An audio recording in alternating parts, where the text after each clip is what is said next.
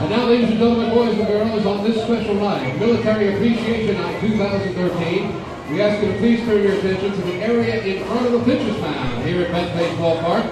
It's a big fireworks night brought to you by Northrop Grumman. And speaking of fireworks, here's Mr. Firecracker himself. Here's Fast Freddy Forgione. Thank you, Bullet Bob Matone. Ladies and gentlemen, welcome to Bethpage Ballpark on a beautiful evening for baseball. We first off want to thank tonight's team sponsor, Northrop Grumman, for sponsoring Military Appreciation Night and the Grucci Fireworks Extravaganza that will be taking place after the game. Representing Northrop Grumman right now is Vice President Bart LeBron out there with Luke, and he's going to throw our first pitch out to Ducks coach, Buddy Harrelson. Bart, the mound is yours. Go ahead. Good job, a little outside, but that was a swinging strike. Good curveball right there, Bart.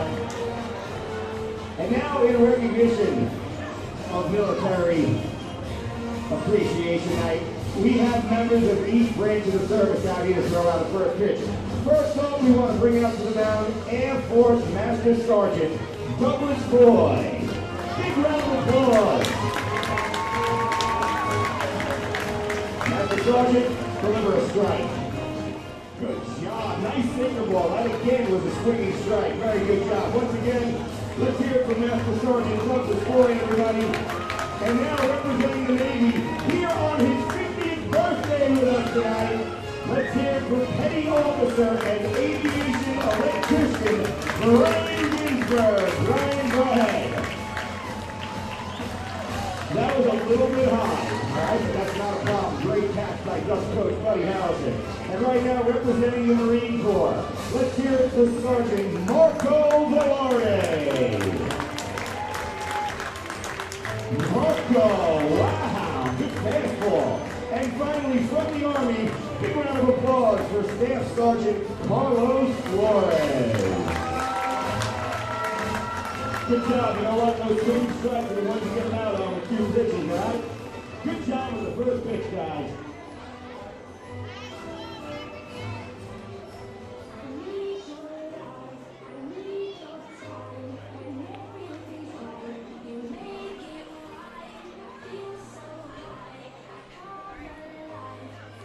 We're live here at Bethpage Ballpark in Central Islip, New York, and it is time once again for Long Island Ducks baseball. And tonight it's the middle game of a three-game series here at Bethpage Ballpark between the Long Island Ducks and the York Revolution.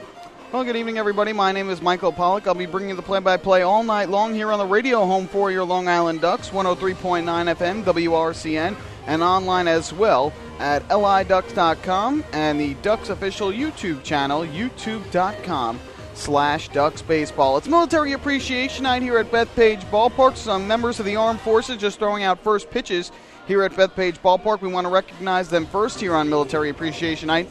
Out on the mound, we had Master Sergeant Foy from the Air Force, Petty Officer and Aviation Electrician Brian Ginsberg of the Navy. From the Marines, it was Sergeant Marco Velarde, and from the Army, Staff Sergeant Carlos Flores. Happy to have them in attendance here at Bethpage Ballpark on Military Appreciation Night, presented by Northrop Grumman.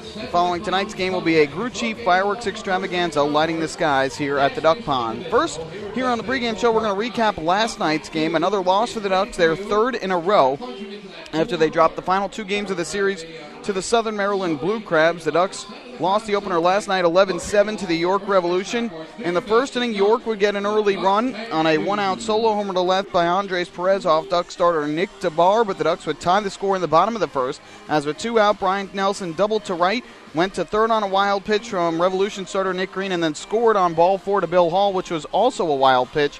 And just like that, the Ducks had tied the score at one. And the second, they would take their first and only lead of the game, as with one out, Adam Bailey doubled to center, and that would bring up Ralph Enriquez.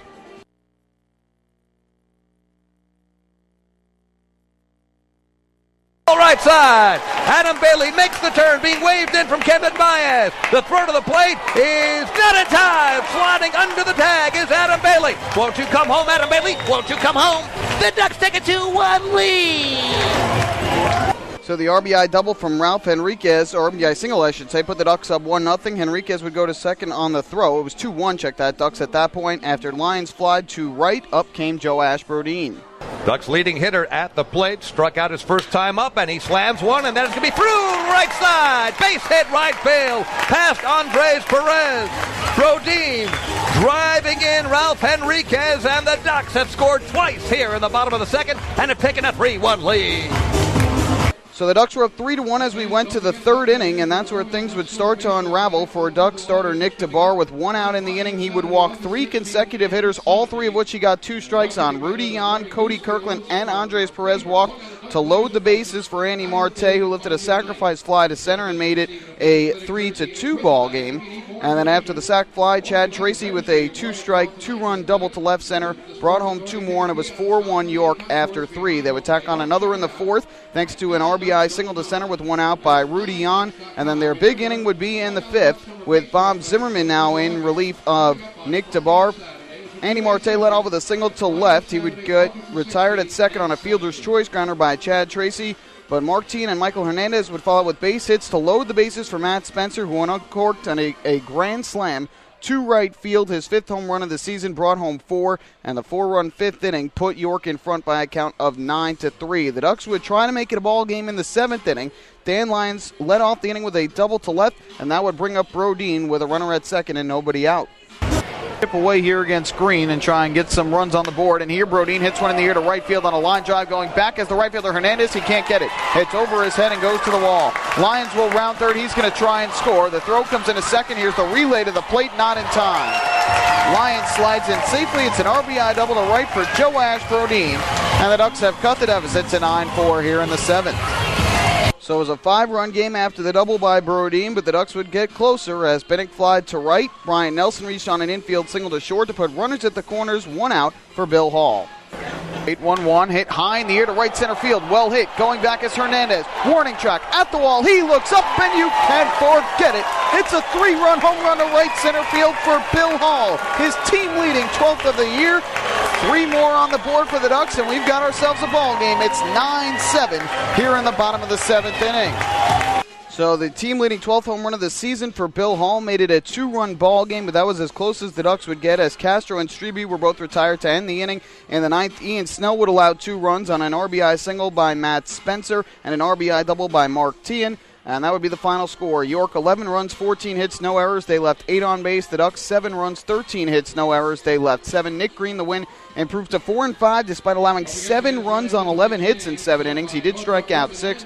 Nick DeBar, the loss, fell to 2-8. He allowed 5 runs on 4 hits and 4 walks. And 3 1/3 innings. Game took 2 hours and 59 minutes in front of 5,027 fans here at Bethpage Ballpark. We'll take a break here on the pregame show. When we come back, I sit down with Brian Nelson, who had a great day yesterday with 4 hits. He joins me after this here on the radio home for Ducks Baseball, 103.9 RCN.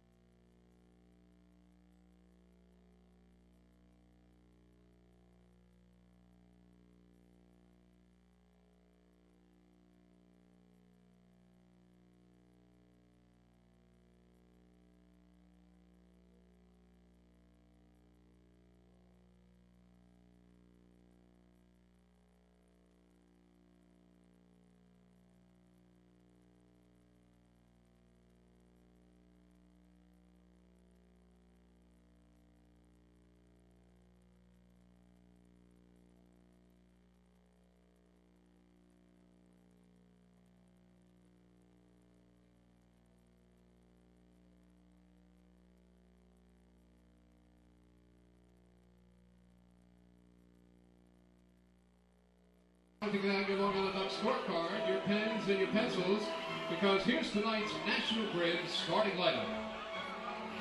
Leading off for the visiting York Revolution. Back here at the Duck Pond as the Ducks get ready to take on the York Revolution in the middle game of a 3-game series after falling last night by a count of 11-7. One of the bright spots, though, was Brian Nelson last night, who had 4 hits in 5 at-bats, including a double and 2 runs scored. Had the chance to catch up with Brian before tonight's game. Brian, you guys finally get the offense going a little bit yesterday with a 7-run, 13-hit effort. Doesn't turn into a win, though. How frustrating has it been for you guys to finally put together a performance like that but not come out with a win? Well, we understand the situation with our pitching situation with guys going down and hurt. We have guys stepping up. Zimmerman's pitched probably 3 out of the last 5 games, starting and relieving. So it's never disappointing, when things go like that. We just have to battle through it. It's just good that we got our offense going. That's one part of our game that we have going. Talk about how encouraging of a sign it was to see guys come up with some big hits and hit the ball hard. Seemed like all game long, and be able to put up some runs and come back in a game when you guys were down by 6. Well, it's always important, especially at this time of season, to start trying to get some runs on the board every single inning. Try to have a big inning, make the pitcher throw a lot of pitches. During our little current little losing streak, we were swinging early in the count. The pitcher had really quick innings, 4 or 5 pitch innings, and allowed him to stay fresh. But we did a good job yesterday of grinding out at bats, making them throw a lot of pitches, especially in the first 2 innings. So that's what we have to do. A lot of the guys on this team have been very familiar with Nick Green, seeing him this year with the York Revolution, the last couple of years with Southern Maryland. Talk to me about whether or not you thought the familiarity with him helped you guys out in yesterday's game. That always helps, especially if you face the guy a couple of times, a track record and what he's going to throw you and what he's throwing you in certain counts, what pitches he can throw for strikes. So, of course, facing Nick, we had a little scouting report where you can talk to each other about what he's going to throw, so that always helps. On the other side, Nick DeBar pitching for you guys. He had been pitching so well of late, just didn't seem to have his best stuff yesterday from playing behind him. What did you see from him on the mound that might have caused him to struggle a little bit yesterday? I think probably just walks. Whenever you give the other team, an opportunity to score runs without putting the ball in play, that it hurts you. So when he's going good, he's getting ahead of batters, strike 1, strike 2, and not giving the walks. And when you behind in the count, they can sit on fastball 2-0 counts and 3-1 counts. So just strike 1 is always important. You look across the field at their team. They're a team that struggled early on here in the second half, but yet it seems like whenever you guys face them, it's a lot of high-scoring games, and they continue to put up big hits and big run totals. What is it about that team that just enables them to hit the ball so well, it seems like, every time when you guys play them? Oh, man. I don't know. It's just like some guys have, the number of certain teams. I think our pitchers, some of the guys are sinker ball pitchers, and they have a lot of guys that are used to that, in their lineup. That's why I get so many balls when we play them at third base, because they have pulled hitters. So we just have to keep the ball down and keep them off balance and out of hitters' counts. Talk to me a little bit about your day at the plate yesterday. You had 4 hits, second time this year. You had 4 hits in a game. What were you seeing at the plate from Nick Green and the rest of their pitching staff that enabled you to hit the ball so well? Well, it wasn't really Nick. It was just seeing the ball up in the zone. I don't want to swing at balls. Make him throw strikes. I know he's a pitcher that throws a lot of strikes, so you don't have to go up and swing at the first pitch all the time against a pitcher like that and allow him to make a mistake later. So my thing with a pitcher like that is always to make him throw pitches and keep him guessing at what I'm looking for. You're a guy who's been hitting the ball well basically over the last month at the plate. And talk to me, as the season has been going on, do you feel like you're starting to get more comfortable at the plate? Do you think the hot weather has been helping to heat you up a little bit at the plate? But it seems like since the second half really began, you've been hitting the ball very well. Well, I am from the South, so it might be the weather. But no, I just think it's more of the approach that I'm taking in batting practice and before the games, to keep my swing the same, do the maintenance work the same, to practice on things in the batting practice that I would do in the game, and not just go up there trying to hit home runs. So I think it's a combination of a lot of things. I just want to keep it going right now. I have to say, looking at the way you've been playing of late, sometimes I look and I see you go up to the plate and you're ready to hit first pitch and you'll swing early in the count. Sometimes you're just ready to take a strike or two and don't even think like you're going up there that you're going to swing, even if you get a good pitch, first pitch or second pitch. Talk to me about your approach when you go up to the plate and what helps you decide whether you're going to swing first pitch or not. The score of the game always dictates it. If we're up by a lot, or down by a lot, if we're down by a lot, you don't want to swing early, make the pitcher work, and try to work an inning. If it's, if the first two guys in front of me swing at one or two pitches, I don't want to let the pitcher off, so I'll take. And if I'm leading off, it's just a guessing game. So you want to keep them guessing, and later in the game, if I take 3 or 4 times early in the game, later in the game, maybe I'll be ready and they think I'm taking. So it's a chess. James Hauser on the mound for you tonight. He's been so good as a starter. What do you expect to see out of him? And Chris Cody on the mound for the Revolution, pitched well against you guys the last time. What's the scouting report against him? Well, we'll be able to see the ball here. Over there, it's kind of tough. I'm not going to take anything away from what he did over there, but it's really tough your first couple at bats seeing the ball in their background. But he did a really good job mixing the pitches up. We'll just have to make him throw strikes and keep the ball in the zone. And as far as Hauser, he's always going to keep us in the game. He throws strikes, keep the guys off balance. So we always have a chance to win when he pitches. All right, Brian. Well, thanks so much for the time. Congratulations on a good game for you personally yesterday, and we'll see if the Ducks can get back on track today. All right, thanks for having me. That is Brian Nelson, the third baseman for the Long Island Ducks, back in the lineup tonight, batting third and at third base in his usual spot as the Ducks take the field here at Bethpage Ballpark on Military Appreciation Night, presented by Northrop Grumman. So the Ducks trying to end their 3-game losing streak here tonight. They have dropped back-to-back series to the Bridgeport Bluefish last weekend and to the Southern Maryland Blue Crabs this week. And unless the Ducks can win tonight, it would make 3 consecutive series losses after 6 straight series wins to open up the second half for the Long Island Ducks. We're going to keep things here for the national anthem here tonight on Military Appreciation Night. It's going to be Jess Ingwe, an Anthem Idol winner from earlier this year, who will sing tonight's national anthem behind home plate. So the fans here at Bethpage Ballpark being asked to rise now by public address announcer Bob O'Tone here at Bethpage Ballpark. We're going to turn it over to Jess Ingwe for our national anthem. Who will lead us in the singing of our national anthem. Oh, say, can you see by the dawn's early light what so proudly we hailed at the twilight's last gleaming, whose broad stripes and bright stars through the perilous fight o'er the ramparts we watched were so gallantly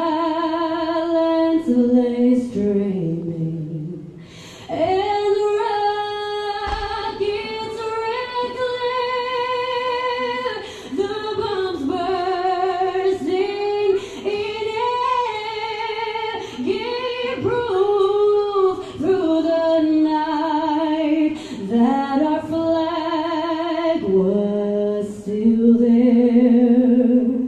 Oh, say does that star-spangled banner yet wave o'er the land of the free and the home of the brave. Jess Ingwe with our national anthem here on Military Appreciation Night at Bethpage Ballpark. We'll take a break. When we come back, starting lineups and first pitch of tonight's game between the Ducks and the Revolution on the radio home for Ducks Baseball, 103.9 RCN.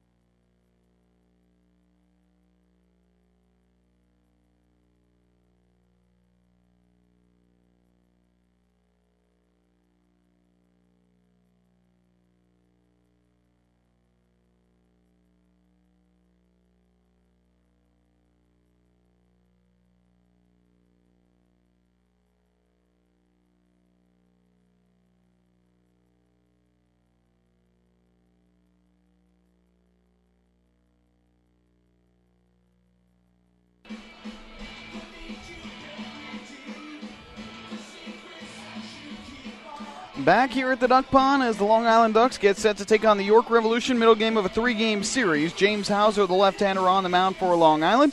Let's take a look at the lineup he will face for the York Revolution, who are managed by Mark Mason in his first year at the helm for York. It'll be Cody Kirkland leading off. He is at shortstop. Andres Perez, the second baseman, will bat second. Andy Marte was scheduled to bat third and play third base, but he was scratched late. Rumblings sound like he has been signed by a major league organization, possibly the Angels, and will be going to AAA Salt Lake. So instead, Chad Tracy will bat third and play first base. Salvador Paniagua moves up to the cleanup spot. He will do the catching. Mark Tien is at third base. He will bat fifth. Michael Hernandez in right field hitting sixth. Matt Spencer over in left field. He bats seventh. Hitting eighth, the designated hitter is Charlie Neal, and batting ninth, the center fielder, Rudy Yan. They will all face Ducks left-hander James Hauser, who has been terrific as a starter this year and will try and get back into the win column after suffering a hard luck loss here on Monday night to open up this homestand. So Hauser on the mound is ready to go. Cody Kirkland will step in batting from the right side.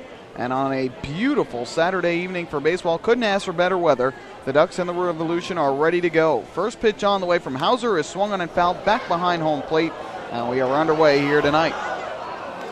Tonight's official time place of Long Island International Airport. Start time of the game, 7:07. We begin at 7:07 here on this Saturday evening. Fans still filing in here. Past capacity crowd expected tonight with the Grucci fireworks set to light the sky after the game. 0-1 is a breaking ball low and outside, even the count at 1-1. Long Island MacArthur Airport temperature of tonight's game, 77 degrees. 77 degrees. Perfect evening here for baseball. Sun shining, just a few light clouds up overhead. 1-1. Breaking ball swung on and missed. It dove down and in on Kirkland. And the count 1-2. Kirkland at .230 on the year, 6 home runs and 19 runs batted in, combined between the York Revolution and the Lancaster Barnstormers, the Pennsylvania rivals. And here comes a 1-2 from James Hauser. Left-hander kicks, fires, and the breaking ball is low and outside, even the count at 2-2. Lights are on here at Bethpage Ballpark. Most of the field, specifically the infield, is in the shadows except for second base, and the outfield except for the left field corner all in the sun. Wind blowing out lightly to right field in the 2-2. Swung on and popped foul behind the plate. Keeps the count even at 2-2.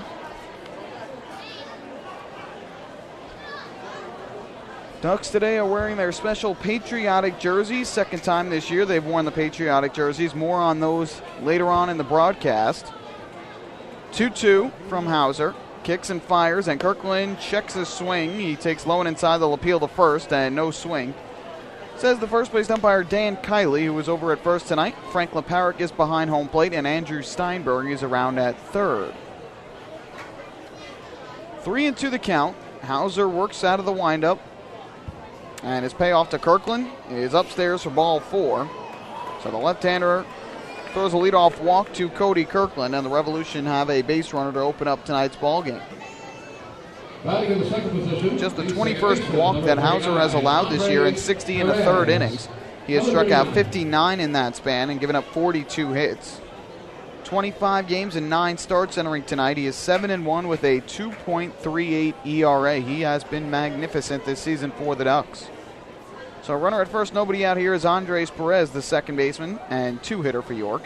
First pitch is in there for a called strike, and the count 0-1. Perez at .303 this year, 11 home runs and 55 runs batted in.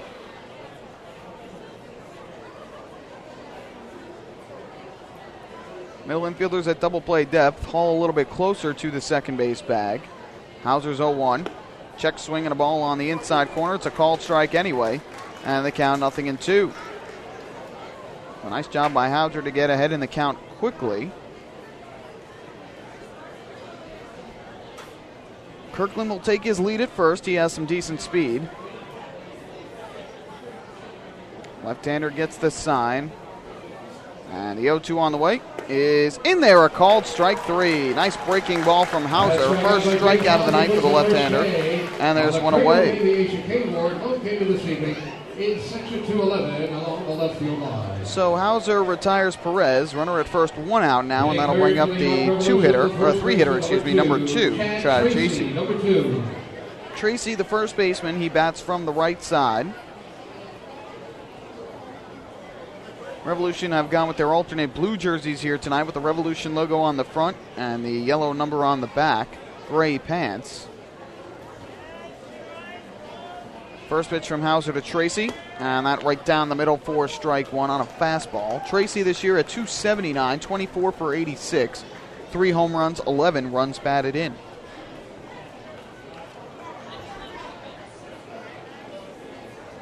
Oh, 0-1 pitch upcoming. Runner leads at first with 1 out. Hauser kicks and fires to the plate, and this is fouled back behind the plate. Late swing from Tracy, and it's 0-2. Well, again, Tracy is hitting in the 3 spot tonight. It was originally scheduled to be Andy Marte, but a late lineup change as Marte was scratched, and it sounds like he has been signed by the Los Angeles Angels organization and will report to AAA Salt Lake, and that a big, big loss for the Revolution with the kind of season that Marte was having. 0-2. That missed upstairs for a ball, 1-2. Marte had been hitting .301 through 96 games, 19 home runs, and 74 runs batted in. The 19 homers tied for 3rd in the league, 74 RBIs, 2nd in the league behind Jake Fox of Somerset, who has 77. So a count of 1-2 on Tracy. Hauser kicks, and they've got the runner caught. Strebe rather, throws to the shortstop lines. It goes off his glove and into left field. And on his way to third is going to be Kirkland, and he's going to stop right there. He was getting the go sign from Enohel Polanco, but Kirkland decides to stop at third. That's going to be a stolen base and an E3. And now a runner at third with 1 away. Not a bad mistake for the Ducks. They had the runner caught. Big opportunity to get a second out. But the throw from Ryan Strebe at first went wide to the right of Dan Lyons, who was covering second. And for Strebe, that's going to be his first error of the season. So now a runner at third with 1 out and a 1-2 count. Infield drawn in. And the pitch is a breaking ball outside. In fact, that slipped out of the hand of Hauser a little bit. So the count evens up at 2 balls and 2 strikes. For Cody Kirkland, that is his 4th stolen base in 4 attempts since coming to York. Here's the 2-2. Swinging a foul back to the backstop behind home plate as Tracy stays alive. Ducks falling yesterday 11-7. They fell behind 1-0, then immediately tied the score. Took a 3-1 lead in the second, but gave up 3 in the third, 1 in the fourth, and 4 in the fifth to put York ahead 9-3. Ducks closed to within 9-7 in the seventh, but could not get closer. 2-2, way upstairs on a fastball. Hauser's gotten ahead in a couple counts here early on and then has fallen behind and allowed base runners to reach, specifically Cody Kirkland, the leadoff man, who was ahead of 1-2 and then walked him. And he was ahead 0-2 here against Tracy, and now has fallen behind the 3-2. So the payoff upcoming to the righty swinger. Hauser looks in for the sign from Ramon Castro and now is set. But now time called at home plate.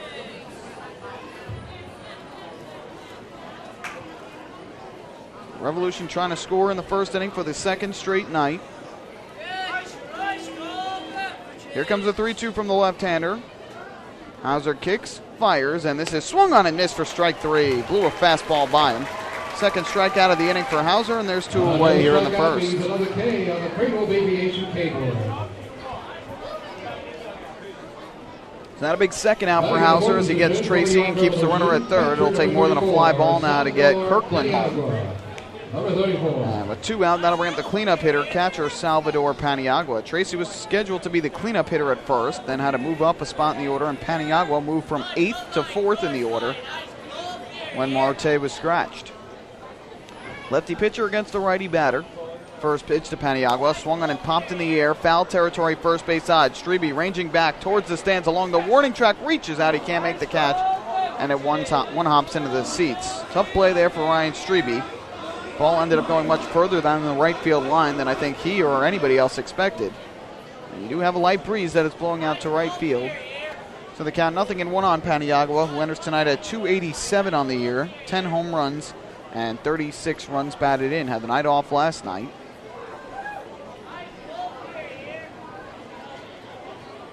So Hauser back on the mound. Third baseman Brian Nelson plays close to the line, and the shortstop Dan Lyons moves over closer to third than he is to second. 0-1 from Hauser. Swing and a miss. Good fastball from the left-hander. And the count quickly, 0-2. Hauser one strike away from getting out of trouble here in this first inning. Gave up the leadoff walk. Kirkland went from first to third on a stolen base and an error with one out.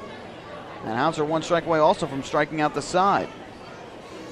Here comes the 0-2 from the left-hander. Pitch is up and in tight. Taken by Paniagua for ball one.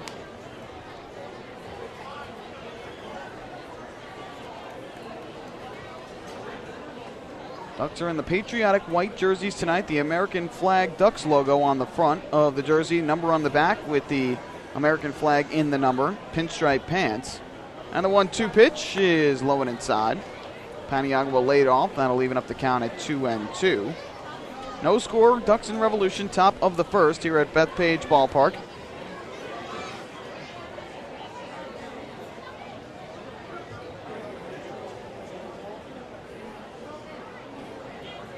Two ball, two strike offering on the way, and this is a breaking ball that missed way outside.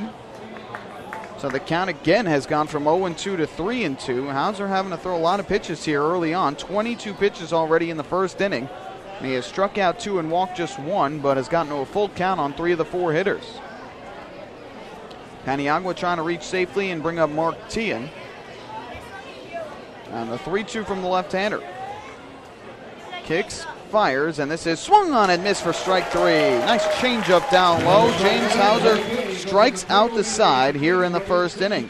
Took him 23 pitches, but no runs, no hits, a walk, and a runner left on base, one error, and a runner left on base as Hauser strikes out the side. We go to the bottom of the first. It's the Revolution 0, and the Ducks coming to bat on the radio home for Ducks Baseball, 103.9 RCN.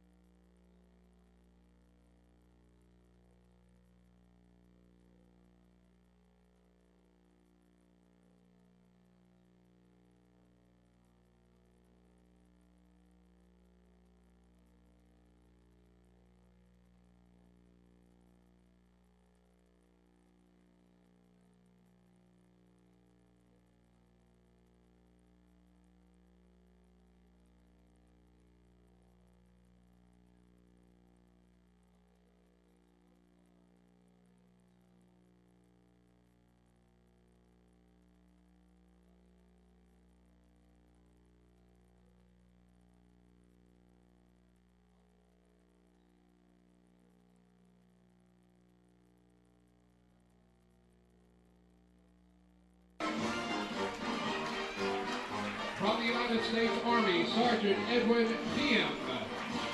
Back here at Bethpage Ballpark as we go to the bottom of the first inning. No score between the Long Island Ducks and the York Revolution. The Ducks and Municipal Credit Union have teamed up this season to present the Walk with a Purpose promotion. Every time a Long Island Ducks player walks, Municipal Credit Union will make a donation to the Quacker Jack Foundation. Municipal Credit Union serving members since 1916. So we go to the bottom of the first inning. Let's take a look at the Ducks lineup here tonight. It'll be Joe Ashbrodine leading off. He is in left field. Ray Navarrete, the designated hitter, he will bat second. Hitting third at third base is Brian Nelson, and in the cleanup spot, the second baseman, Bill Hall. Doing the catching tonight, batting fifth is Ramon Castro. Ryan Strebe over at first base, he will hit sixth. Adam Bailey, the center fielder, bats seventh. Hitting eighth in right field is P.J. Phillips, and batting ninth, the shortstop, Dan Lyons. They will all face Revolution left-hander Chris Cody tonight, who has been one of the better pitchers in the Atlantic League this year. Eighth best ERA at 3.52, and second in the league in wins, tied for second with 10. First pitch here to Joe Ashbrodine, and he takes up and outside for ball one. Cody, a left-hander at 6 foot, 200 pounds, not too far away from here, from Brewster, New York. Attended college in Manhattan at Manhattan College. 1-0, and Brodine lifts this one down the right field line, slicing towards the line, and that is going to drop in just foul. Oh, Brodine nearly had an extra base hit down the right field line, but it just sliced a little bit too far foul. Missed the line by a couple feet, and the count 1-1. Brodeen enters today at .318 on this season. That is good for the 4th best batting average in the Atlantic League. 11 home runs, 48 runs batted in. So Brodeen will have to come back up to the plate with a count of 1 ball and 1 strike. Cody ready to go on the rubber, and Brodeen ready to go at the plate. Here's the 1-1 pitch. And Brodeen will swing and line one, just foul this time down the left field line. Oh, Brodeen has hit the ball well twice. Once down the right field line, a soft line drive slicing to the right field line that went just foul. And then here he hooked one down the left field line just over third base, and again that one went just foul. So 2 tough strikes there for Brodeen, and the count goes to 1-2.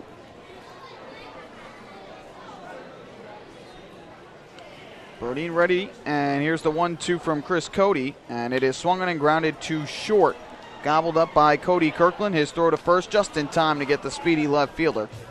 And there's one away here in the bottom of the first. Batting second field line on the Ducks. Here's the designated hitter. Defensively for the York Revolution tonight, Matt Spencer is in left field, Rudy Yan is in center, and Michael Hernandez is around in right. On the infield, the third baseman Mark Teahan. Cody Kirkland is at short. Andres Perez at second, and Chad Tracy over at first. Salvador Paniagua behind the plate doing the catching. And on the mound is the left-hander Chris Cody. So bases empty, 1 out. Here's Ray Navarrete back in the lineup tonight after a night off yesterday. First pitch, and he takes low and outside for ball 1. Navarrete, the designated hitter for the Ducks today. Enters at .226 with 2 homers and 23 runs batted in. Here comes the 1-0. And this one hit well in the air to left field. Going back is the left fielder Spencer. He turns, he looks, and this is one hop off the wall. Navarrete around first. He will cruise in a second and stop right there.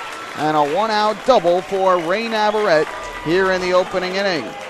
So for Navarrete, it is his 16th double of the year and his 998th hit of his Atlantic League career. He is just 2 hits shy of the 1,000 hit plateau. So Navarrete, who had been struggling of late, gets off to the right start here tonight against Chris Cody. Nearly took him out to left. Runner at second, 1 away, and here's the hot-hitting Bryant Nelson, a switch-hitting third baseman who will bat from the right side. Nelson awaits at home plate. Cody gets the sign. And the first pitch from the left-hander is taken for a strike. And the count 0-1. Nelson up to .294 on the season. Highest his average has been this year, 11 home runs, 51 runs batted in.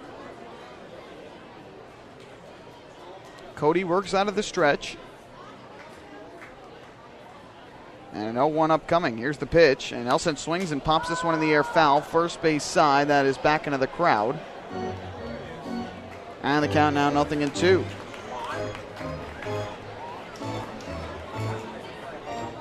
Nelson, a 4-hit night last night. He is the team leader in runs batted in with those 51 RBIs. Navarrete does not have good speed at second. He leads there with 1 away, no score. And an 0-2 pitch upcoming from Cody to Nelson. Left-hander gets the sign from Paniagua. And the pitch on the way is swung on and tapped foul behind the plate. Cody got him to chase on the outside corner, and Nelson just caught a piece off the end of the bat to stay alive. So we'll do the count again at 0-2.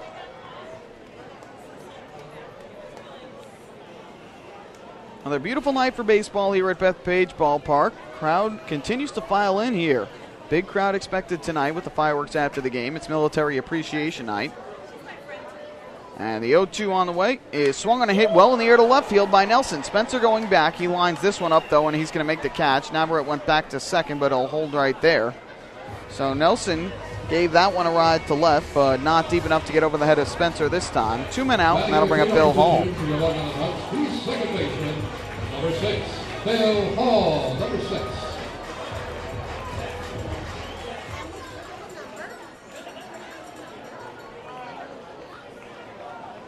So here is Haltemat from the right side, cleanup hitter and second baseman for Long Island, who has shown a lot of pop of late. He has homered in back-to-back games and now has the team lead with 12 on the season.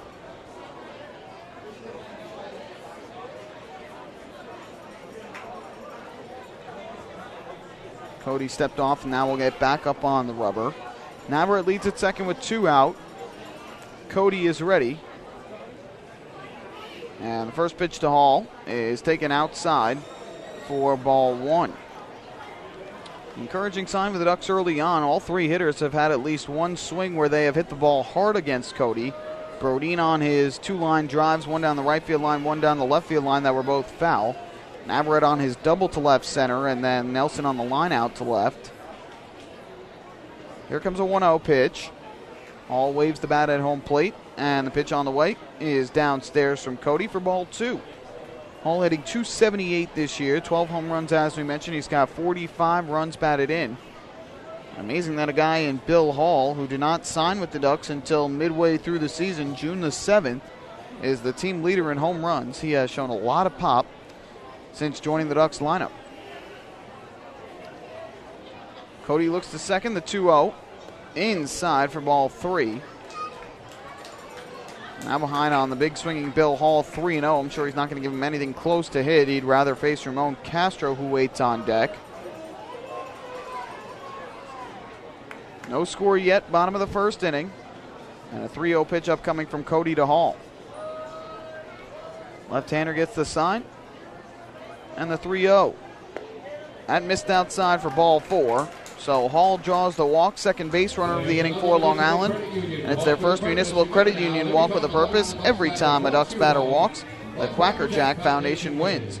So Hall is at first, Navarrete is at second with 2 men out. And here is Ramon Castro coming to the plate with a chance to try and drive home.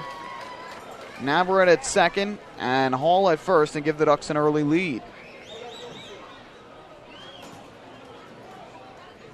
So Cody gets the sign, looks back to Navarrete at second, and his first pitch to Castro is taken outside for ball 1. Castro enters tonight at .250 on the season, 6 home runs and 26 runs batted in.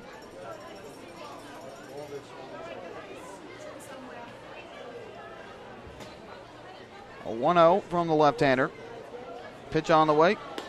That fastball hits the outside edge for a strike. Now leaving up the count at 1-1. Castro wearing the high Black Sox here today, as is Bill Hall, who was over at first, and as is Ryan Strebe, who waits on deck.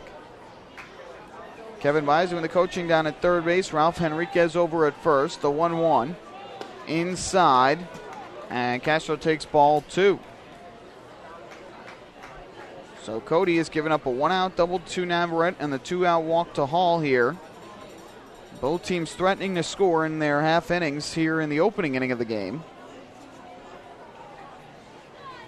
2-1 pitch. Cody kicks and fires, and Castro will swing and chop one over the mound towards the middle. That is going to sneak through a base hit. The shortstop grabbed it. Kirkland, now they've got Navarrete caught between third and home. The throw goes back to third, and Navarrete is going to get tagged out. And a base running blunder there for the Ducks ends the inning. Castro snuck it through up the middle. Navarrete was sent around third before the ball had gotten fully through, and the shortstop Kirkland was able to stop the baseball in short center field and throw home for the putout. So for the Ducks, no runs on 2 hits and a walk. They leave 2 on base, and we go to the second. No score on the radio home for Ducks Baseball, 103.9 RCN.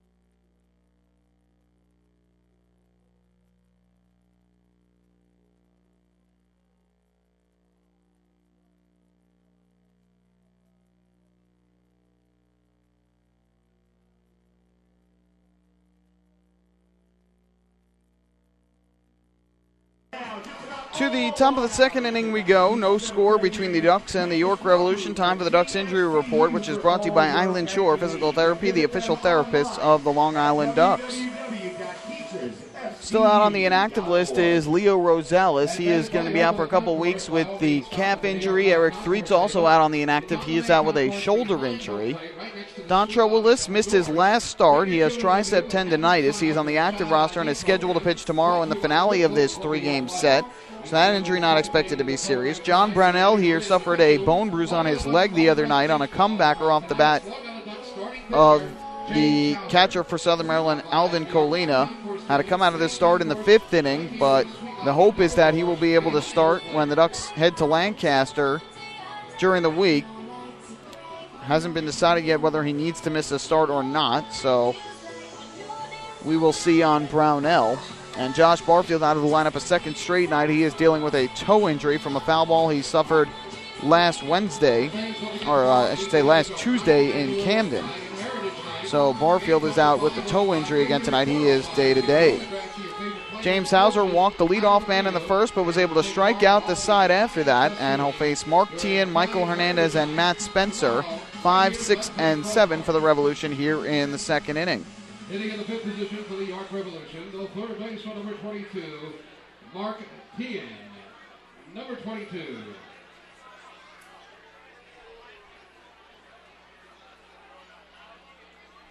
So here is Tien to lead off. Tien will bat from the left side against the left-hander James Hauser.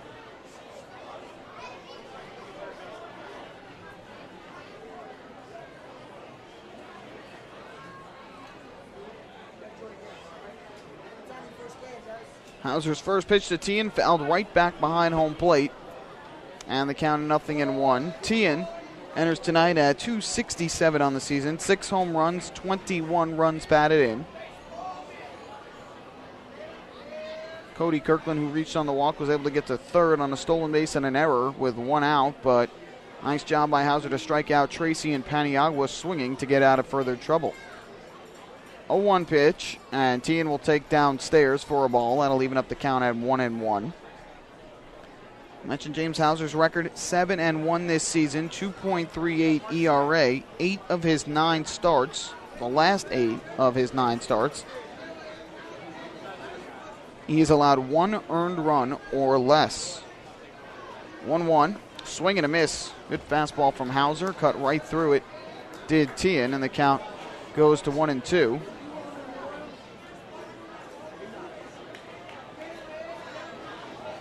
Nelson plays well off the line at third with the lefty hitter at the plate. Strebe close to the line at first. And here's the 1-2 from Hauser. Kicking the pitch is swung on and missed, strike 3. Excellent curveball from Hauser. Fourth strikeout of the night. 4th in a row for Hauser, and there's 1 away here in the second inning. Hauser's season high for strikeouts was 9. That occurred back on June 27th here against the Bridgeport Bluefish in a 4-1 Ducks win.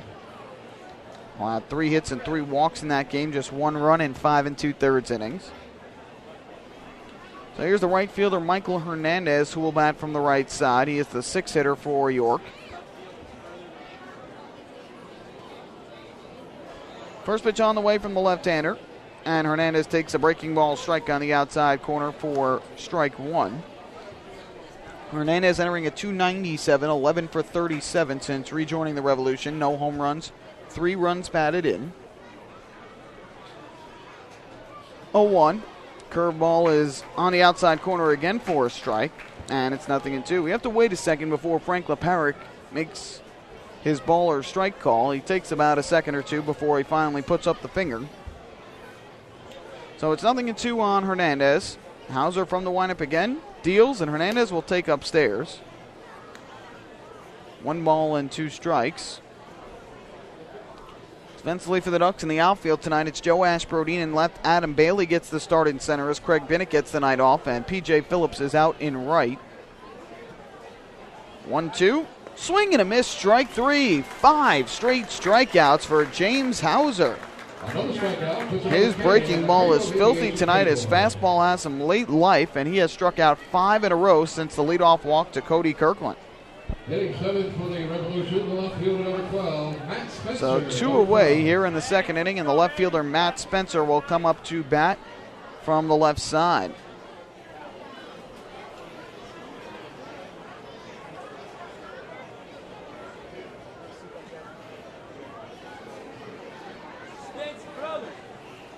First pitch on the way. And that is in for a strike at the knees to Spencer. The count 0-1. Spencer had the big hit last night with a grand slam in the 5th inning off of Bob Zimmerman. 0-1 here, and the curveball just missed. And leaving up the count at 1-1. Spencer hitting from the left side. This is his 3rd team this year. He has spent time with the Bridgeport Bluefish and the Lancaster Barnstormers before coming here to play for York. Hauser misses again, and this time the count goes to 2-1.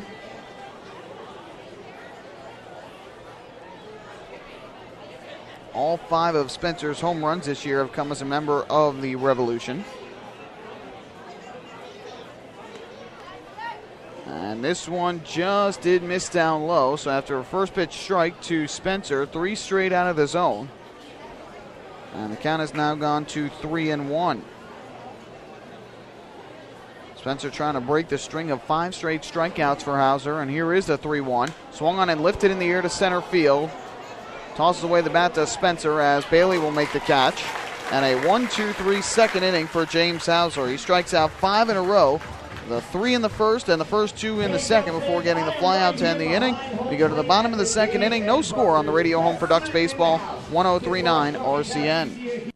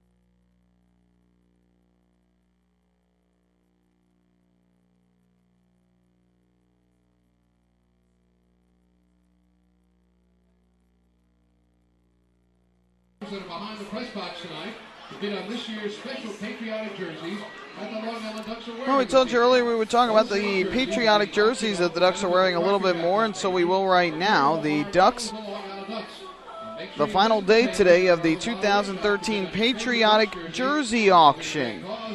Fans can bid from now until the 7th inning stretch. Once the 3rd out is made in the top of the 7th, that is it for the Patriotic Jersey Auction. You can bid on the game-worn jerseys that the Ducks are wearing here tonight and the ones that they also wore back on July the 4th when they defeated the Somerset Patriots. And fans can place their bids now by visiting the auction tables located outside the Waddle Inn shop here at Bethpage Ballpark, located on the main concourse behind home plate. Bids will be taken until the 7th inning stretch, and they started at $75. They will be increased in minimum $10 increments, and all proceeds from the auction benefit the Quacker Jack Foundation, the charitable arm of the Long Island Ducks. First pitch to Ryan Strebe, misses up and outside for ball 1 from Chris Cody. No score between the Ducks and the Revolution as we play here in the bottom half of inning number 2. 1-0 pitch, and Strebe will take inside and low for ball 2. Ducks had a chance in the first inning to take the lead when Navarrete doubled with 1 out. Bill Hall walked with 2 out, and then Castro grounded a base hit up the middle, but the shortstop Cody Kirkland dove, stopped the ball, and then caught Ray Navarrete on a rundown between third and home. 2-0, and that one hits the outside corner for strike 1 as Strebe, who is hitting .349 this year, 15 for 43, with a home run and 4 runs batted in. 2-1 pitch, and this is swung on and foul tipped off the mask of the catcher Salvador Paniagua. That'll even up the count at 2 balls and 2 strikes. Strebe made his return to the lineup last night for the first time since May 7th. He had missed almost 3 months with a torn ligament in his wrist, his left wrist, but he is back in the lineup. He had a hit last night in 4 trips to the plate. 2-2 from Cody to Paniagua, the catcher, with Strebe at the plate, and the 2-2 pitch is low and outside for ball 3, so that will run the count full. Great pitching matchup on paper tonight between Cody and Hauser, who have a combined record of 17 and 7 this year. 3-2, swinging a foul back to the screen behind home plate. Adam Bailey catches it right off the screen and flips it to the bat boy. So Strebe stays alive at 3 balls and 2 strikes. And here comes the payoff pitch. Cody deals, and Strebe swings, and again a foul back to the screen behind the plate. Strebe trying to get his timing down. Obviously, he's not going to come back and hit at the rate he was when he suffered the injury. It's going to take some time to get his timing right and see live pitching again.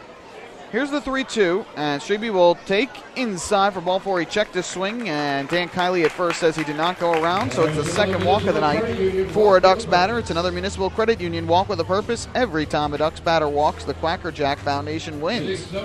So encouraging for the Ducks to see them getting runners on base here early on against Chris Cody. The last time they faced Cody was back on June 2nd at Sovereign Bank Stadium, and Cody had one of his best, if not his best game of the year. It was a complete game win. He allowed just 1 run on 6 hits, did not walk a batter, and he struck out a season high by just one below his season high, of 11. His season high was 12. He did that 2 starts ago at Somerset. And here he deals a first pitch strike to Adam Bailey, 0-1. Fortunately, the Ducks have not struck out yet. They're trying to help out their fellow teammate, John Brownell, who is the league leader in strikeouts with 107. And Cody 8 behind him entering tonight. 0-1 to Bailey. And this is swung and grounded over first, foul though down the right field line. And Bailey quickly behind in the count, 0-2. He enters tonight hitting .262 on the season, 9 home runs and 38 runs batted in.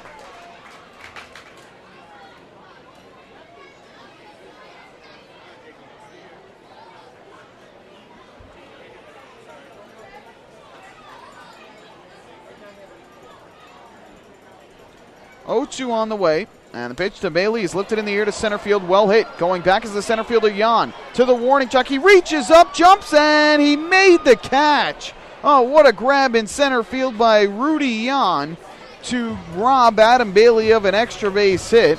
That could have potentially scored Strebe from first, and instead it is the first out of the second inning. Bailey got a high fastball, and he gave it a ride out to center field just towards left center, to the left of the 400-foot sign. And Jan, with his speed, raced all the way back, jumped up, and made the catch on the warning track for out number 1. Tough break there for the Ducks. You can't hit a ball much harder than Bailey just hit it, or much further than Bailey hit it without it going over the wall. And Jan made a great play for the first out.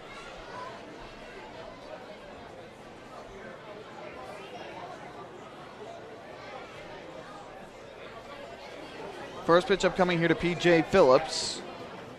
And the pitch is in for a called strike. And the count is 0-1. Phillips hitting from the right side at .228 on the season, 4 home runs and 15 runs batted in. 0-1, swinging a foul ball, first base side out of play.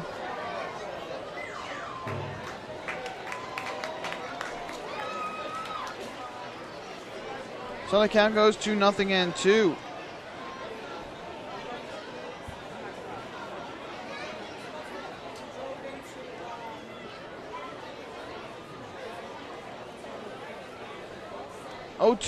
Phillips swinging a miss, strike 3. First strikeout of the night for Cody as he blew a fastball by Phillips. So 2 away here in the second inning after the leadoff walk to Ryan Strebe. And that'll leave it up to the Ducks shortstop and number 9 hitter Dan Lyons. Dan Lyons, number 12.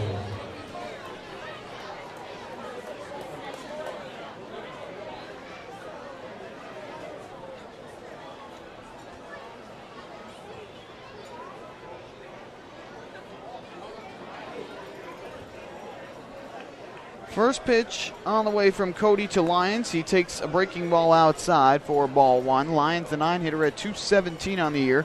No home runs and 21 runs batted in. Strebe leads, being held on at first by Chad Tracy. And the 1-0 swung on and hit in the air to left center field. Well hit. Spencer moving over to his left will make the running catch. Ducks continuing to hit the ball hard here in this second inning, but it does not lead to a run. No runs, no hits, a walk, and one runner left on base.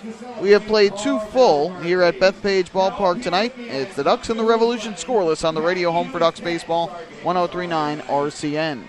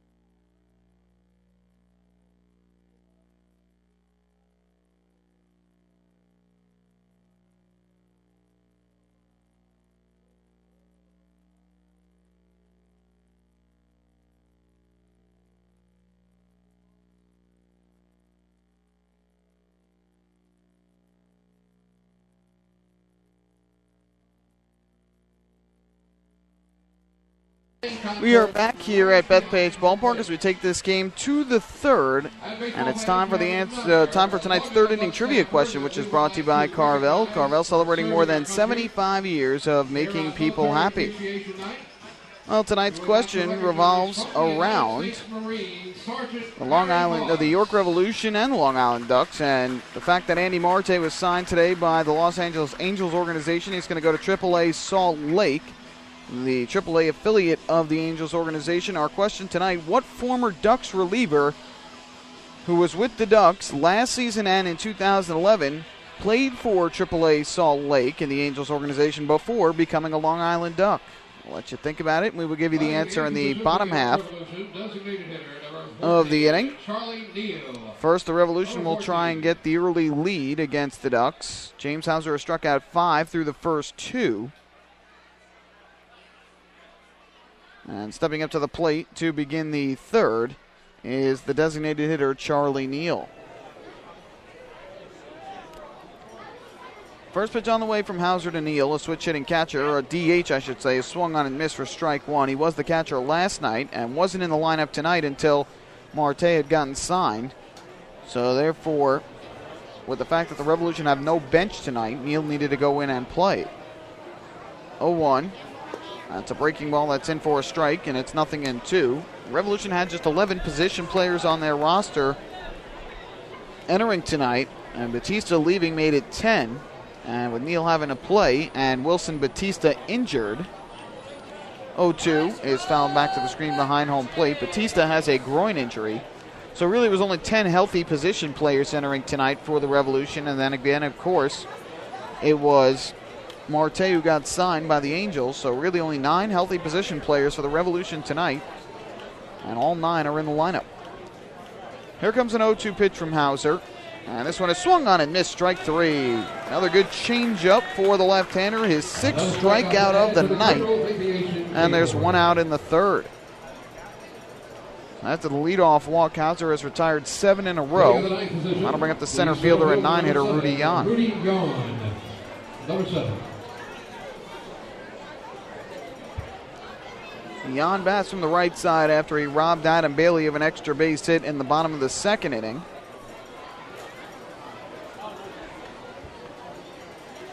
First pitch on the way, and Yan pops it up foul behind the plate. And it's out of play, just slightly off to the first base side. And the count is 0-1. Yan hitting .238 entering tonight. Check that, .232. No home runs, 27 runs batted in. Here he chops one to short. Lions will field and throw to first in time for the out. So Yan retired, and there's 2 away here in the third inning. That'll take us back to the top of the order for Cody Kirkland, who has been the only Rev to reach base so far tonight. Shortstop, number 16, Cody Kirkland, number 16. James Hauser has faced the Ducks as a starter just once. It was his very first start of the year back on May 31st at Sovereign Bank Stadium. 3 strong innings, but then struggled in the 4th. He ended up going 4 innings, 8 hits, 4 runs, all earned, 2 walks and a strikeout. And a game that the Revolution ended up winning 7-6 in 12 innings. It was one of the most wild games that you will ever see between these two teams. First pitch is chopped foul at the plate. And the count 0-1. I'll take a look back at that game on May the 31st. Again, York won it in extra innings, 7-6. They had a season high against the Ducks, 20 hits. Ducks put their season high total in hits up with 17 in that game. Here a chopper too short.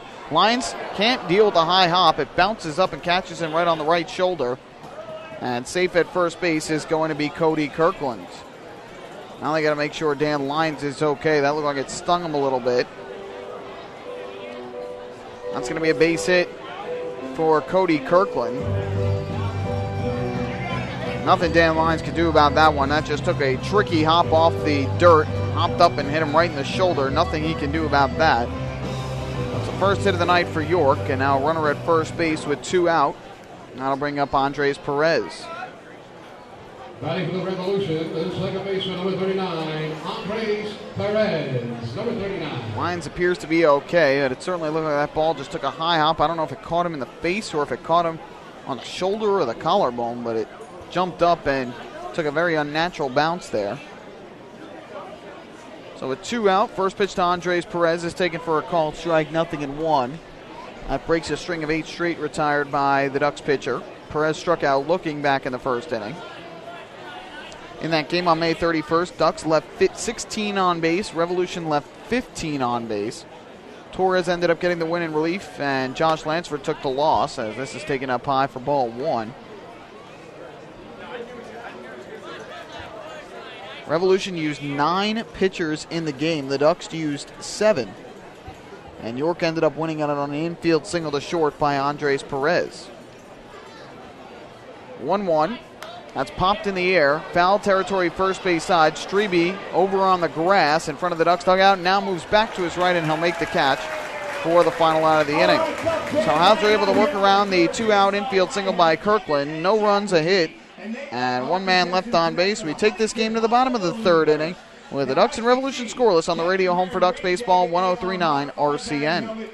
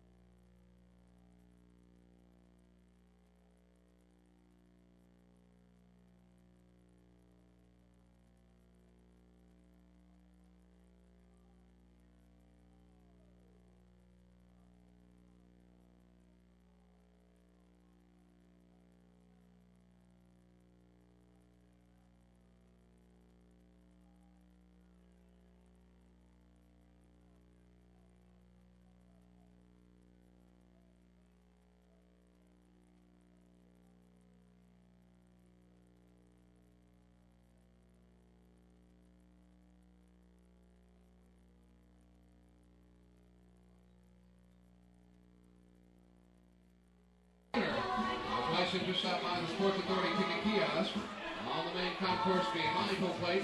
Pick up your Long Island Ducks autographed baseball. And boys and girls, for more information, how you can join Quackerjack and become a member. To the bottom of the 3rd inning we go. No score between the Ducks and the Revolution, and it's time for the answer to tonight's 3rd inning trivia, which is brought to you by Carvel. Carvel celebrating more than 75 years of making people happy. Gave you the question in the top half of the 3rd inning. Who was the Ducks pitcher, a reliever, who had played for Salt Lake, the AAA affiliate of the Angels, which Andy Marte, the 3rd baseman for the Revolution, signed with today before tonight's game. This pitcher had played for Salt Lake in 2010 before joining the Ducks in 2011 and pitching for Long Island again in 2012. If you guessed Jeremy Hill, you'd be correct. Hill actually pitched for Salt Lake in 2009 and 2010. In 2010, he was 1-0 with a 3.78 ERA. In 17 games, and then joined the Ducks and was a member of last year's Atlantic League Championship squad. First pitch, and Brodeen will take a breaking ball strike over the inside corner from Chris Cody. It's 0-1. Cody has allowed 2 hits and 2 walks through the first 2 innings. He struck out 1. and has not given up a run. The 0-1 to Brodeen is outside. It'll even up the count at 1 ball and 1 strike. Ducks with 2 hits, Revolution with 1.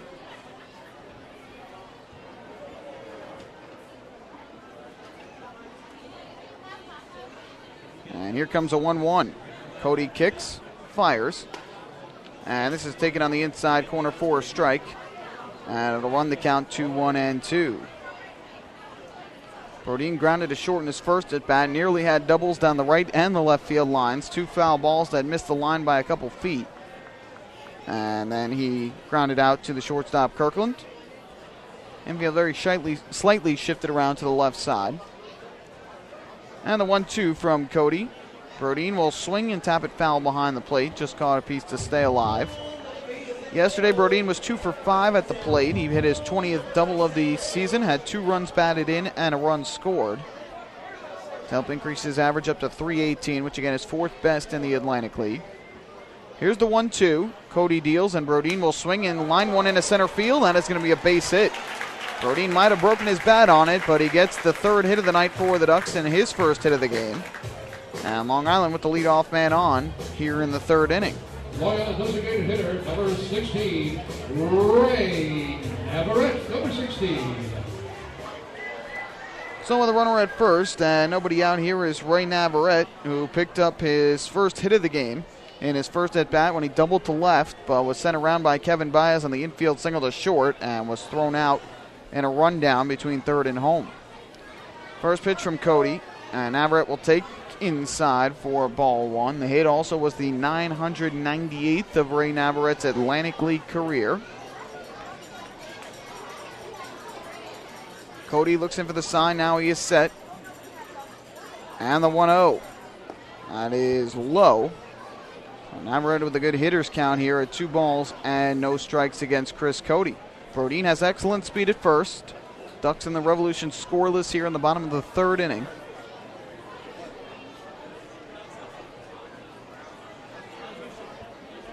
And a 2-0 on the way. Cody kicks and fires to the plate. Navarrete swings, fouls it off, first base side. Swung at a fastball down low. Navarrete did not play in yesterday's game, got the night off from Kevin Baez. He played on Thursday night here and went 0 for 4 at the plate. All 4 balls that he hit were popped up in the air. Count now is 2-1. Brodeen with a healthy lead at first, being held on by Tracy, and with the good lead, Cody will throw over to keep him close.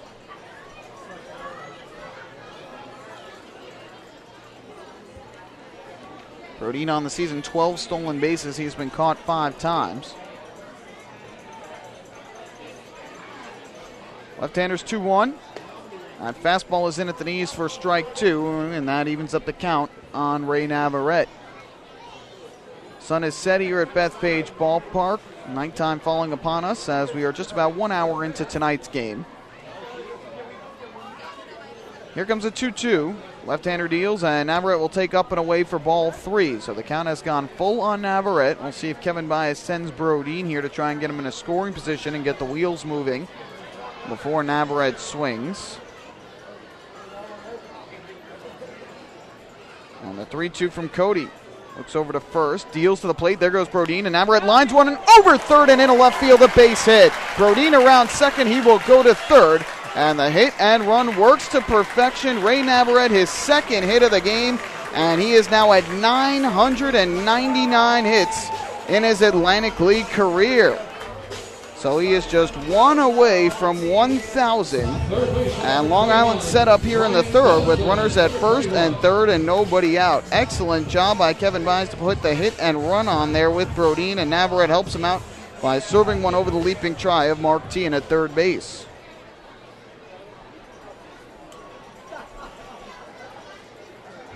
So the past capacity crowd will have a chance to see history here tonight at Bethpage Ballpark. Runners at 1st and 3rd with nobody out here is Bryant Nelson. And the first pitch from Cody to Nelson is swung on and chopped weakly here towards 3rd. Along the line, Tien will field his only play is to 1st, and it is just in time to get Nelson. But on the play, Brodeen scores from 3rd, and the Ducks have a 1-0 lead here in the bottom of the 3rd inning. RBI number 52 on the year for Brian Nelson to extend his team-leading total Ray Navarrete went to second on the play, so a productive out there for the Ducks. The hit and run pays off because otherwise that run never scores, and it's probably a 5 unassisted fielder's choice if Nelson chops that one to third with Brodin at second and Navarrete at first. So now runner at second, one out. Here is Bill Hall, the cleanup hitter and second baseman for Long Island. So the Ducks strike first here tonight to take the 1-0 lead. And the first pitch here to Hall is in for a called strike, 0-1. Ducks 30-19 this year when they score the game's first run. Navarrete doesn't have good speed, but he leads at second with one out. Hall drew a walk his first time up and was left at second base. Here comes an 0-1 pitch. And Hall is going to swing and line one in the air to left field. Spencer moves over to his left, and he will make the catch. Another hard-hit baseball by a Ducks batter. But it's another line drive out. 2 outs here in the third inning. And that'll leave it up to the Ducks catcher, Ramon Castro. Ducks catcher, number 37, Ramon Castro. Number 37.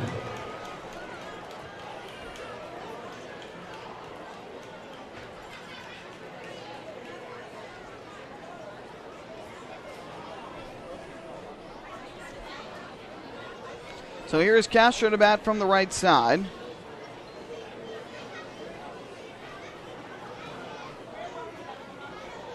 And time is now called at home plate.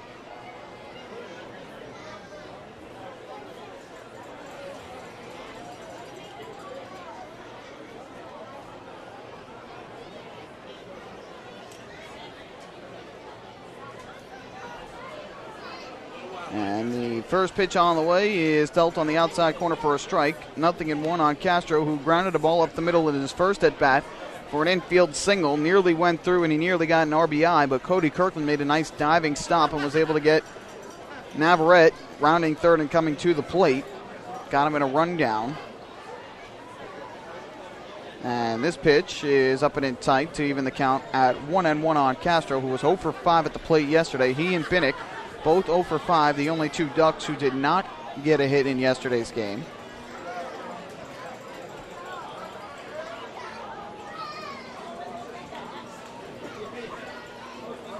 Cody ready, the 1-1. Popped in the air by Castro behind the plate. This is going to be back into the crowd. It one hops on the lower concourse and almost comes up right here into the broadcast booth, but it ended up landing a couple rows in front of us. So the count now 1-2 on the Ducks catcher. And right off the concrete on the lower concourse and hopped right up. Looked like it was going to come up here into the booth.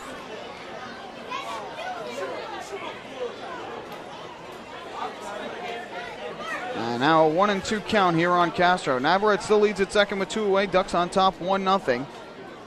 And the pitch on the way from Cody is low and inside. Good eye by Castro. Count goes to 2-2. Cody has thrown 52 pitches already here in tonight's game, 33 for strikes. Ducks have had at least one on in every inning. They've got 4 hits in the game and 2 walks.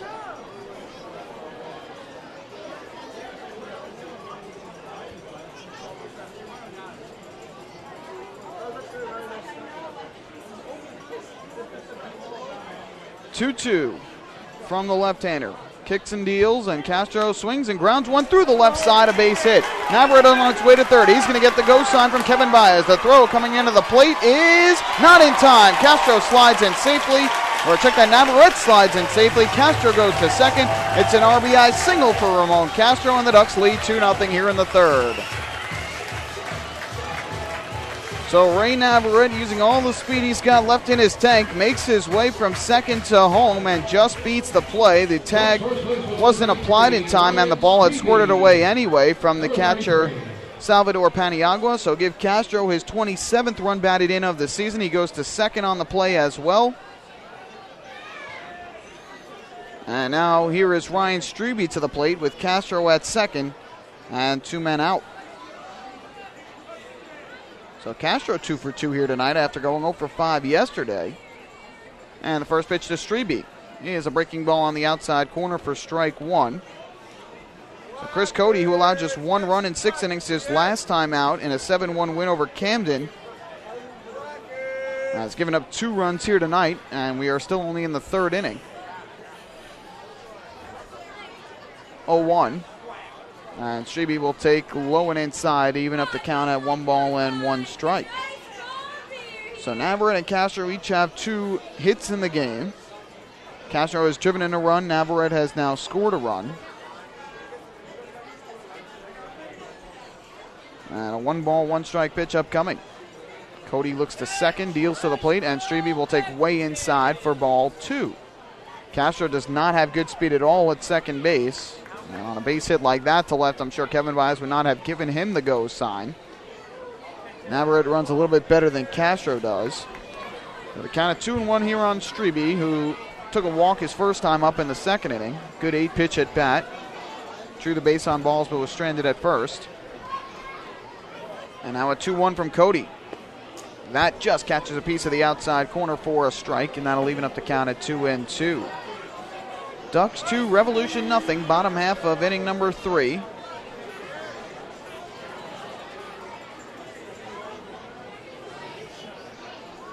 And it'll be a 2-2 here with 2 out and 1 on. Cody deals, and Strebe will take just outside. Cody trying to hit that outside corner again. This was a little bit further off the plate. So the count is full at 3-2. Castro will not be off on the pitch. It's not a forced situation. You've got Adam Bailey waiting on deck. Infield slightly shifted around here towards the third base side, and here is the 3-2. Strebe swings, lifts this one foul, first base side out of play. Back into the pass capacity crowd here tonight. We'll do it once again with a full count. Ducks are really making Chris Cody work here in this game so far. He has not had anything easy, and the next pitch will be number 60 already for the left-hander. So far, 5 hits for the Ducks, a couple of walks as well, just 1 strikeout for the left-hander. He had just 1 strikeout his last time out as well. And the 3-2 to Strebe, check swing, he takes outside, and that's ball 4. Good at bat again from Strebe, his 2nd walk of the night, and another Municipal Credit Union walk with a purpose. Every time a Ducks batter walks, the Quacker Jack Foundation wins. 3rd walk of the game allowed by Cody, his most since July 4th at Bridgeport when he had walked 3. No visit to the mound yet from Mark Mason, the manager of the Revolution, or John Halama, the pitching coach for the Revs. And the 7th hitter of the inning to come to the plate is Adam Bailey, who will bat from the left side. First pitch on the way, and Bailey will take a big breaking ball that just missed inside. Cody wanted that pitch, and so did Salvador Paniagua. Didn't know where that missed. Count is 1-0. Bailey hit a rocket to center field his last time up. Now Halama's going to come out and have a chat with his left-hander. Bailey hit a rocket towards just the left field side of center, and Rudy Yan went way back and made a leaping catch on the warning track to rob Bailey of an extra base hit that could have scored Strebe from first. That ended up being the first out of the inning. We've got our first visit to the mound tonight as Halama wants to try and calm Chris Cody down after falling behind 1-0, wants to try and tell him not to let the umpires get into his head. As you saw, he was a little bit frustrated there, didn't get the strike call on Bailey on the first pitch of this at bat.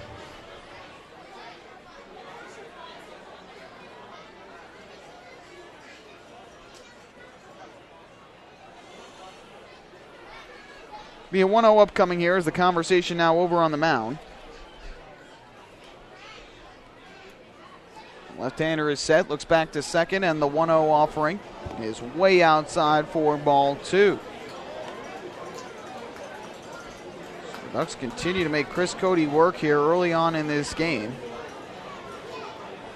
And important that the Ducks are giving James Hauser a little bit of a lead here. Long inning, though. We'll see how Hauser responds when he gets back to the mound in the 4th.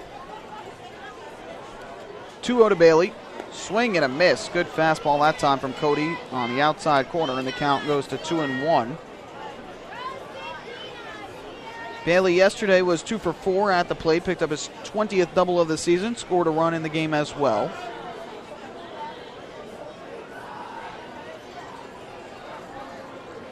The 2-1 pitch from the left-hander. Runners lead at first and second, and the pitch on the way is a fastball on the outside corner. That'll even up the count at 2 balls and 2 strikes. Castro, the runner at second. Strebe, the runner at first. Neither are fast-paced runners. Long Island trying to extend their 2-run lead here over the Revolution. Both runs have scored here in this third inning. And the 2-2 on the way. Cody kicks and fires, and Bailey will swing it. Ground one off the glove of the pitcher, Cody. It caroms back towards the first base line. Paniagua fields, he'll have no play. Safe at first is Bailey, and the bases are loaded. A hard comebacker from Bailey that caromed in and out of the glove of Chris Cody, and it kicked towards the first base line. And neither Cody nor Paniagua had a chance to get to that ball, so it's Bailey's first hit of the game, the 6th for the Ducks, and the bases are loaded with 2 men out. And that'll bring up P.J. Phillips. Looks like Phillips is wearing number 43 here tonight. Originally was supposed to be wearing number 9, but changed jersey numbers. Bob Zimmerman was scheduled to wear 43. That is his normal number. But Zim probably won't pitch here tonight. That's why he's not wearing 43. Chris Cody has stepped off the mound here, and it looks like he might be hurt. He's looking towards the dugout. Doesn't appear like he is hurt or something. Maybe he is looking for something to try and get some dirt out of his cleats. The trainer for the Revolution is Justin Zabrowski. It looked like he had motioned over to him and pointed down at his foot. And I don't know if he was pointing that he just wanted to get something to get the dirt out of his cleats or if he was hurt. But Justin Zabrowski has come out of the dugout here, and looks like he is going to give Chris Cody the stick to get some dirt out of his cleats. And that's exactly what's happening here. So fortunately for the Revolution, no injury to Chris Cody. So Bailey with the single. Castro goes to third on the play, and Strebe goes to second.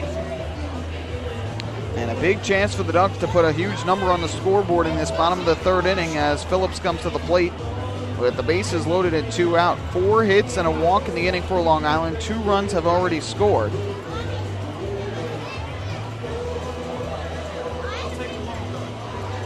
And so Cody is finally ready to go. He steps back up onto the mound. And Phillips, who struck out his first time up, will step back to home plate. Runners lead at every base. Cody looks in for the sign. And the first pitch on the way is dealt downstairs for ball 1. Cody's pitch count continuing to skyrocket. He's up to 66 now.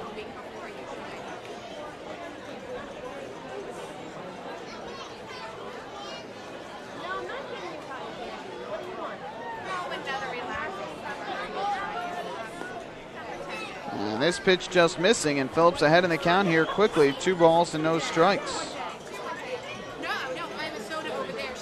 So Phillips ahead in the count 2-0. He did not play in yesterday's game, did P.J. Phillips. Last played on Thursday night when he went 0 for 3 against Southern Maryland. 2-0, and Phillips will take. This one hits the outside corner for a strike, and the count 2-1. Good pitch there from Cody. Didn't want to swing, did Phillips on that one, unless he got a good pitch. Thought it was a little up and away. So 2-1 count. Castro at third, Strebe at second, Bailey at first with 2 men out. Ducks with a 2-0 lead. And here comes a 2-1 from Chris Cody. Pitch on the way to Phillips is taken low and inside. Great grab by Salvador Paniagua. That gets by him. Castro possibly scores from third. And now the count 3-1 on P.J. Phillips, and another ball out of the strike zone will force home a run here. Nowhere to put Phillips, with all the bases full of Ducks here tonight.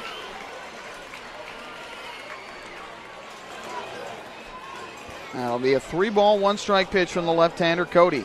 Gets the sign from Paniagua. And the pitch on the way to Phillips is just on the outside corner. Phillips took a couple steps to first, thought it was too far outside, and now the count full at 3-2. So the runners are going to get the head start here on the 3-2 pitch. Castro at third, Strebe at second, Bailey at first with 2 men out.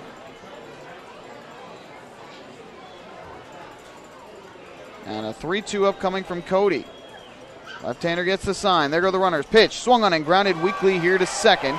Andres Perez will field and throw on the run of first to get Phillips out by a couple steps and retire the side. Ducks end up getting 2 runs on 4 hits in the inning. No errors, 3 left on base. Ducks have left 6 on in the first 3 innings.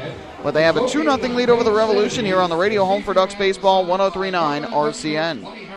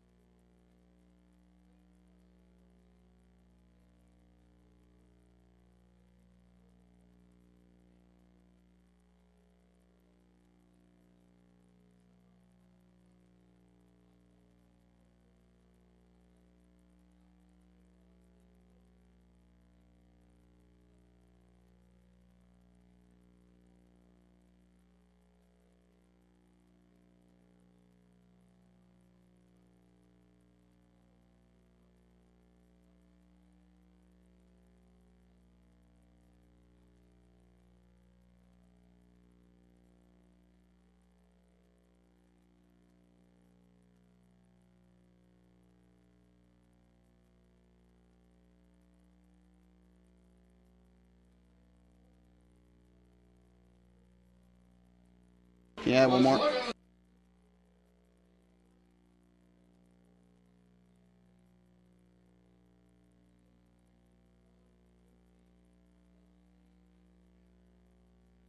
Back here, we go to the fourth inning at Bethpage Ballpark. Ducks have an early 2-0 lead over the York Revolution. And Ducks fans discover the real difference at Huntington Honda West and get straight down the middle savings on Long Island's #1 lineup of Honda certified used cars. Huntington Honda West doesn't play games or small ball. Check out the giant indoor showroom along with hundreds of premium used vehicles available at huntingtonhondacars.com or visit Huntington Honda West on Jericho Turnpike just a half-mile east of Route 110. So the Ducks get the early 2-0 lead, and next, the bottom half of this fourth inning, Ray Navarrete will have a chance to make some history. He's picked up 2 hits early on in tonight's game, and the next hit he gets will be number 1,000 of his Atlantic League career. A big milestone for Ray. He would be just the second in league history to get to 1,000, along with Jeff Nettles, the former Somerset Patriot.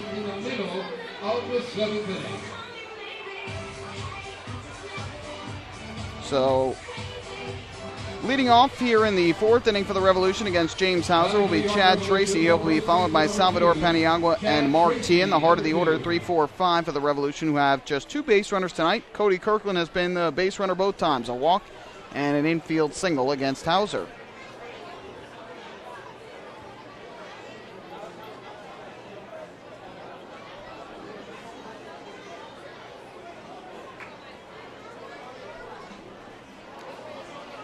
So first pitch on the way from Hauser is outside to Chad Tracy for ball 1 here in the fourth inning. Tracy struck out his first time up. He K'd swinging. And so far, Hauser has struck out 6 in tonight's ball game. 1-0 from the left-hander. That breaking ball missed up and outside, and the count is quickly 2-0. We'll get you an update on the out-of-town scoreboard as well here in this fourth inning. See what else is going on around the Atlantic League. 2-0 count. And the pitch on the way from Hauser to Tracy is swung on and lined in a left field for a base hit. Well, we'll have to see how Hauser reacts here. The Ducks have scored 2 to give him a 2-run lead, and yesterday we saw the Ducks give Nick DeBar a 2-run lead in the second inning before York put 3 on the board in the top of the third. And they would hold that lead throughout the rest of the game. It's not easy. Some pitchers, they thrive when they're pitching in tie games or scoreless games, and then they struggle pitching when they've got a big lead. Hauser has pitched well all year no matter what the situation, and he's going to try and keep this 2-0 lead. First pitch to Paniagua, popped in the air in a right field. Phillips can't see it. Now Hall going out. Phillips coming in, and it's P.J. Phillips who will make the catch in right field. That was almost a very bad situation for the Ducks if that ball had fallen in. That was an easy first out off the bat of Paniagua. Much needed after the base hit from Chad Tracy. And luckily Phillips recovered, found the baseball, and got to it to make the catch. Number 22. So 1 away here in the fourth. Runner still at first, and then I'll bring up Mark Tian. Right now they're in the bottom of the 8th inning in Camden tonight. Earlier start time than our game here. Barnstormers crushing the River Sharks 9-2. Lenny DiNardo started for Lancaster. Nate Reed is now pitching. Scott Gorgon started for Camden, and it's now John Velasquez on the mound. 3 RBIs, 3 hits, 3 runs scored for Travis Denker, leading the way for the Barnstormers. First pitch on the way to Mark Tian. He takes a fastball strike at the knees, 0-1. Sams has both of the runs batted in for the River Sharks. Good news for the Ducks in Bridgeport tonight. Skeeters have a 2-1 lead over the Bluefish. They're in the top of the 7th inning up at the ballpark at Harbor Yard. 0-1. And fastball missed low to even the count at 1-1 on Tian, who struck out swinging his first time up back in the second. RBIs from Travis Scott and Aaron Bates for the Skeeters. Brandon Chavez has driven in the only run for Bridgeport. Again, 2-1 Skeeters in the 7th over the Bluefish. 1-1 from Hauser. Kicks and fires out of the stretch, and Tian swings and misses at a fastball for strike 2. And they're on the top of the 4th inning in Bridgewater, New Jersey tonight. Southern Maryland Blue Crabs have a 3-1 lead over the Somerset Patriots. Darrell Thompson, the starter for the Blue Crabs. Graham Taylor, the starter for the Patriots. Rennie Osuna with 2 RBIs. Alvin Colina with 1 to lead the Blue Crabs. The only RBI for Somerset coming off the bat of Johnny Tucker. 1-2. Outside for a ball. And that'll even up the count at 2-2 here on Tian, who bats from the left side. 2-0 Ducks. Top half of inning number 4 now. Both of the runs to the Ducks coming in the bottom half of the third.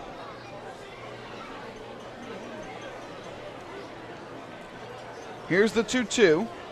Pitch on the way. Breaking ball missed inside. Hauser looked down at his left hand as if the ball slipped out of his hand. So the count is full at 3-2 on Tian, with Michael Hernandez waiting on deck. Infield slightly shifted around to the right side here with the lefty at the plate. Nelson plays well off the line at third. 3-2 from Hauser, and this is outside for ball 4. Runner was going on the play, and that looked like a pretty good pitch, but just missing outside was Hauser. So it is the second walk of the day issued by the left-hander, and now the Revolution with runners at first and second with only one out. And that'll bring up Hernandez.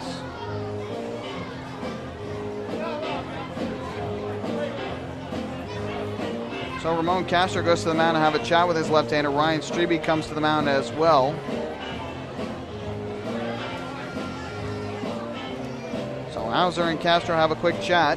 And now the backstop will come back behind home plate with Michael Hernandez coming up to bat. New York right fielder number 9, Michael Hernandez, number 9. Mets played earlier this afternoon at Citi Field. They lost 4-3 in 12 innings to the Kansas City Royals. Herrera got the win to improve to 4-5. Ardsma, the loss, fell to 2-1. And Holland picked up his 29th save of the year. First pitch upcoming here from Hauser to Hernandez. And the left-hander deals a swing and a miss by Hernandez for strike 1. George Gutaris hit his 5th home run of the year for Kansas City, and Justin Maxwell his 3rd of the season, the 12th inning home run proving to be the difference in the game. Daniel Murphy hit his 9th home run for the Mets. It'll be an 0-1 to Hernandez, who struck out swinging his first time up. And the pitch here. Checked his swing on a pitch outside. And that'll even up the count at 1-1. Yankees will get under action at about 8:40 p.m. Ivan Nova for the Yankees, 4-4, 3.41 ERA. And Tyson Ross for the Padres out in San Diego, 2-4, 2.90 earned run average. Here comes a 1-1. Hauser looks back towards the runner at second. Kicks and fires to the plate, and Hernandez takes inside. And it's now 2-1 on Hernandez with Tian at first and Tracy at second. New York Red Bulls are in action today out in Kansas City at Sporting Park, and in the 71st minute, Red Bulls have a 3-1 lead over Sporting Kansas City. Hauser here, strike on the outside corner, and the count is even at 2 balls and 2 strikes. Scoreboard shows 3-1, but it is 2-2. The count.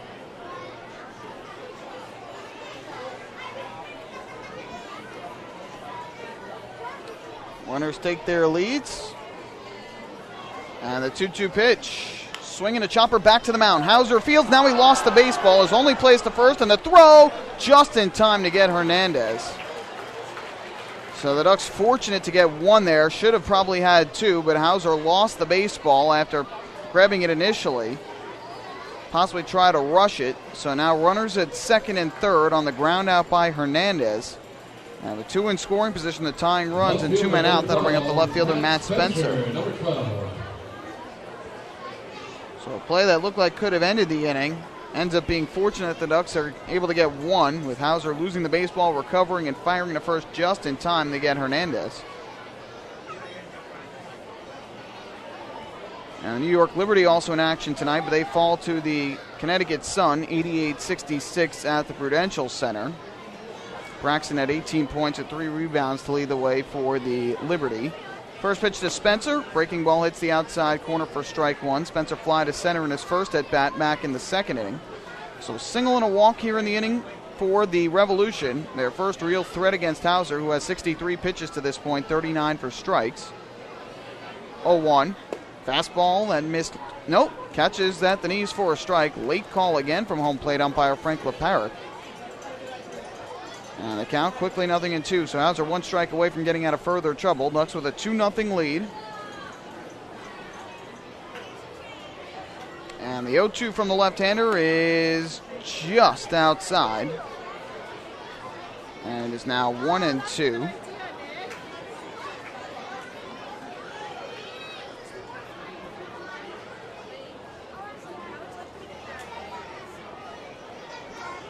Second and third. The runner at third, Tracy. The runner at second is Tian, as this pitch fouled off at the plate by Spencer. So he just gets a piece to stay alive.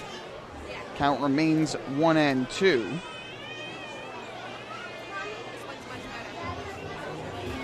Castro has a brief chat here with the left-hander Hauser to try and talk about pitch selection here and what they want to throw to get Spencer out.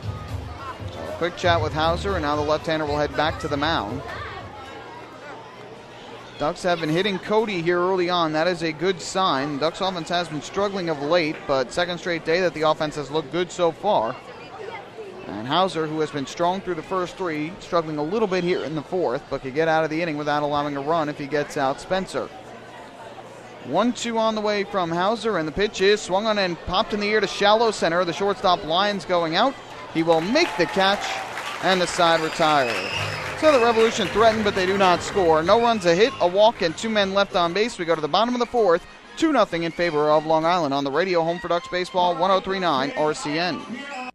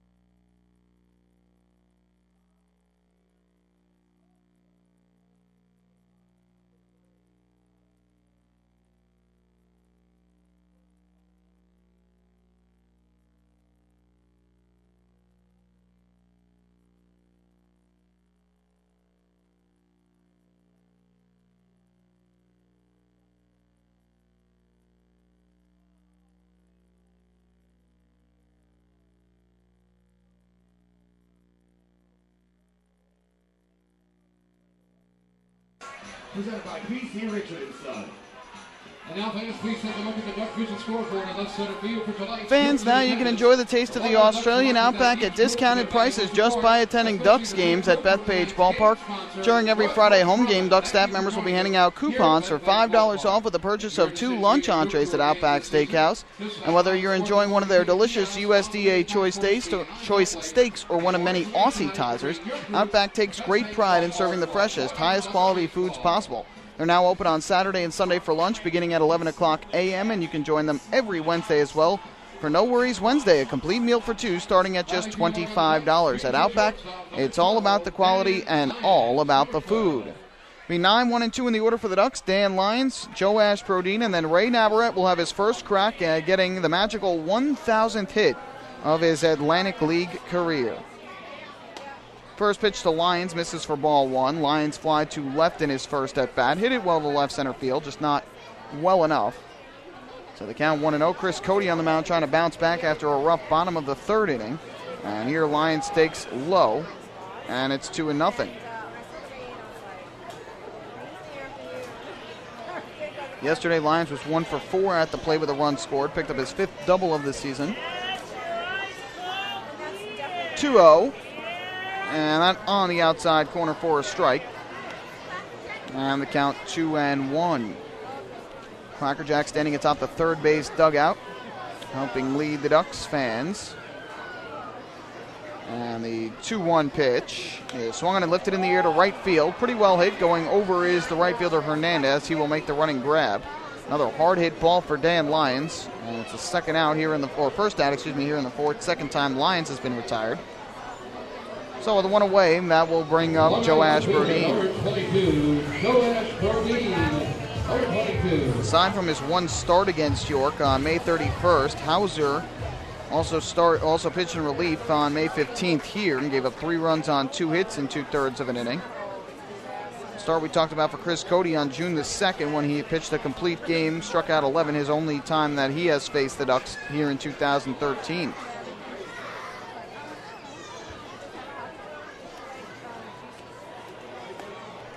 First pitch to Brodin, misses for ball 1. Brodin is 1 for 2 so far here tonight. Grounded a short back in the first inning and singled to center and scored in the 3rd.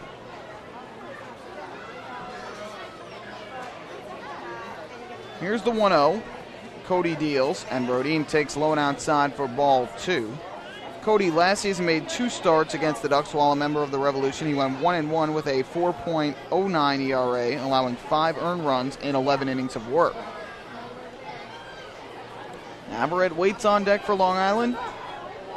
And here is the 2-0 from Cody. Brodin takes all the way. It's in for a strike. And the count 2-1. Cody 10-6 this year with a 3.51 ERA, 5th in the league in innings pitched at 112 2/3 entering tonight. And here he misses for ball 3 to Brodin, and also 99 strikeouts entering tonight. He has 1 tonight, so he's up to 100. 7 behind John Brown. Seven behind John Brownell, who is leading the league in strikeouts with 107. So a 3-1 upcoming here to Brodin from the windup. Cody deals to the plate, and Brodin will take a strike on the inside corner. A fastball from the left-hander, it's 3-2.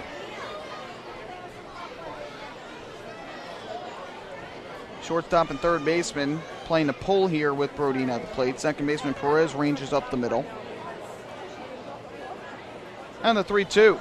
Swinging a line drive in the air to left field. Spencer goes back a step or 2 and will make the catch. So 2 out quickly here in the 4th on a couple of flyouts, and up to the plate steps Ray Navarrete, and his first chance at hit number 1,000 of his Atlantic League career. Navarrete, number 16. Again, the Ducks play tonight, and they have 1 more game left on this homestand before they head out on a season-long 9-game road trip. 3 in Lancaster and 6 in Sugar Land, so Navarrete would love to try here over these next 2 games. And the first pitch on the way from Cody is up and outside for ball 1. Navarrete is hoping to get the hit here on the homestand before the Ducks head out on the road, a moment he would love to share here with the flock faithful. 1-0 from Cody, and Navarrete swings and hits one deep in the air down the left field line, hooking foul. Well, that would have been a quite dramatic way for Navarrete to get hit number 1,000 if it was a home run, but he was just out in front of it. The count even at 1-1. Navarrete doubled to left in the first inning, and then singled to left and scored in the 3rd. The 1-1 upstairs for a ball. And it's now 2-1 on the designated hitter, Navarrete. Had the day off yesterday, has come back here with 2 hits so far tonight. Cody's 2-1. Navarrete takes, that hits the outside corner for a strike.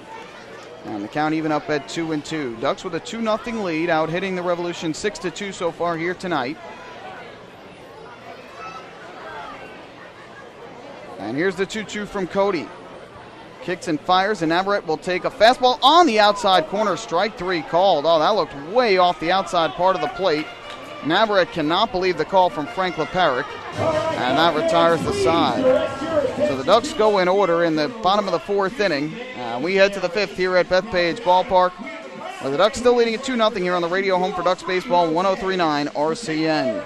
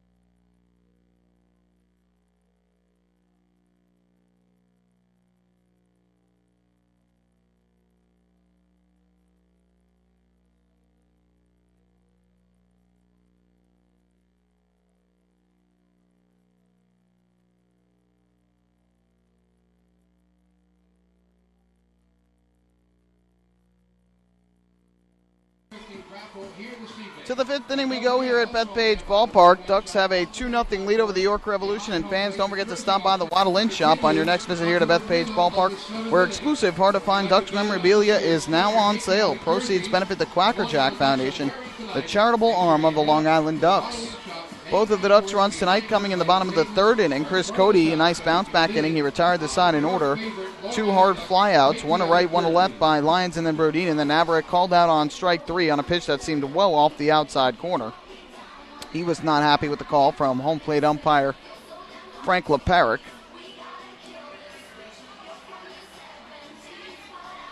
So it'll be Charlie Neal leading off for the Revolution here in the 5th. Revolution threatened in the 4th, getting a leadoff single and a 1-out walk, but nothing further as Hernandez bounced out back to the mound and Spencer popped a short to end the inning.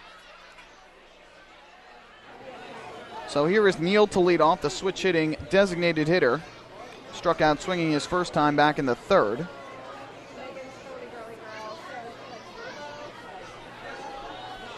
Hauser is ready. And the first pitch, it drops in for a called strike, and they count 0-1. Neal yesterday 2 for 5 at the plate, picked up his second double as a member of the Revolution. And the 0-1. Swing and a miss. Good changeup on the outside part of the plate. And it's 0-2 here against Neal. That was the 3rd double of the year for Neal, second as a member of the Revolution yesterday. And the 0-2 on the way from Hauser. Swing and a miss, strike 3. Neal cut through a pitch diving down and away. Second strikeout for Neal on the night, and strikeout number 7 for Hauser. His first strikeout since he K'd Neal back in the 3rd. Center fielder number 7, Rudy Yon. So with 1 out here in the 5th, Rudy Yon, the 9-hitter and center fielder, will come to the plate. He grounded a short in his first at-bat.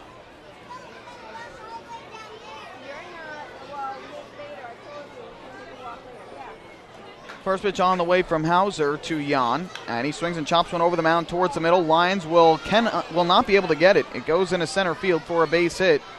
Lyons has terrific range, but that one had eyes and snuck through to center. 3rd hit of the night for the Revolution. And a runner at first with 1 out, and that will bring up Cody Kirkland. Number 16, Cody Kirkland. Number 16. So York will begin their 3rd trip through the lineup here as Kirkland, who has reached both times he's come to the plate, will step back up to the dish.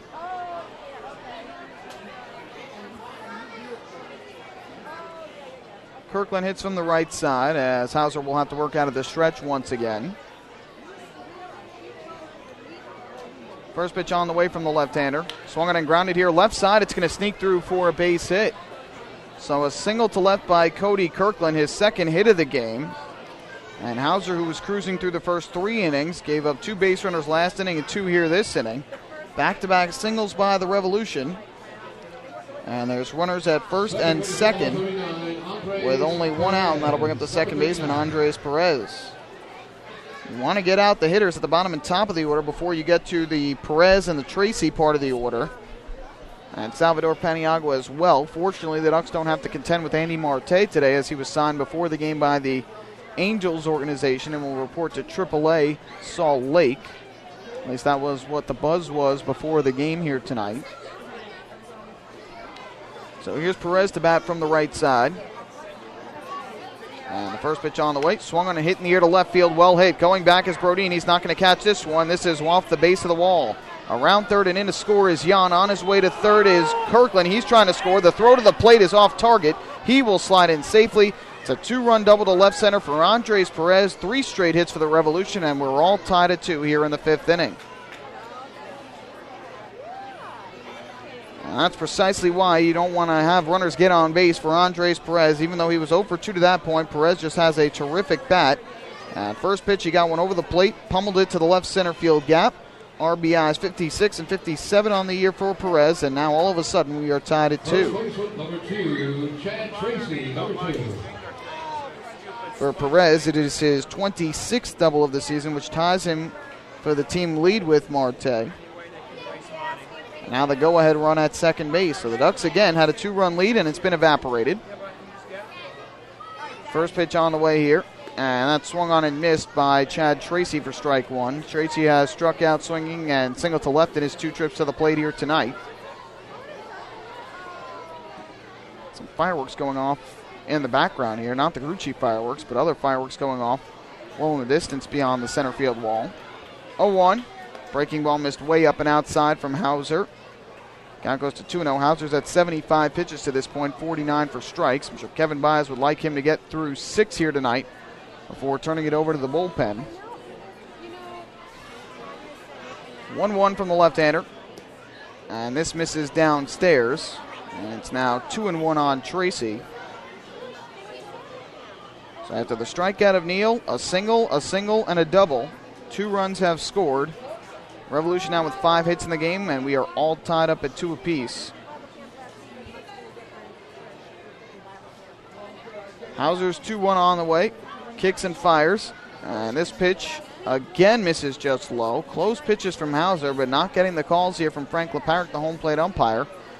It's now 3-1 on Tracy, and Hauser in danger of putting another base runner on with Salvador Paniagua waiting on deck.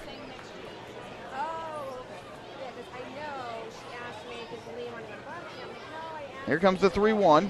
Hauser looks to second. Now deals to the plate. And it's lifted in the air to left field. This should be playable for Brodin, who started back now, comes in and makes the catch. Staying put at second base is Andres Perez. And after 3 straight reach, a big second out for Hauser.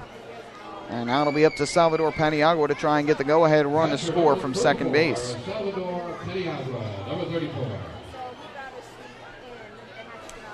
Paniagua 0 for 2 to this point. He struck out swinging in the first and flied to right in the fourth.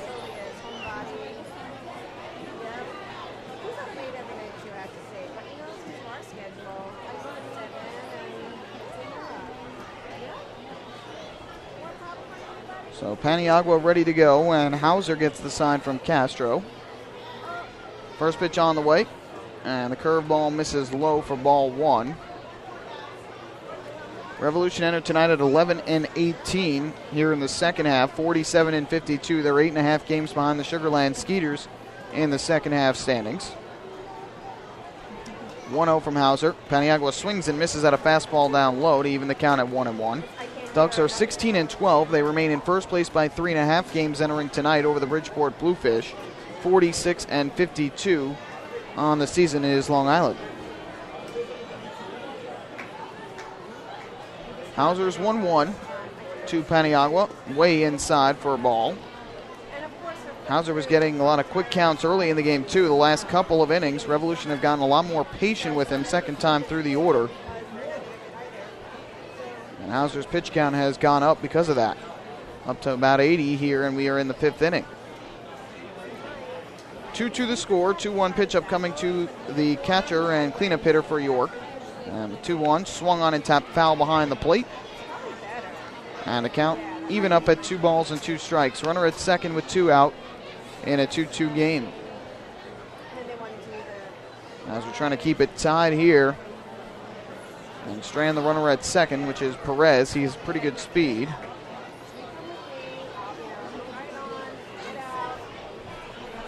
Hauser gets the sign. Here comes the 2-2 offering, and it is swung on and lifted in the air to center. Charging in is Adam Bailey, still on the run. He will make the catch, and the side retired. So a nice job by Hauser to avoid any further trouble, but the Revolution tie the score. 2 runs on 3 hits, no errors, and they leave 1 on base. We're halfway through here tonight, and we're all tied at 2 on the Radio Home for Ducks Baseball 103.9 RCN.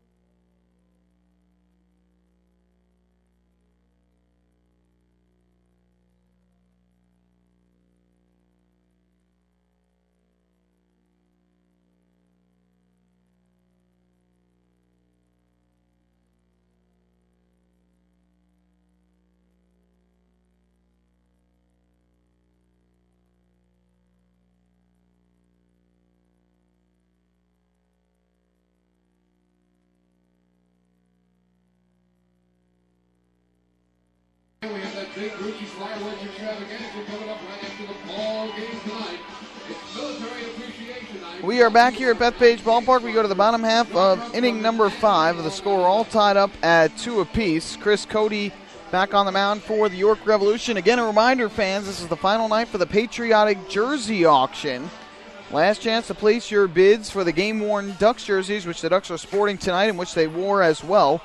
Back on July the 4th, bids started at $75. They'll be increased in minimum $10 increments, and you can place your bids at the auction tables located outside the Waddle Lynch shop here at Bethpage Ballpark up until the 7th inning stretch. Once the third out is made in the top half of the 7th inning, that is it. That is the time when the Ducks staff members will take the final bids, and winners are going to be announced later this evening.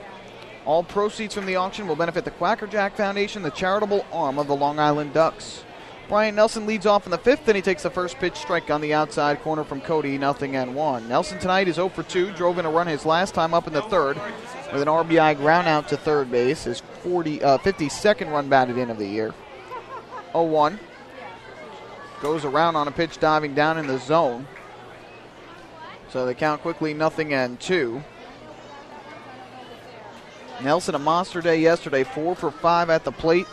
23rd double of the year, 2 runs scored. And here is the 0-2 pitch. It is low and outside for ball 1. Nelson, a switch hitter batting from the right side. He has hit well against lefty pitching this season, but all of his power, all 11 home runs, have come batting left-handed. And now the 1-2 from Cody. Kicks, fires, and the pitch is way up and inside. Nelson has to back out of the way of it. So the count is 2 balls and 2 strikes.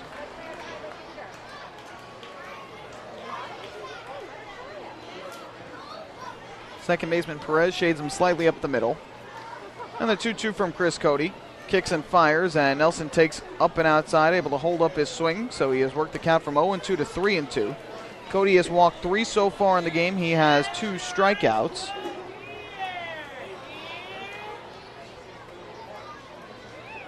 And here comes the 3-2 pitch. Cody deals, and Nelson will take on the outside corner. Strike 3 called. Another pitch that seemed far off the plate. And Nelson now asking Frank Leparek where that pitch was. So he has called out both Navarrete and Nelson on strike 3s that seemed way off the outside corner. Pitches that he didn't appear to be calling earlier in the game now being called strikes. So 1 away here in the 5th. And that'll bring up Bill Hall.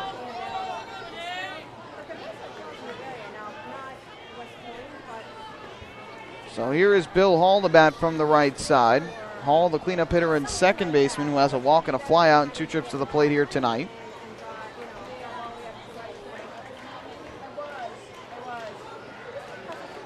First pitch misses for ball 1 here to Hall.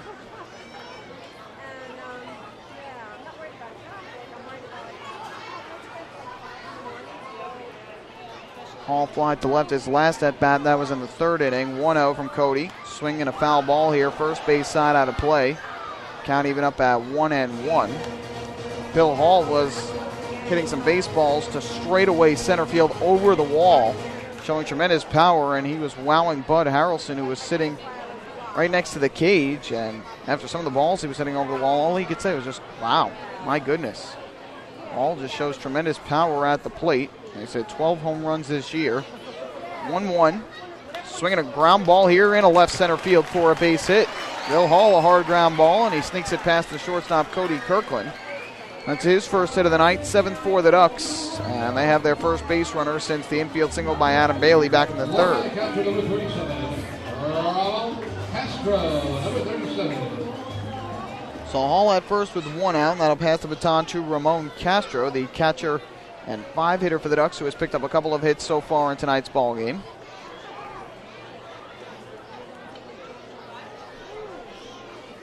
Castro bats from the right side. And the first pitch on the way is taken for a strike. Over the outside corner, 0-1. Castro, an infield single to short back in the 1st inning. And an RBI single through the left side in inning number 3. Stranded at 3rd in that inning.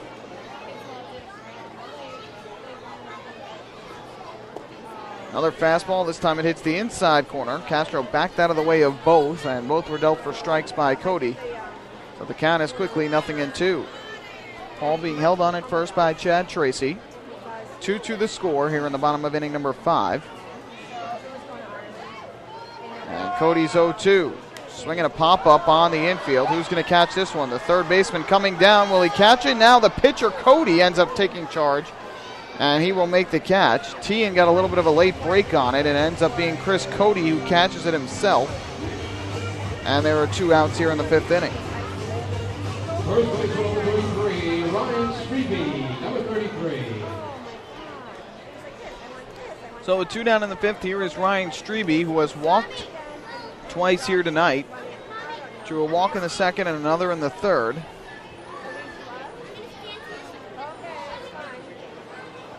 So here is Strebe to the plate with Hall at first and 2 away. Bucks trying to get the lead back after losing it in the top half of this inning. First pitch to Strebe is on the outside corner for strike 1. Another late call from Frank LaParrot. Kind of feel like I'm becoming a broken record here. But his strike calls have been very delayed here tonight. Being 0-1 with Hall leading at first. And the pitch to Strebe. Runner goes. Pitch is swung and a miss for strike 3 and was bobbled by Paniagua. So going down to second base on the steal is Bill Hall. And for Hall, that is his 2nd stolen base of the season. He is now 2 for 2. Not really much of a stolen base threat normally, but notice that Cody wasn't really holding him on. And so Hall got a good jump, and because of the juggle by Paniagua, was able to make it in easily. And now an 0-2 pitch upcoming here to Ryan Strebe. A base hit could give the Ducks the lead back now. Cody looks to second, deals to the plate, and Strebe takes a fastball up high.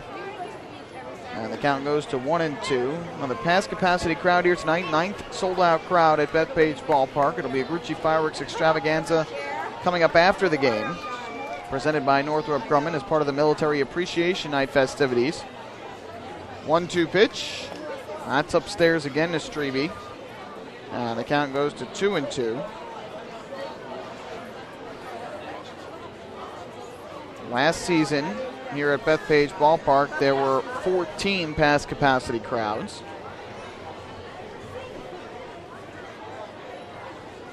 Here comes a 2-ball, 2-strike offering. Cody looks to second, deals to the plate, and Strebe swings and misses for strike 3. Cut through high fastball. 2 strikeouts in the inning for Cody. He's now got 4 for the game. No runs, a hit, no errors, and the Ducks strand their 7th on the base pass here tonight. We go to the 6th at Bethpage Ballpark. 2-2 the score on the Radio Home for Ducks Baseball, 103.9 RCN.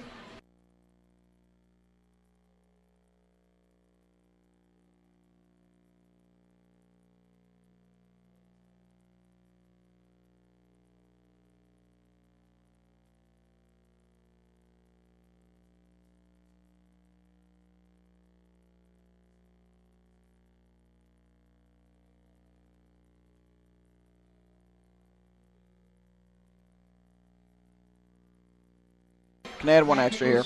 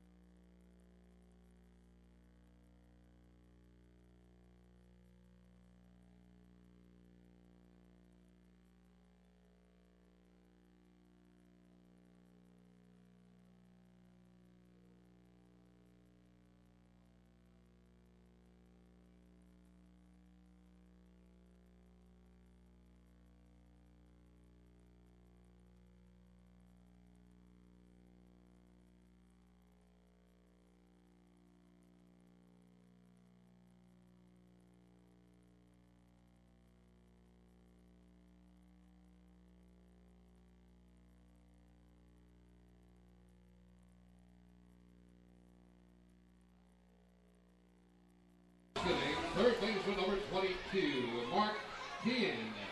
Number 22. Fans follow all season long as the Long Island Ducks try to meet the Chappie's Home Run Challenge. If the Ducks hit 100 home runs, Chappie's Funeral Homes will donate $5,000 to the Quacker Jack Foundation. Chappie's Funeral Homes, where caring for others is our family tradition. Ducks are at 89 home runs right now, 11 homers shy of that Chappie's Home Run Challenge. We go to the top of the sixth, all tied at 2. Mark Tien to lead off for the Revolution against James Hauser. And the first pitch is line in the air to right field, chasing back is P.J. Phillips. He can't get it. It's off the base of the wall, and it scoots away from Phillips. Tien will go to second. He is going to dig around second and try for 3. Here comes the throw in to third base, and it's not in time. Phillips looked like he slowed up while jogging after that baseball in right field. And so it's going to be a leadoff triple here to right for Mark Tien. And just like that, the go-ahead run is at third base. And nobody out for the Revolution here in the 6th inning. Phillips had that ball get by him when it hit the base of the wall and it went to third, or went carrying back towards the infield. And Tien looked like he was going to settle for the double, but Phillips was jogging in that baseball in right field, and Tien turned on the jets, and he was able to make it to third base. So now the infield drawn in all the way around to cut off the run at home plate. First pitch to Michael Hernandez. Is swung on and ripped back up the middle into center field, a base hit. So 2 hard hit balls on 2 pitches from Hauser here in the 6th, and just like that, it's a 3-2 Revolution lead. 2 hits in the inning. Revolution now have 7 in the game, and that is the 4th run batted in of the season for Michael Hernandez. So their 2nd straight night, Ducks have seen a 2-run lead be given up, and now the Revolution have the lead. If the Ducks want to win this game, they're going to have to come from behind again. It looked like Hauser almost got hurt or got hit on that comebacker from Hernandez. He seems okay now, and you get a sense Hauser might be tiring a little bit. He's thrown a lot of pitches over the last couple innings, up to 85 now here in the game, and hasn't really hit 100 pitches in any game this year. Matt Spencer to the plate. First pitch to Spencer. Swung on and lifted in the air to left field. Shallow. Brodin racing in. Still coming on. He's not going to catch it, and drops in for a base hit. 3 pitches from Hauser. 3 hits in the inning for the Revolution. And now runners at first and second. And nobody out here in the 6th inning. And this time it wasn't a hard hit ball, but a little bleeder off the bat. And that's going to be all, I think, for Hauser. Kevin Bias has come out of the dugout. Was hoping Hauser could give him 6, but now Hauser is in line for the loss. And Bias will head to the mound, chat things over with his left-hander, and we'll see if he takes the baseball from the lefty. Just gave him a pat on the back, and I think he's going to try and keep him in here.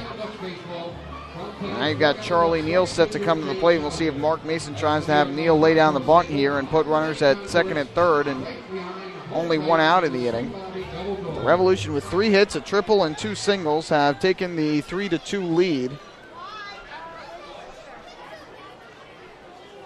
And Charlie Neal is going to come up to the plate. He has struck out twice, so all 3 of the hitters in this inning have picked up their first hits of the night.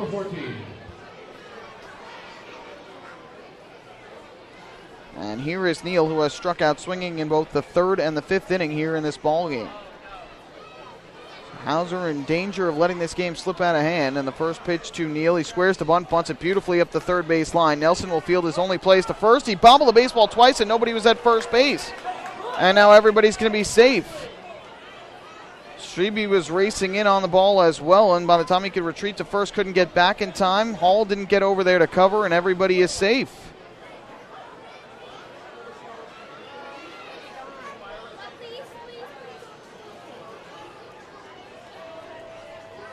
So now the bases are loaded for the Revolution, and nobody out. The Ducks really lapsing defensively here in this inning. P.J. Phillips jogging to the baseball and right after it hit off the base of the wall. Nobody covering first on the bunt attempt.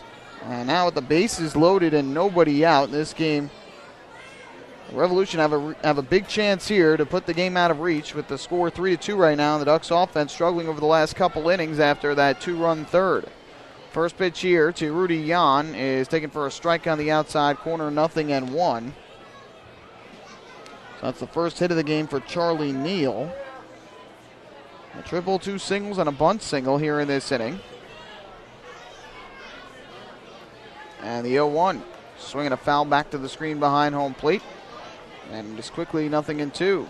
Kevin Byers does not want to have to go to his bullpen yet. The bullpen has been overworked a lot of late. Last night, they had to come in the 4th inning. Had to come in the 5th inning the night before. And the previous 2 games before that, they went 5 innings of relief. 0-2 here, fisted over the screen and foul behind the plate. Karam's back down below. Nice grab by a fan behind home plate. And he gets a hug. The dad gets a hug from his little kid behind the plate. So the count is still 0-2.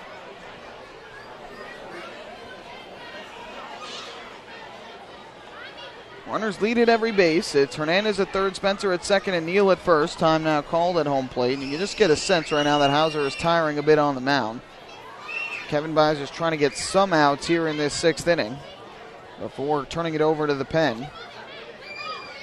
And the 0-2 on the way from the lefty. Swung on and missed for strike 3. Nice slider that time from Hauser.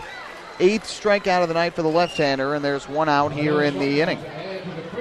And now Cody Kirkland will come to the plate, and Hauser would like nothing more here than to get a double play and get out of the inning with it being a 1-run game. Ducks have staged a couple of big comebacks and a couple of thrilling comebacks on fireworks nights earlier this year. And trying to do the same thing here tonight, but they cannot allow the Revolution to let this game get out of reach in the 6th inning. And Cody has done a nice job settling down after allowing the 2 runs in the 3rd. So Kirkland, who has 2 singles and a walk against Hauser here tonight, will come to the plate with Hernandez at third, Spencer at second, and Neal at first, and only 1 out. First pitch on the way from Hauser. Kirkland swings, pops it up foul, first base side. Strebe racing towards the stands. This will be well back into the seats, though. And the count is 0-1. Last time up in the 5th, Kirkland singled to left and scored on the RBI, the 2-run double by Andres Perez. Reached on an infield single to short in the 3rd, walked, made his way to 3rd on a stolen base and an error in the 1st, but was stranded at 3rd base. So kind of 0-1 on Kirkland. Hauser looking in, now wants to go through the pitches again with Castro, and Castro's going to go out to the mound here. It looks like Hauser and Castro have had some communication problems here tonight.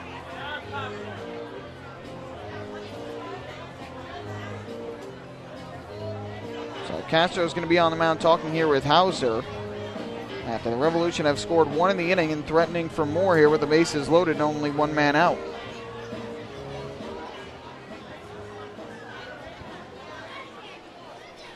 Ducks have lost 3 in a row. They lost 11-7 here last night, 4-2 on Thursday night to Southern Maryland, and 1-0 here on Wednesday. Their only win against the Blue Crabs was on Tuesday night, a 5-4 victory. Conversation over. 0-1 on the way here to Cody Kirkland. And this pitch is swung on and missed. Good fastball from Hauser for strike 2. Another strikeout here for Hauser would tie his season high of 9, which came back on June 27th here against the Bluefish. His 8 strikeouts tonight, the second most he has ever had in a start. Here with the Ducks this season, at least. So an 0-2 upcoming from Hauser to Kirkland. Again, Hauser wants to go through the signs. And now an 0-2 on the way from the lefty. Kicks and fires, and Kirkland will swing and pop one in the air to left field. Well hit, going back is Brodeen into the corner, and this will be a foul ball. That ball carried a lot further than I thought it would off the bat of Kirkland, and ended up clearing everything down the left field line, but to the left of the pole. So we'll do it once again with a count of 0-2.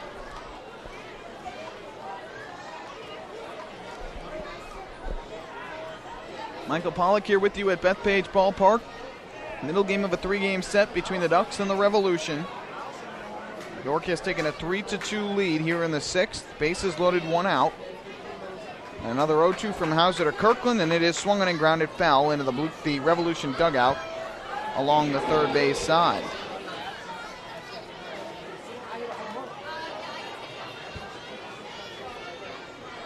So Kirkland fighting off a couple of tough pitches.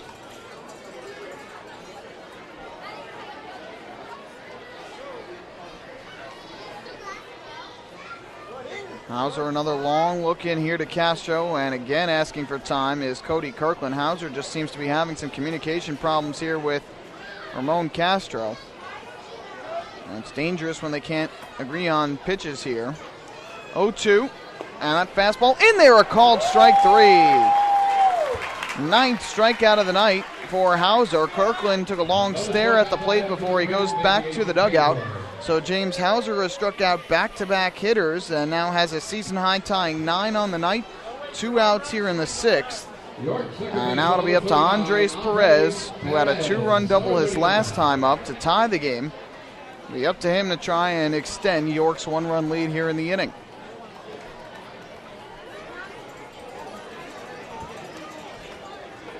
So here is Perez to the plate from the right side. 1 for 3 on the night. Runners stay where they are. Hernandez at third, Spencer at second, Neal at first. And the first pitch to Perez, a breaking ball, low and outside for ball 1. Perez popped out foul the first and the third inning, struck out looking in the first. Last night he was 1 for 2 with a homer. His 11th of the year, a run batted in and 2 runs scored. Perez also drew a pair of walks last night, 1-0. And that changeup hits the outside corner for a strike, and it evens the count at 1-1.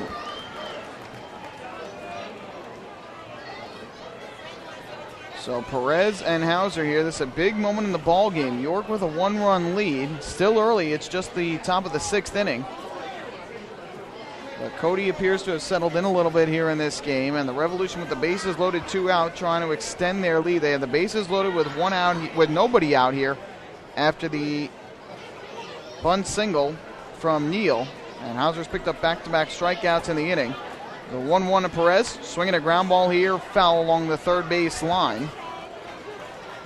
And now Hauser 1 strike away from getting out of a major jam and limiting the Revolution to just 1 run here in the inning. Fans are going to start to make a little bit of noise here at Bethpage Ballpark. Hauser off the back of the mound trying to find his way through the 6th inning here. Pitch count is at 99. Next will be number 100 of the night for the left-hander.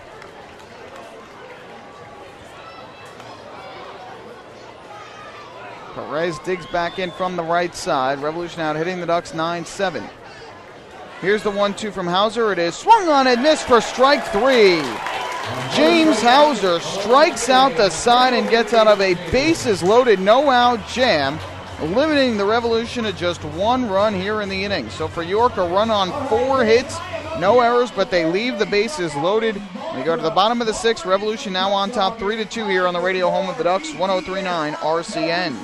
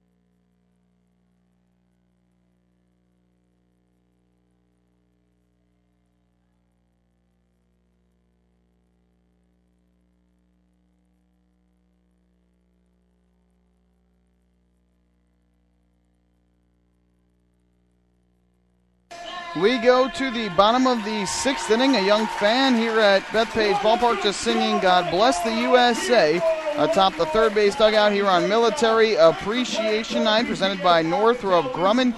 And right now, we'll see if that helps inspire the Ducks a little bit, as they had a 2-0 lead that has been evaporated now. It's 3-2 in favor of York as we go to the bottom of the 6th inning. And for the Revolution, they will have Adam Bailey, P.J. Phillips, or check that for the Ducks. It'll be Adam Bailey, P.J. Phillips, and Dan Lyons that will come up to the plate against Revolution left-hander Chris Cody, who has allowed just 1 hit over the last 2 innings after giving up 4 hits and 2 runs in the third for the Ducks. Long Island got 2 runs on 6 hits over the first 3 innings, and they had base runners in every inning. But just 1 hit over the last couple of innings, and now we'll see if the offense can get going once again here in the 6th. After James Hauser struck out the side, he got 3 consecutive strikeouts with the bases loaded and nobody out after the Revolution had scored a run. And a season-high 10 strikeouts for Hauser here tonight. First pitch swinging, Adam Bailey fouls it back upstairs behind the plate. Caroms off the facing of the upper level and rebounds back down below. And so the count 0-1 on Bailey, who was 1 for 2 tonight. He flied out to center in the second inning and reached on an infield single in the third. On a hard comebacker to the mound. 0-1. And Bailey takes up and inside it hit him. Caught him right on the back. So Adam Bailey is hit by a pitch. First hit batter in this series. The Ducks have the tying run on first immediately here with nobody out in the sixth. Right fielder, number 43, P.J. Phillips. Number 43. So here is Phillips to bat, right fielder from the right side. And Mark Mason's going to come out of the dugout. He wants to go to the bullpen here with Phillips, a righty, coming to the plate. He will take the ball from Chris Cody, who's at 105 pitches at this point. So Mark Mason will make the first pitching change of the night. We will take a break and come back for the rest of this bottom of the sixth inning. A runner at first, nobody out. With the Ducks trailing 3-2 here on the radio home for Ducks Baseball, 103.9 RCN.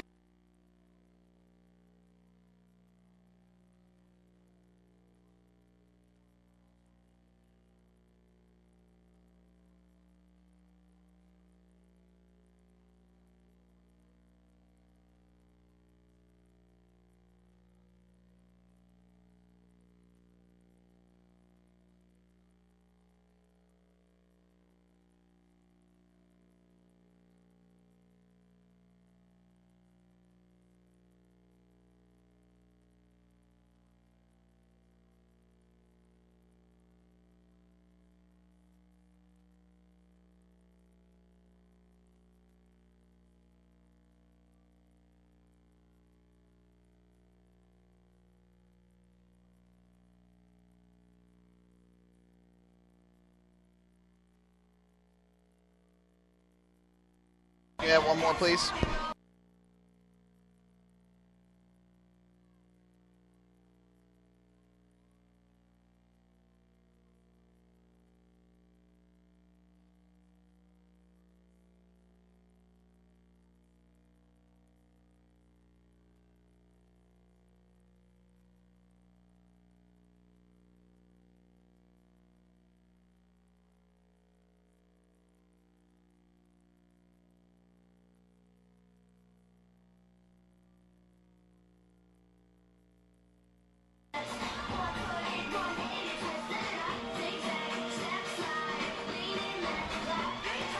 New pitcher for the York Revolution is the right-hander Stephen Penny. He comes on in this bottom half of inning number 6. And he replaces Chris Cody, the starter tonight for the Revolution. He went 6 innings plus a batter, and we'll get you his final line when it is complete. He's responsible for Adam Bailey at first, who he hit by a pitch to start off the inning. So Stephen Penny will come on, and he'll face P.J. Phillips, who will bat in this bottom of the 6th. Revolution, 3 runs, 9 hits, no errors here tonight. For the Ducks, 2 runs, 7 hits, and 1 error. Stephen Penny has pitched in 41 games this year. That's tied for 4th in the Atlantic League. Kyle Mertens of Southern Maryland leads the league with 48. So Penny is done with his warm-up tosses here tonight. And now P.J. Phillips will come to the plate for the 3rd time here tonight. And batting for Long Island, the right fielder, number 43, P.J. Phillips. Number 43. So here is P.J. Phillips to bat. Phillips is 0 for 2 here tonight. He struck out swinging back in the 2nd inning and grounded to 2nd in the 3rd. Bailey, who has decent speed, will take his lead at first. He's being held on by Chad Tracy. The first pitch from the tall right-hander on the way. Phillips will check his swing, and he takes down and away for ball 1. On the season, Stephen Penny has a record of 4-2 with a 3.93 ERA, 5 saves as well, 48 hits in 36 2/3 innings for the right-hander. Here comes the 1-0. And Phillips will swing and ground one here to 3rd. Could be 2. They go to 2nd for 1, and the turn to 1st is in time. A 5-4-3 double play, and Phillips hits into the twin killing for the 2nd out here in the 6th. And with Josh Barfield's toe injury and Craig Binnick getting the night off here tonight after his 0 for 5 performance yesterday, Kevin Baez puts Phillips in the lineup tonight. And Phillips has not been able to do anything at the plate and had trouble with the ball in right field on the triple by Mark Teahan as he jogged slowly to get the ball after it hit off the wall. So with 2 out here is Dan Lyons to the plate, who has flied to left and flied to right in his 2 trips to the plate here tonight. And the first pitch from Penny to Lyons, and it is swung on and lifted foul behind the plate, and the count 0-1.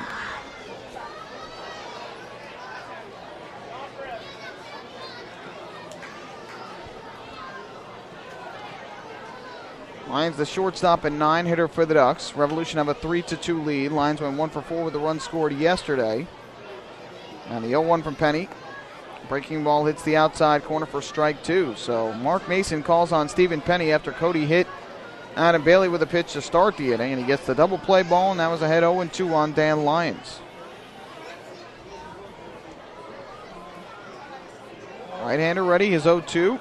Swinging a ground ball here to third for Teahan. Waits for the bounce and throws to first just in time to get Lyons, and that will retire the Ducks in the 6th. So the Ducks can't do anything with the leadoff hit batter. No runs, no hits, and nobody left on base. We go to the 7th here at Bethpage Ballpark. Revolution still leading the Ducks by a count of 3-2 here on the radio home for Ducks Baseball, 103.9 RCN.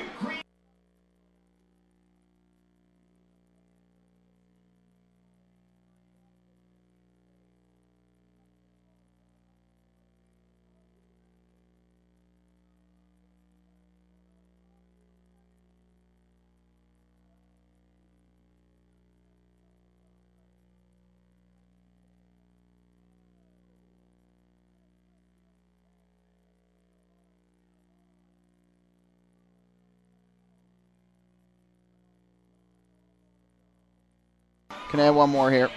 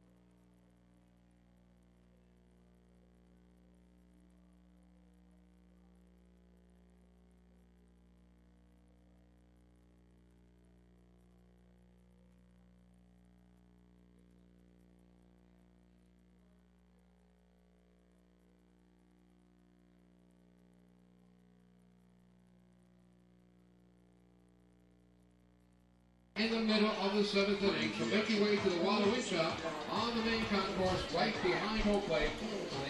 Hey Ducks fans, do you want frequent updates on team transactions, scores, store specials, and the status of upcoming games? Well then follow the Long Island Ducks on Twitter at twitter.com/LI Ducks. With Twitter, the faithful flock will also be able to follow their Ducks and find out more information regarding nightly promotions, player signings, league activities, and so much more. The Ducks are tweeting right now, and you can follow along at twitter.com/LI Ducks.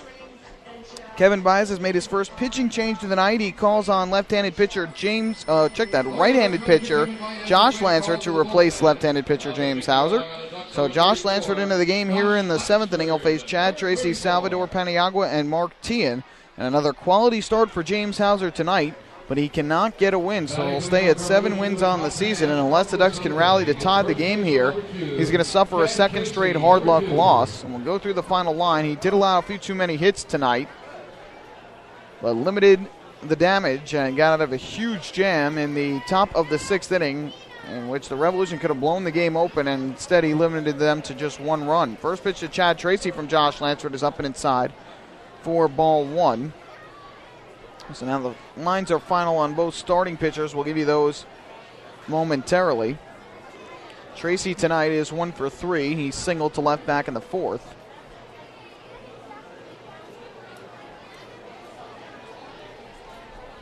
Here comes the 1-0, and that is dealt for a strike to even the count at 1-1. Final line on James Hauser tonight. He goes 6 innings, gives up 9 hits and 3 runs, all of which were earned. Most earned runs he has allowed since he faced York his first start of the year on May the 31st. 1-1. Lifted in the air to shallow left field. Brodin comes in a couple steps and will make the catch. So Tracy is retired. He is now 1 for 4, and there's 1 out in the 7th inning. 2 walks allowed by Hauser. He struck out a season-high 10 batters through exactly 100 pitches, 69 of which were for strikes. And on the other side for Chris Cody, he goes 5 innings plus 1 batter. 7 hits, 2 runs, both of which were earned. He walked 3 and struck out 4, so Brownell will maintain his lead in the strikeout department in the Atlantic League. 1 hit batter for Cody, 105 pitches, 63 for strikes. First pitch here, chopped on the ground is short by Paniagua. Lions will field and throw to first for the out as Paniagua jogs up the first base line, 2 away here in the 7th inning. So a good start for Josh Lansford, who has been pitching very well of late. He is now 1-1 on the year with a 3.54 ERA. He has surpassed his brother Jared Lansford as he has a better ERA by 3 points on the year. 25 games for Josh Lansford, 35 hits in 28 innings, 15 runs, 11 of them earned. He's walked 4 and struck out 20. 2 quick outs here in the 7th, and that'll bring up the third baseman Mark Teahan, who has scored the go-ahead run in tonight's game when he led off the 6th with a triple and came home on the base hit up the middle by Michael Hernandez.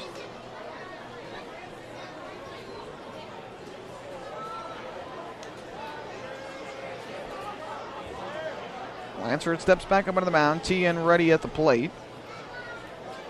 And the first pitch is swung on and missed for strike 1. Triple was the 3rd of the year for Teahan and his 16th extra base hit. He also drew a walk in the 4th and struck out swinging in the 2nd. 0-1 from Josh Lansford upcoming. Kicks and deals, and this is swung on and missed. Another good fastball down low. Josh Lansford continues to pitch well on the mound for Long Island, and he's quickly ahead in the count here. 0-2 and 1 strike away from a quick 1-2-3 7th inning. Again, you have 1 strike to place your bids in the Patriotic Jersey Auction. If you're listening now here at the ballpark, go place your bids right now. 0-2 on the way. Teahan lines it foul down the left field line, so Teahan's foul ball allows you a little bit more time to place your bids. Again, after the last out's made in the top half of this inning, winning bidders will be chosen, will be selected.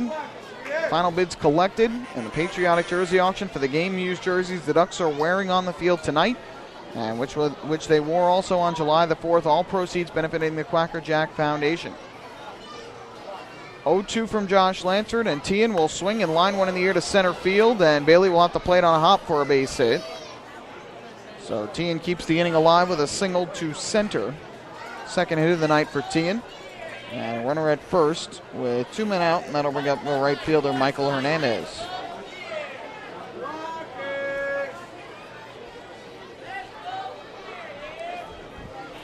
Right fielder number 9, Michael Hernandez. Number 9.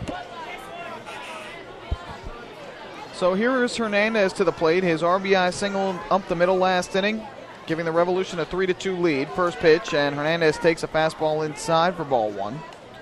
He is 1 for 3 on the night. He bounced back to the mound in the 4th and struck out swinging in the 2nd. Be a 1-0 from Josh Lansford. Kick and the pitch. Swing and a miss. The fastball down low. It'll even up the count at 1-1. One game is final in the Atlantic League. Barnstormers a 9-3 win over the Camden River Sharks. Donardo the win improved to 5-7. Gorgon the loss fell to 0-4. 1-1. Up and in tight for ball 2. Blake Galen hit his 11th home run of the year. Darrell Ward his 17th. Travis Denker had 2. He is up to 15 on the year. All 4 of those for Lancaster. Sam's his first of the season for the River Sharks. 2-1 from Josh Lansford, and Hernandez swings and misses at another good fastball from the righty. Count is now even at 2-2. All tied at 3, top of the 9th inning up at the ballpark at Harbor Yard in Bridgeport. Skeeters and the Bluefish. Scott Bates and Perez with the RBIs for Sugarland. 2 RBIs from Maiora leading the way for the Bluefish. He's got 2 hits as well. And here a high fly ball in the air to left field. Pretty well hit. Brodin going back at the warning track at the wall. He looks up and you can forget it. A 2-out, 2-run home run to left for Michael Hernandez. It is his first home run of the year. And after 2 quick outs, a single, a homer, and the Revolution now lead it 5-2. And again, the 2-out hits, which were so damaging to the Ducks in the first half of the season, coming back to bite the Ducks here. Josh Lansford had been pitching so well. He got ahead 0-2 on Tian, allowed the base hit to center, and got a count of 2-2 on Hernandez, and now allows a home run to left. And again, the Ducks bullpen faltering here tonight. Last night, the relievers allowed 6 runs. The night before that, 3. And here Matt Spencer will take a called strike. It's 0-1. So a game which was close at 1 run, now a lot further at 3 runs for the Ducks to try and come back in. The offense struggling again over the last 3 innings. 0-1. Swing and a miss, and the bat goes flying by Spencer towards the Ducks dugout. And again, Lansford quickly gets ahead in the count, 0-2.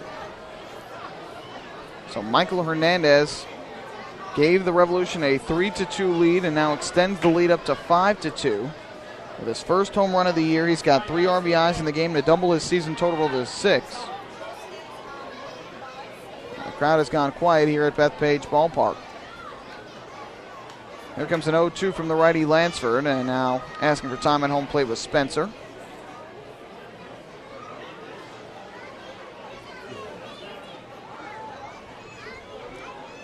Oh, 2 count. Josh Lansford ready. Here's the pitch, and Spencer will take outside. Count goes to 1-2. It's 5th home run of the year that Josh Lansford has given up. Now the righty's 1-2. Swing and a miss for strike 3. So he gets his first strikeout of the night, but it comes a couple batters too late. 2 runs, 2 hits, both coming with 2 out.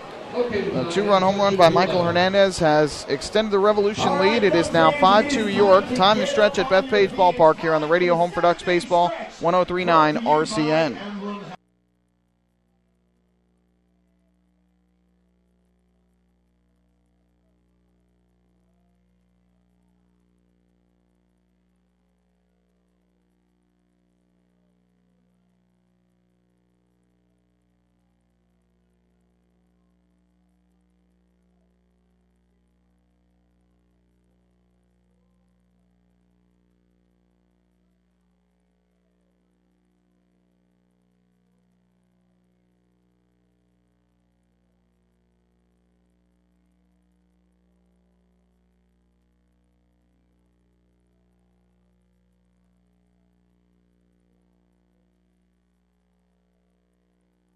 Yeah, one more here, please.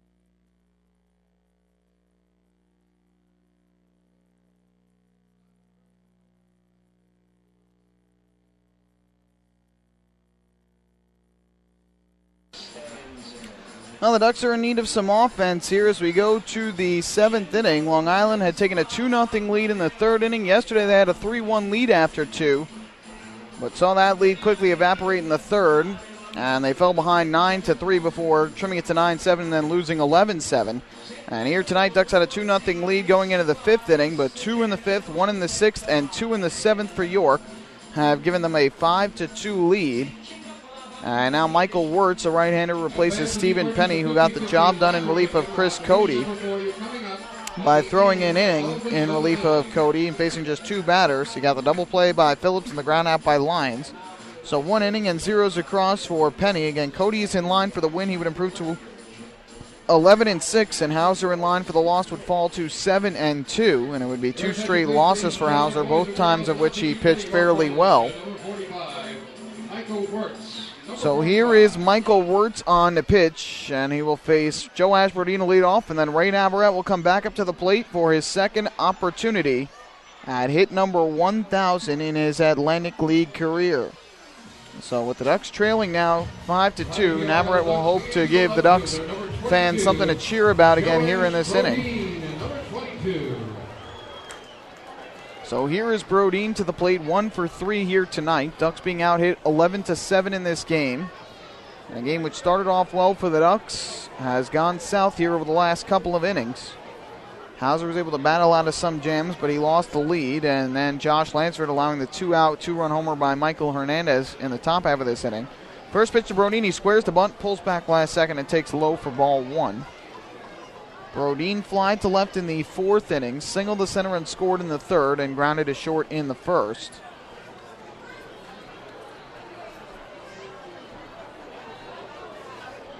Switch hitter batting from the left side now. First at bat left-handed for Brodeen here tonight. And the 1-0 from Wirtz. Fastball that's in at the knees for a strike. It's 1-1. Wirtz on the season has a record of 3-1, a 2.97 ERA through 35 games. He has 2 saves, 24 hits in 33 and a third innings, 11 runs, all of them earned, 14 walks to 45 strikeouts, and a 1-1 is a weak check swing on a ball down and in by Brodeen, and the count 1-2.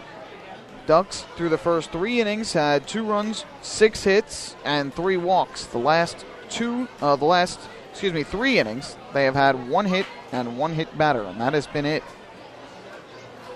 And that's the way the Ducks offense has been of late. Couple little blips on the radar, but for the most part it's been fairly stagnant. Yesterday they broke out with 7 runs and 13 hits and still could not get the win.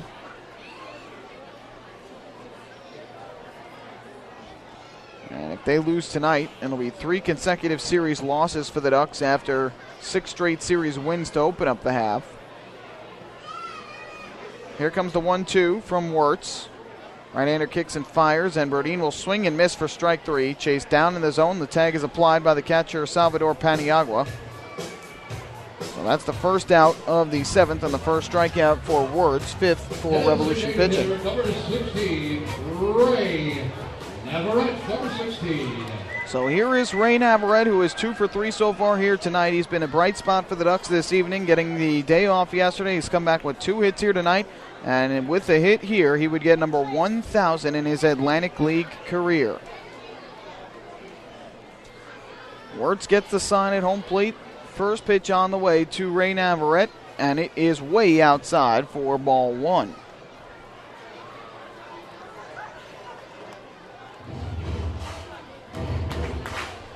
Navarrete began his Atlantic League career in 2005 with the Somerset Patriots.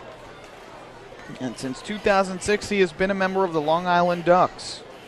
Be a 1-0 upcoming.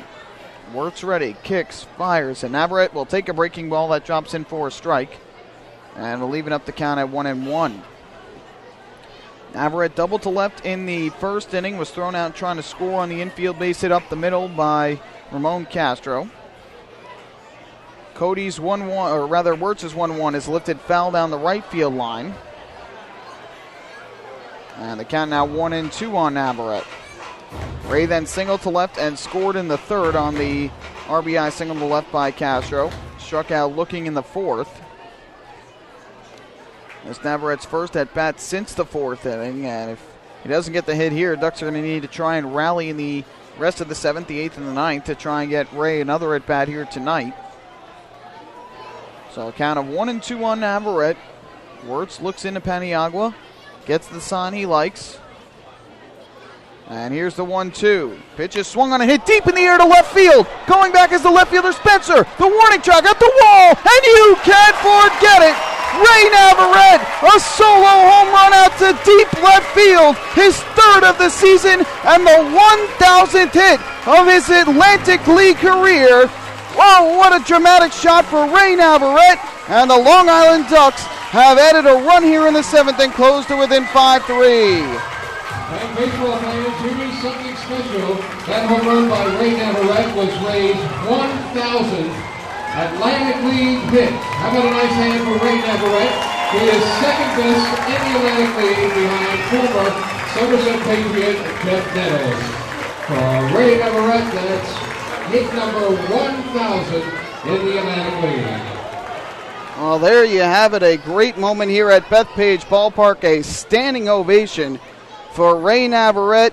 His third hit of the night. He is now a triple shy of the cycle. And the first pitch here to Brian Nelson is taken inside for ball one. And the 1,000th hit of his Atlantic League career comes on a solo home run to left field. And for Navarrete as well, it's his first home run of the year since May the 17th down in Southern Maryland. Here comes a 1-0 to Nelson. That's way inside for a ball. It's 2-0. So Ray Navarrete, a solo shot to left, 3 hits on the night, and he dazzles the Bethpage Ballpark crowd with the 1,000th hit of his Atlantic League career. A terrific moment. Congratulations to Ray Navarrete, the longest tenured Duck in Atlantic League history, the leader in almost every offensive category. He joins Jeff Nettles in the 1,000 hit club in Atlantic League history. Check swing there by Nelson. They'll appeal to third, and Andrew Steinberg says he did not go around, so they count 3-0 on Nelson. So more importantly here tonight, in terms of the game at least, it's now a 2-run game thanks to the Navarrete homer. And it's the Ducks' 90th home run of the season. If they hit 100 home runs, they will have met the Chappies home run challenge. 3-0 to Nelson is a fastball down low for ball 4, so Nelson walks. And if the Ducks hit 100 home runs this season, they'll have met the Chappies home run challenge, and Chappies Funeral Homes will donate $5,000 to the Quacker Jack Foundation. And now with the Nelson walk, it's another municipal credit union walk with a purpose. Every time a Ducks batter walks, the Quacker Jack Foundation wins. And just like that, the tying run is going to come up to the plate here in Bill Hall. Log on to second baseman, number 6, Bill Hall, number 6. So up to the plate steps Bill Hall, who drew a walk back in the first inning, singled to center, and stole second in the fifth, sandwiched around a fly out to left in the third. Hall has homered in each of the last 2 games, as well as each of the last 4 games in which the Ducks have hit a home run.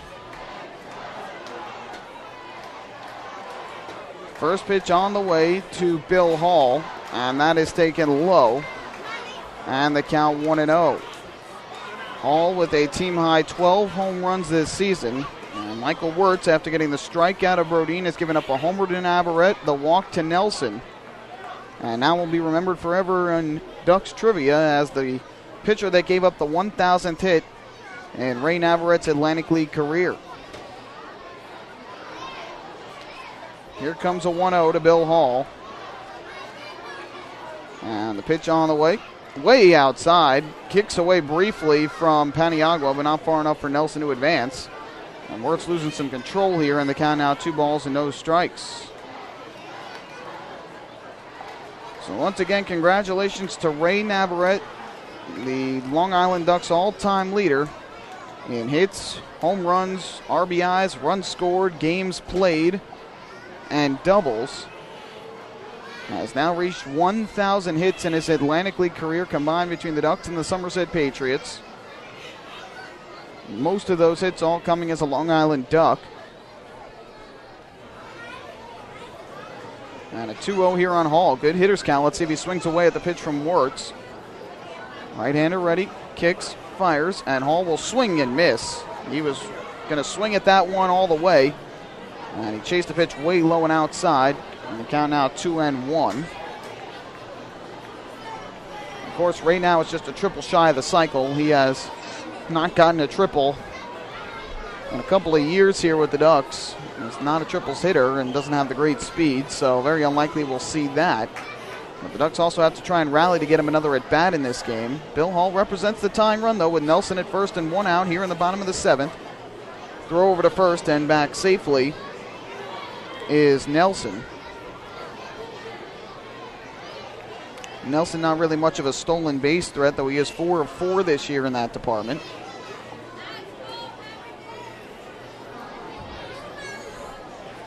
Two ball, 1 strike count here on Hall. Wirtz ready.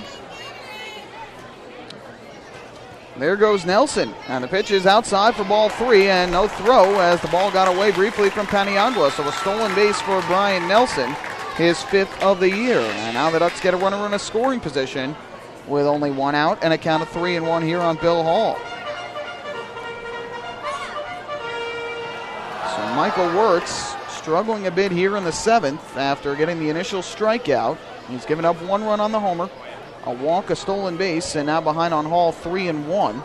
Ramon Castro waits on deck. If Hall gets on, an extra base hit by Castro could tie the game. And of course a home run would give the Ducks the lead back. 3-1 the count. Ready to go is Wirtz. Nelson leads now at second, and the pitch. That's in there for a strike. Good fastball. Hall wanted to wait and see if he was able to throw another strike, so he did. And here comes the 3-ball, 2-strike pitch to Bill Hall. Hall steps out, and Wirtz will step off the rubber again. So another magical moment here at Bethpage Ballpark. Navarrete, just like a guy like Derek Jeter, won't be able to appreciate it unless the team wins. And the 3-2 to Hall. Swing and a miss for strike 3. Chased down and away. First time Hall has struck out tonight. Second strikeout of the inning for Wirtz. 2 away, and that'll bring up Ramon Castro. Look at the catcher, number 37, Ramon Castro, number 37. So I guess Ray was just saving the heroics for the past capacity crowd here tonight. 6,500 plus. 3-hit night for Ray Navarrete. Entered the night at 997 for a hit total, and then 3 hits tonight, a double, a single, and a home run. And taking down low here is Ramon Castro, and the count goes to 1-0. Castro tonight, 2 for 3. Infield single to short in the first, single to left, and a run batted in the third, and popped to the pitcher in the 5th. Castro would love to try and get on here and give Ryan Strebe a chance. Strebe has tremendous pop in his bat. The 1-0, Castro takes, and that one on the outside corner for a strike to even the count at 1-1. Ducks trying to win a 3-game skid here tonight.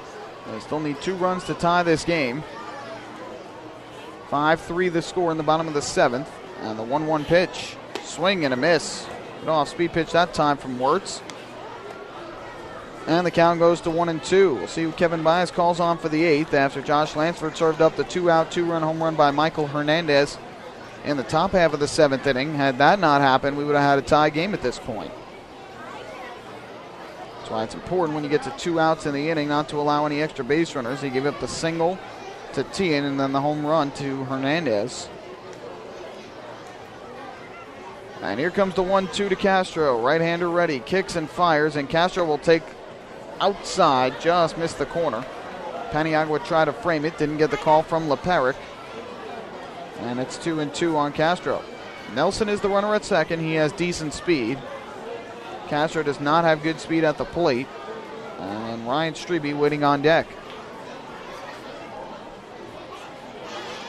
Wirtz gets the sign. Here comes the 2-2 offering, and the pitch is way outside for ball 3. So the count has gone full at 3-2.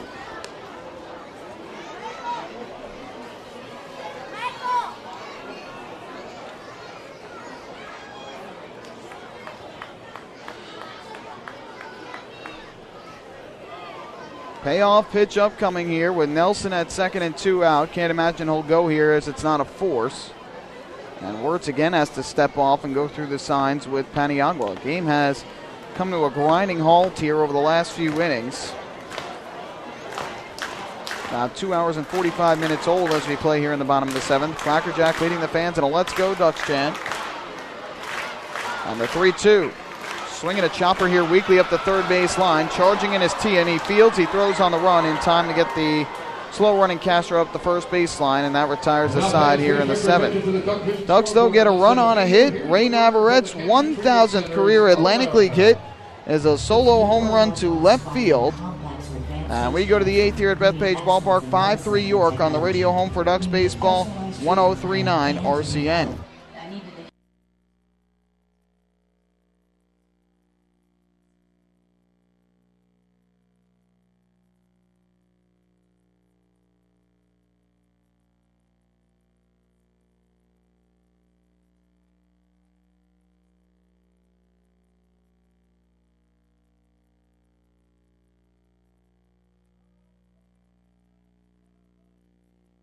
You can add a couple more here, please.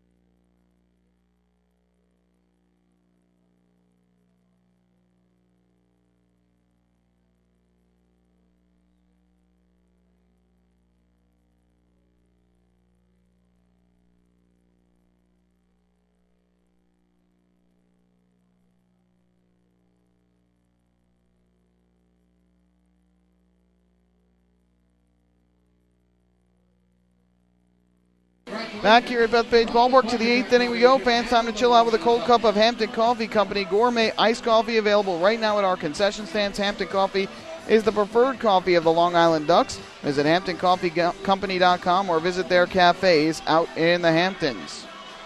New pitcher is in for the Long Island Ducks. It is left-handed pitcher Daniel Herrera. He takes over for the right-hander.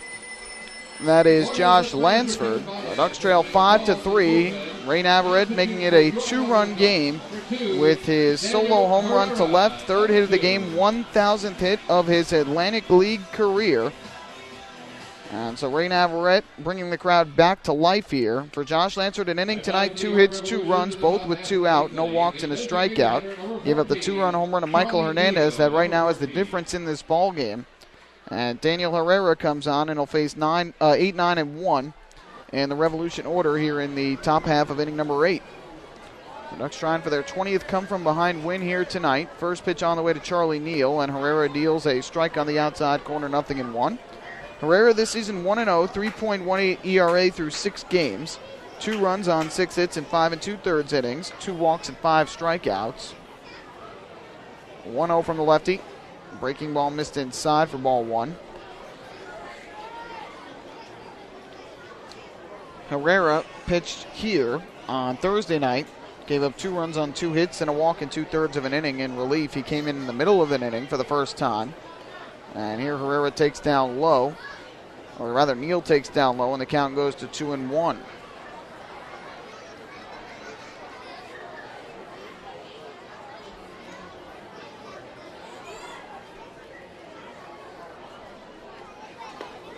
There's a strike on the inside corner. Now the count even up at 2 balls and 2 strikes on Neal. Switch hitting DH batting from the right side. And the 2-2 is swung and grounded up the middle. Nice stab on the mound by Herrera. He throws to Strebe at first. And there's one away. Neal now 1 for 4. He had the bunt single to third his last time up. That was in the 6th, in which he probably should have been out, but nobody was covering first as Strebe charged in on the bunt and Hall didn't get over in time from second.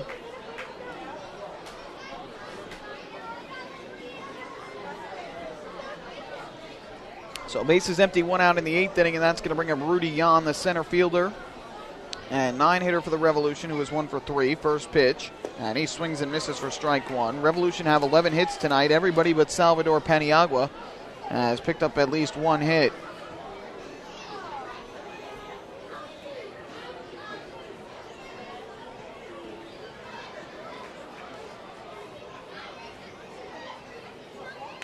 And here a ground ball back up the middle, past the mound. Lyons fields behind second, throws to first, just in time to get Yan.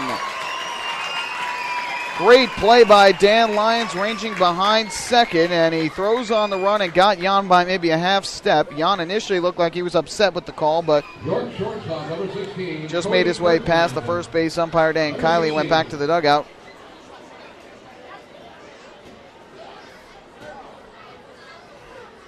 So 2 out and the base is empty, and that's going to bring up the shortstop, Cody Kirkland. leadoff hitter who is 2 for 3 tonight with a walk. How about Ray Navarrete and his flair for the dramatic? He gets the night off yesterday. Kevin Bias puts him in the number 2 spot of the order to try and get him going. First pitch on the way to Cody Kirkland, and he'll swing and hit one deep but foul down the left field line for strike 1. He comes back with a double in his first at bat, something he has been known for in his Atlantic League career. He hit a league record 50 doubles last year, singled and scored a run his second time up, and then after a pop out, he hits a solo home run to left field off of Michael Wirtz. As here, a screwball just missed outside. That looked like a pretty good pitch there from Herrera. Not sure where it missed, but the count is 1-1. So the solo homer by Navarrete, his 3rd hit of the game and the 1,000th hit of his Atlantic League career. 1-1. Swung on and popped up foul. First base side, back into the crowd and out of play. And the count is 1-2.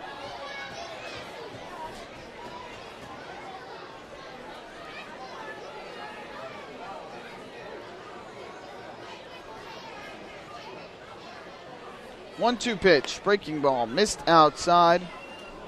And that'll even up the count at 2 balls and 2 strikes. 2 out, bases empty. Revolution have a 2-run lead, 5-3. Infield shifted around here to the left side with Kirkland at the plate. And the 2-2 from Herrera. Swung on and lined over third into left field. It's a base hit towards the line. Brodin will go over and cut it off. Kirkland around first. He's digging for second. Here comes the throw from Brodin, not in time. Kirkland is in there safely with a double, his 3rd hit of the night. And again, the Revolution striking with 2 outs here in this inning. A couple of ground outs induced by Herrera. But now the double to left by Cody Kirkland. 6th double since joining the Revolution. And now Andres Perez, a righty swinger, is going to come to the plate here against Herrera. Ducks cannot afford to give up more runs. They got a run on the board to cut the deficit to 2. They cannot allow the Revolution to get that run back or add any more. York second baseman, number 39, Andres Perez, number 39. And so up to the plate steps Andres Perez with the runner at second and 2 men out. Perez tonight, 1 for 4, but that one hit was a big one back in the 5th. And Herrera's first pitch to Perez. Screwball drops in for a strike, 0-1. Perez, a 2-run double to left field in the 5th inning. That's tied the game up at 2 at that point. Aside from that, he has struck out twice, once looking, once swinging, and popped out foul the first. 0-1 upcoming from Herrera. Here's the pitch. Breaking ball swung on and missed. And Herrera quickly ahead here, 0-2. So Herrera's gotten ahead in the count, 0-2. Cannot afford to leave anything over the middle of the plate here. We'll see if he tries to go with the screwball to get strike 3. He throws about a 65, 67 mile per hour screwball, and that is often his go-to pitch to try and get a strikeout. So here comes the 0-2 from the left-hander. Kicks and fires, and this one misses outside. Looked like a changeup that time from the left-hander. And the count goes to 1-2.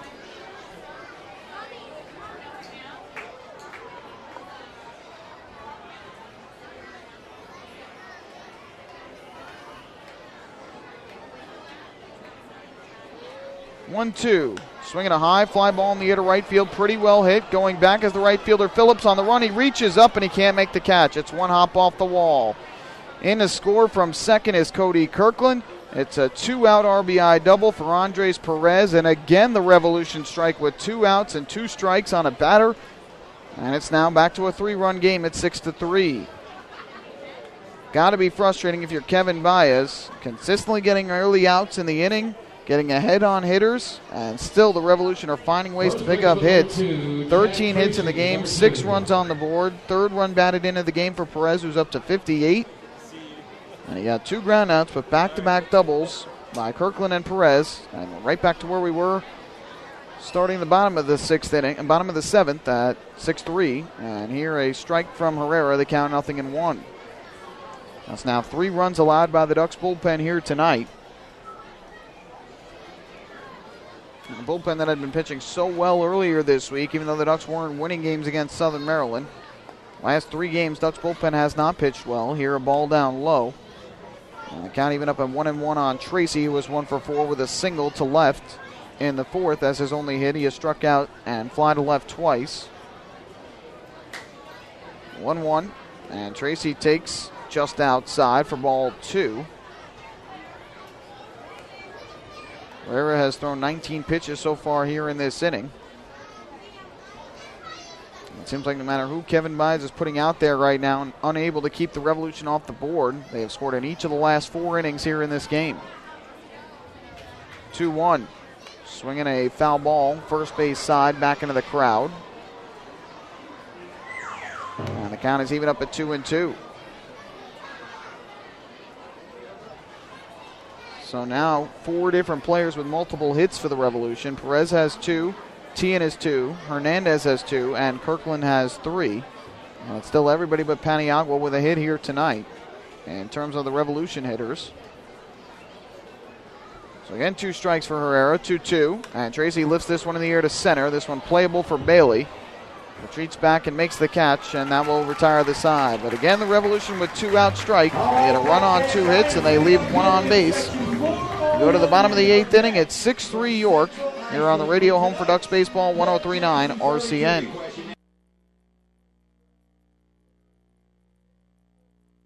Gonna add at least one more here.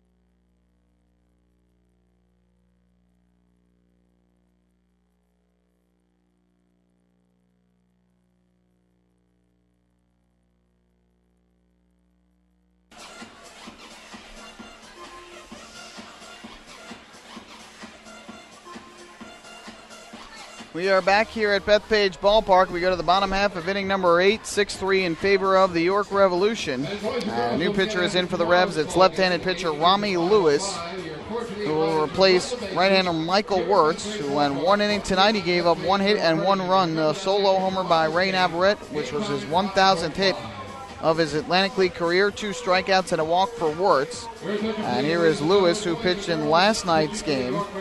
Lewis will face Strebe, Bailey, and Phillips here in the 8th inning. Ducks need to try and get a big inning on the scoreboard, as they have cut it to 5-2. But then a run in the top half of the inning has now made it a 3-run game. Once again, it is 6-3. Batting for the Long Island Ducks in the bottom of the 8th inning, the first baseman, number 33, Ryan Strebe. Number 33. And so Ryan Strebe is going to come to the plate here and lead things off for the Ducks in the bottom half of the 8th inning.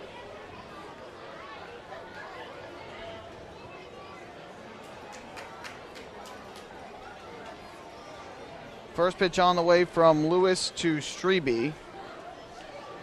And this one is swung on or taken outside, for ball 1. And the count 1-0.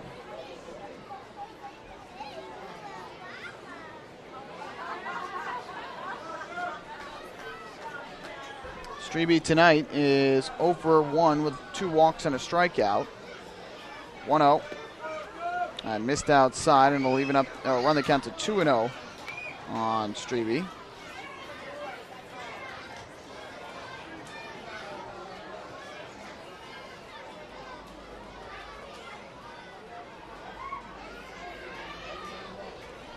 Two-0 pitch, Strebe takes, and this one hits the inside corner for a strike.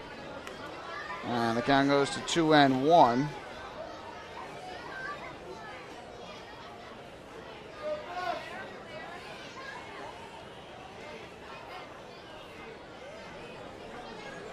Kick the pitch, swing and a miss. Good fastball that time from the left-hander Lewis.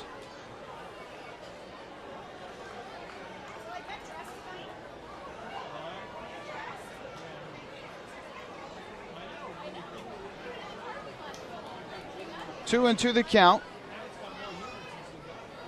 Lewis kicks and deals, and Strebe lines one in the air to right center field. That is going to get down for a base hit, and it's going to head to the wall. Strebe around first. He will motor towards second, and he is going to stop right there with a leadoff double to right center here in the 8th inning.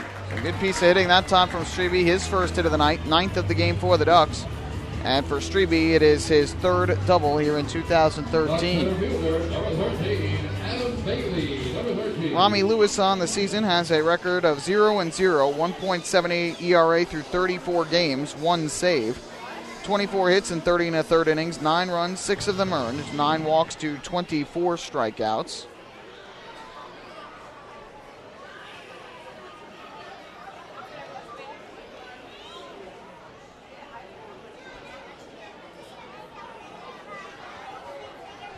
So that'll bring up Adam Bailey, who is 1 hit in 2 at-bats, 3 plate appearances tonight. First pitch to Bailey, and he will take a fastball up high for ball 1. The Ducks can get 1 more on the base pass and bring the tying run to the plate. P.J. Phillips is waiting on deck. We'll see if Kevin Byes sticks with him or tries to go with a pinch hitter, depending on what Bailey does. You do have the lefty on the mound, too. 1-0 from Lewis to Bailey. He swings and fouls it off at the plate. Big hack that time from Bailey. Just caught a piece. And the count is 1-1.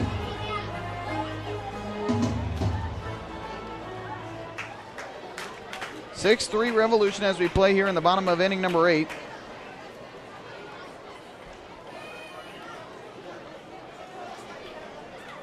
And here's the 1-1. Swinging a foul ball and knocks off the mask of the catcher Salvador Paniagua. Lewis throws the ball hard. Bailey made decent contact and he fouled it off. And the count 1-2.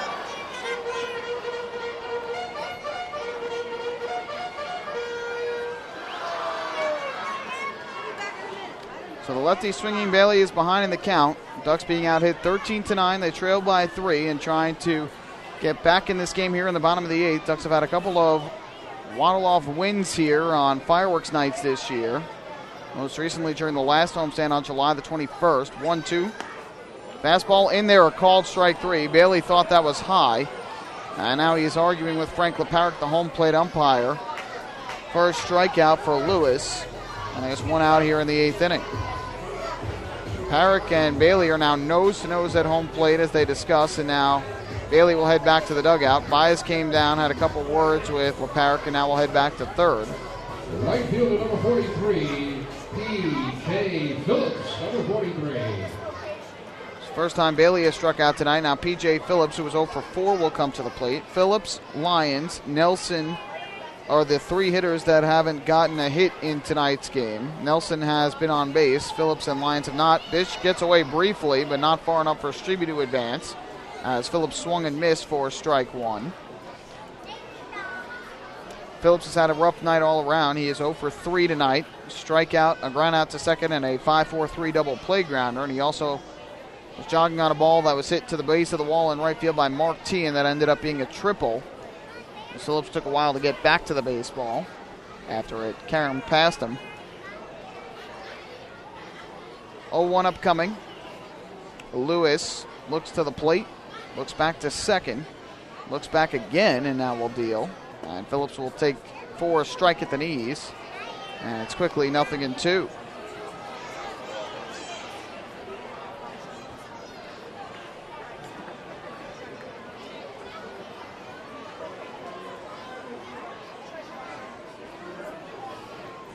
0-2 upcoming from Lewis to Phillips. Strebe leads at second with 1 out and the pitch. Swinging a liner in a right center field for Phillips. That's going to drop in for a base hit. Strebe on his way to third. He's going to get the go sign from Kevin Baez. Here comes the throw to the plate. It is not in time. It's an RBI single to right center for P.J. Phillips. The Ducks have cut the deficit again to 2. It is 6-4 here in the bottom of the 8th inning. So Phillips with the RBI single in a right center, his first hit of the night, and his 16th run batted in of the year. And that'll bring the tying run of the plate here in Dan Lyons. Shortstop, number 12, Dan Lyons, number 12. Just another night between the Ducks and the Revolution. A back-and-forth game, 23 combined hits, 13 for the Revs, 10 for the Ducks now. And here is Dan Lyons, who represents the tying run. The Ducks will try and get Lyons on, or at least do anything but hit into a double play and give Brodin an opportunity to come to the plate here and tie this ball game up. First pitch on the way to Lyons, and he will take a breaking ball strike on the outside corner. Lyons 0 for 3 thus far tonight. He has fly to left, fly to right, and grounded to third. The 2 flyouts were hit well. Third baseman plays well off the line here, despite a righty swinger at the plate. And here comes the 0-1 from Lewis. Kicks and fires, and Lyons swings and misses at a fastball, and the count 0-2. Lewis pitched a scoreless inning last night. He struck out the side in the 8th, ended up facing 4 batters, though, because the first batter, Bailey, struck out and went to first on the wild pitch. He did strike out Lyons in last night's game.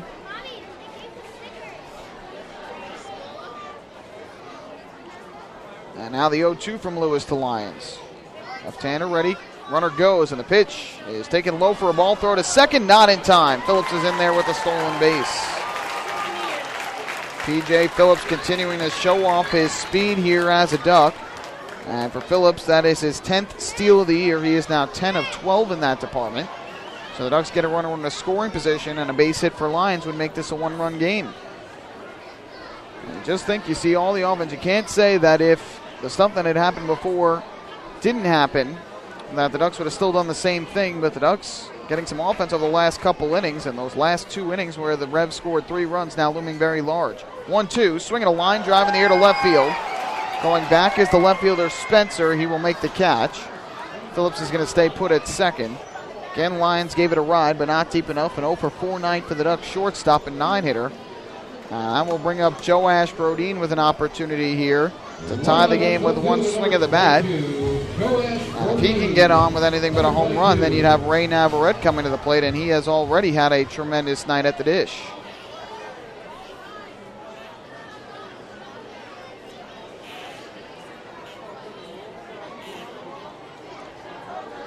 So here is Brodin, a switch hitter batting from the right side. He's got 1 home run this year batting right-handed, and the other 10 have come left-handed. Phillips leads at second with 2 out. And the first pitch on the way from Rami Lewis. And now stepping off is Lewis.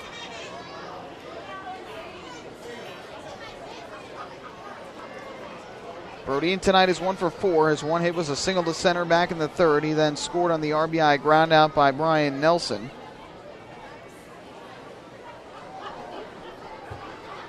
First pitch on the way from Lewis. Left-hander kicks and fires, and this is taken down low. Nice scoop out of the dirt by Paniagua. And the count is 1-0.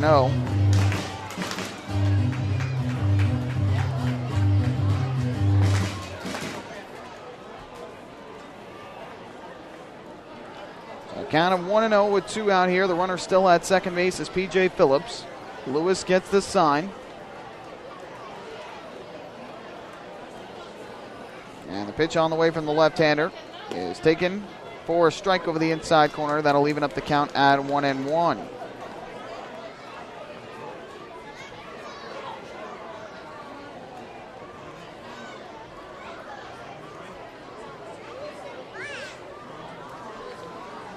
One count. Lewis looks back towards second, working out of the stretch. Close stance on the mound, the 1-1. Brodin takes inside. And it's now 2 balls and 1 strike here in the bottom of the 8th inning. 6-4 game, Revolution in front of the Ducks.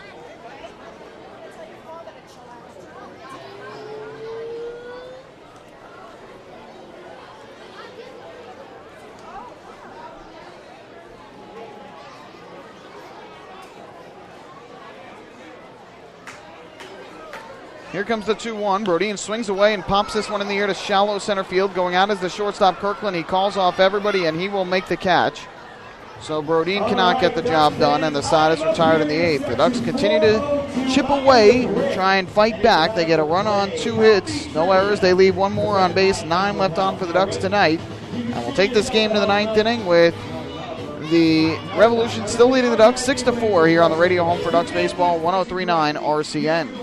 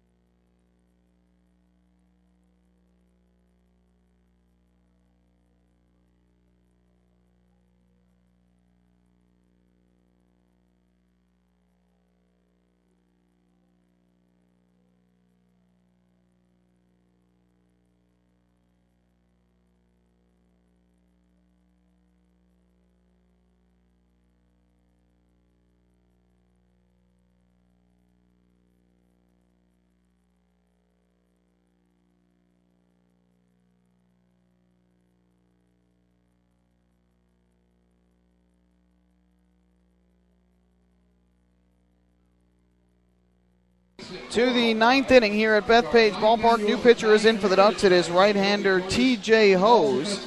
Hose replaces Daniel Herrera. Ducks have closed to within 2 here at 6-4. And for Daniel Herrera tonight, he goes an inning. He gives up 2 hits and 1 run. It was earned. No walks or strikeouts. And the Ducks bullpen tonight in 2 innings has allowed 3 runs on 4 hits, not getting the job done after Hauser allowed 3 runs in 6 innings. So the Ducks are trying to keep this game as close as possible. The Revolution will have their 4, 5, and 6 hitters here in the 9th inning, trying to extend the lead once again. All the totals on the scoreboard right now: 6 runs, 13 hits, no errors for the Revolution, 4 runs, 10 hits, 1 error for the Ducks. Revolution have left 9 on. The Ducks have left 9 on in this game. Both sides have had chances to put the game out of reach. Neither have been able to do it. Good news, though, for the Ducks up in Bridgeport. The Skeeters have taken a 4-3 lead over the Bluefish in the top of the 12th inning.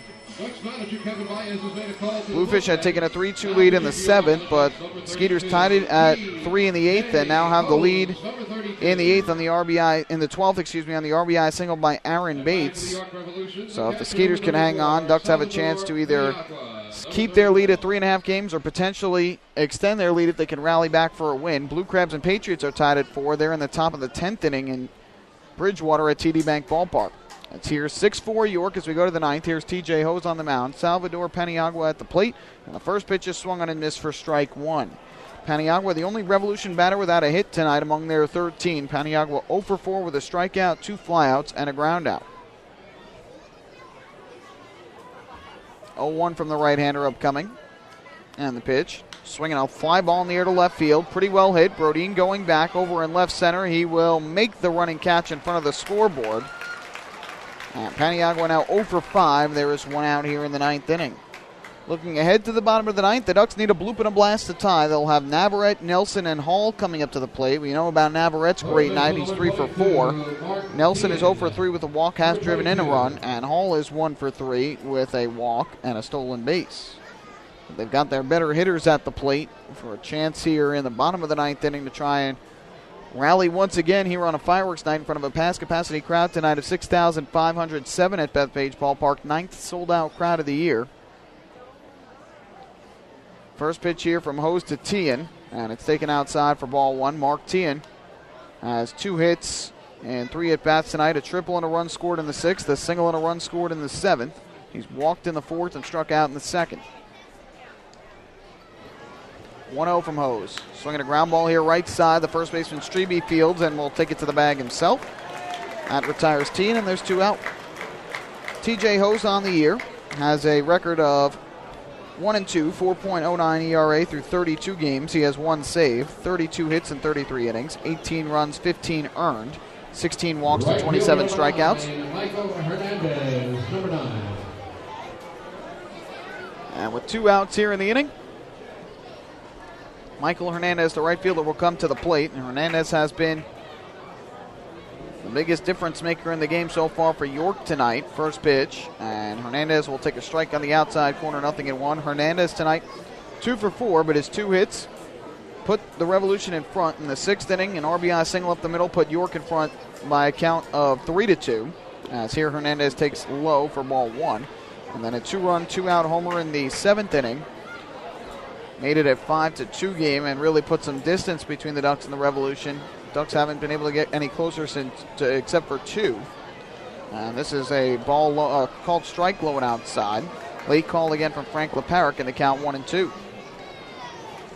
So Hose trying for a 1-2-3 inning, trying to keep the Revolution off the scoreboard for the first time since the 4th inning. They scored 2 in the 5th, 1 in the 6th, 2 in the 7th, 1 in the 8th. Ducks have scored single runs in the 7th and the 8th. 1-2.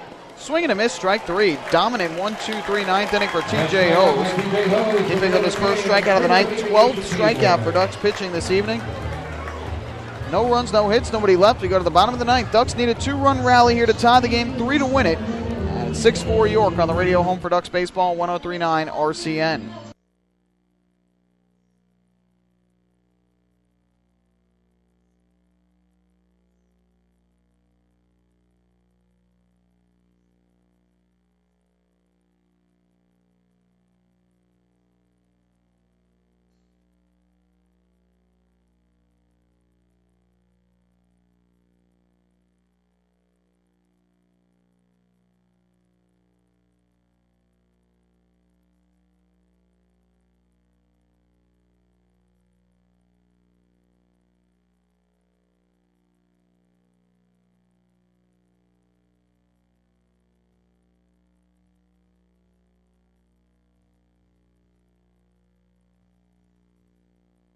Two more, please.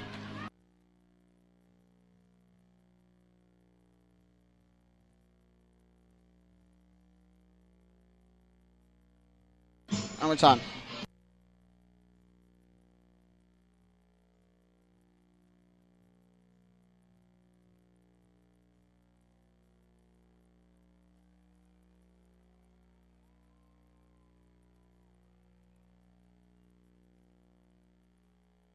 That's okay.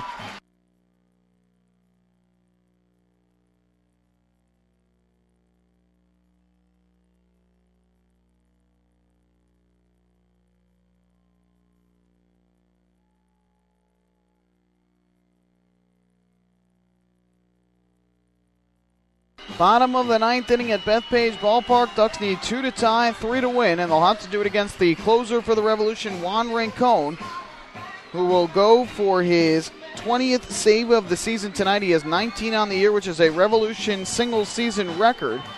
And the Ducks will send their 2, 3, and 4 hitters to the plate. Ray Navarrete, who hit his 1,000th Atlantic League hit 2 innings ago with a solo home run to left field, doing it in dramatic fashion. He is 3 for 4 tonight with an RBI and 2 runs scored. Then Bryant Nelson, their 3-hitter and third baseman, who's been red hot of late. He's 0 for 3 tonight with a walk, an RBI, and a stolen base. And then Bill Hall, who is 1 for 3 with a single, a walk, and a stolen base due up. So we'll see if the Ducks can have a flair for the dramatic again here on a fireworks night. They have had several comebacks on fireworks nights. They're looking for their 20th come-from-behind win of the season. And a couple of weeks ago tonight, back on July the 20th here at Bethpage Ballpark, Ducks waddled off with a win on a fireworks night on a walk-off wild pitch against the Camden River Sharks. So here is Ray Navarrete to lead off. He got a tremendous standing ovation from the crowd here on his 1,000th Atlantic League hit. He's a triple shy from the cycle. First pitch by Rincon, and Navarrete takes a fastball low for ball 1. Ducks have had just one cycle in their franchise's history. It was done back in the year 2004 by Louis Rodriguez, now a catcher with the Bridgeport Bluefish. The 1-0. Navarrete takes a fastball strike at the knees, and it's 1-1. July 2nd, 2004 at Somerset was the cycle for Louis Rodriguez. Here's the 1-1. And Cone deals, and Navarrete takes a fastball strike on the outside corner. It's 1-2. Rincon is 1-6 this year. He's got a 3.38 ERA in 39 games. As we mentioned, 19 saves, 40 hits in 40 innings of work, 20 runs, 15 earned, 16 walks to 38 strikeouts. 1-2 to Navarrete. Swinging a chopper back up the middle, and the second baseman Perez fields behind second. The jump throw to first, and it is in time. And keeping his foot on the bag was Chad Tracy. Great play by Andres Perez to deny Navarrete of his 4th hit tonight. And there's one out here in the 9th inning. Third baseman, number 21, Brian Nelson, number 21. So one out in the 9th inning, and that'll bring up Brian Nelson. Nelson would love to get on here and give Bill Hall a chance to hit one out and tie the game. Hall has 12 home runs on the season, and he hit a big 3-run home run last night that brought the Ducks to within 2. Again, the Ducks have fought back nicely in some of these games, but at some point, unless you can come all the way back, it doesn't really mean much of anything. And the first pitch is low here from ball 1 to Brian Nelson. Nelson drew a walk his last time up in the 7th, stole second, but was stranded there. Before that, he struck out in the 5th, grounded to third, that forced home a run in the 3rd inning, and fly to left in the 1st. 1-0, and Nelson takes a fastball up high. And Rincon has fallen behind on him. 2 balls and no strikes.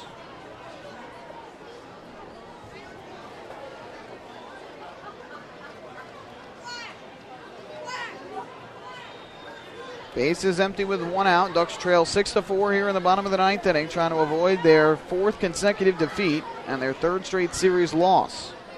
2-0 on the way. Nelson squares the ball. He pulls back. He takes up high for ball 3. So another out of the zone, and the Ducks would get the runner on and bring the tying run to the plate.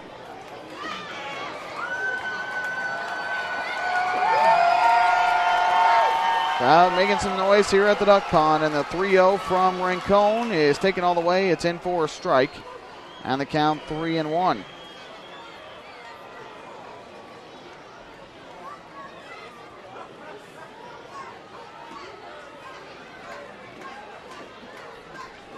And the 3-1, Nelson takes its low for ball 4. So the Ducks get the runner on that they need. It's a Municipal Credit Union walk with a purpose. Every time a Ducks batter walks, the Quacker Jack Foundation wins. And that will bring up Bill Hall with a chance to tie the game with 1 swing here tonight. Going on second baseman, number 6, Bill Hall, number 6.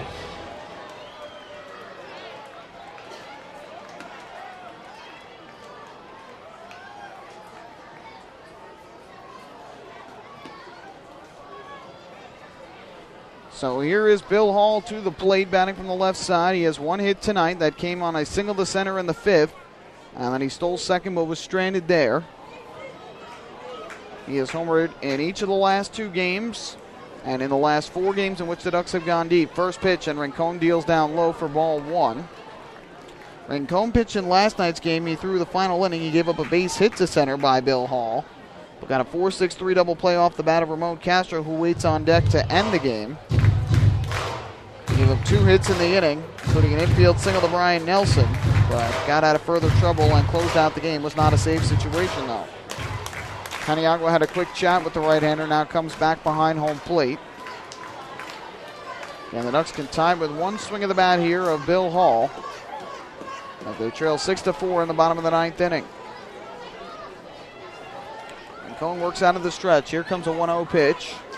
Right-hander deals, and Hall will swing and hit one high in the air to right field towards the line. Moving in and over to the line is Hernandez. He will make the catch.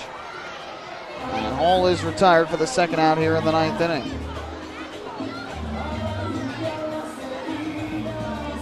That's going to leave it up to Ramon Castro to try and keep this inning alive. Ramon Castro, number 37. Ryan Strebe would be next. He doubled his last time up into the right center field gap. At first, here is Castro, who is 2 for 4 tonight with a run batted in that came back in the 3rd. First pitch coming from Rincon to Castro, and he will swing and lift one foul down the right field line. And the count 0-1. Castro, an infield single to short in the 1st. Ground ball up the middle. RBI single to left in the 3rd. Pop to the pitcher's mound in the 5th, and rounded to 3rd in the 7th.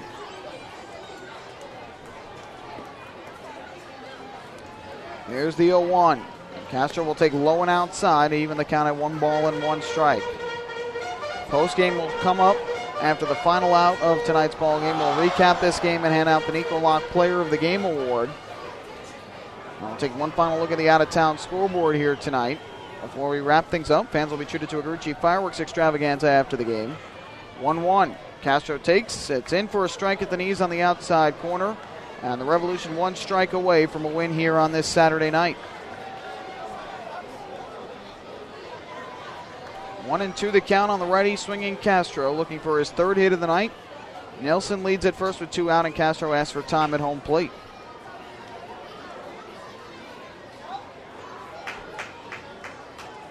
Rincon is ready. And here's the 1-2 pitch. Swinging a foul ball. First base side back into the seats.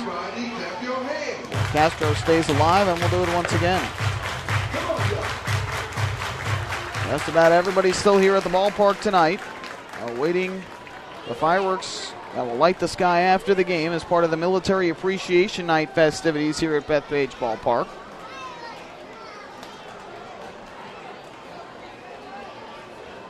Cone gets the sign from his catcher Paniagua, and here is the 1-2. Castro takes low for a ball, briefly scooted away from Paniagua, but he will stay put. Again, Nelson not risking getting thrown out on the base pass. His run does not matter. It is the runner at the plate that matters in Castro, and you can bet if Castro makes his way on, Ducks will likely be pinch running, probably with Craig Binnick, who has terrific speed. Castro has to make his way on first. Ducks want to give Ryan Strebe an opportunity here. 2-2 on the way from Rincon, and the pitch is swung on and grounded towards short. Kirkland will gobble it up. He lost the baseball and throw over to first. Not in time. Castro beat it out, and everybody is safe.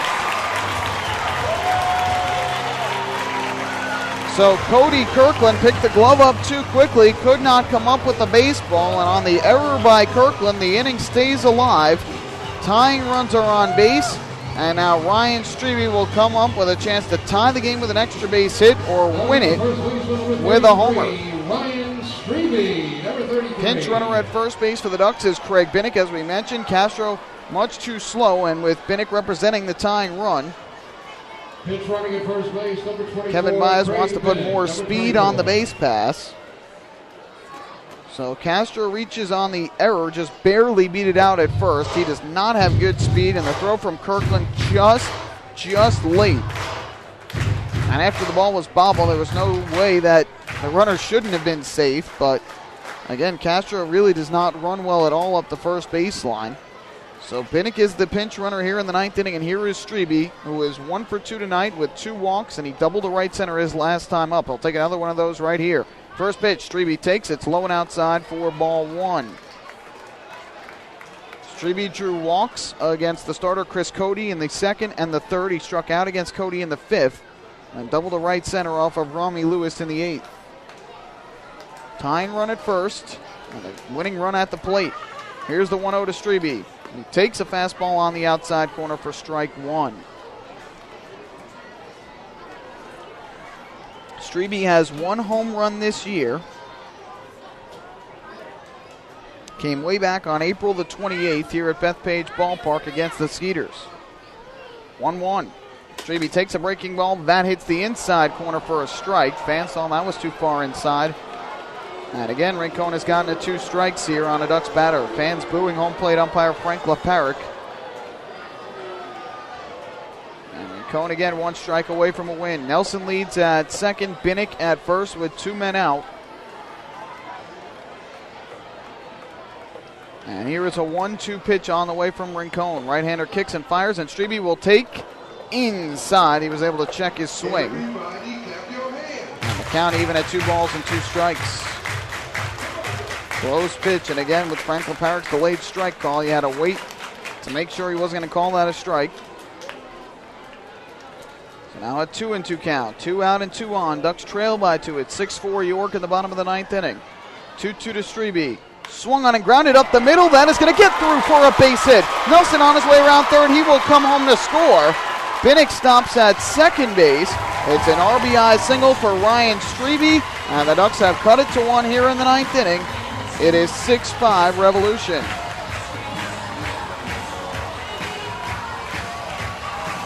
So Strebe comes up with his second hit of the game.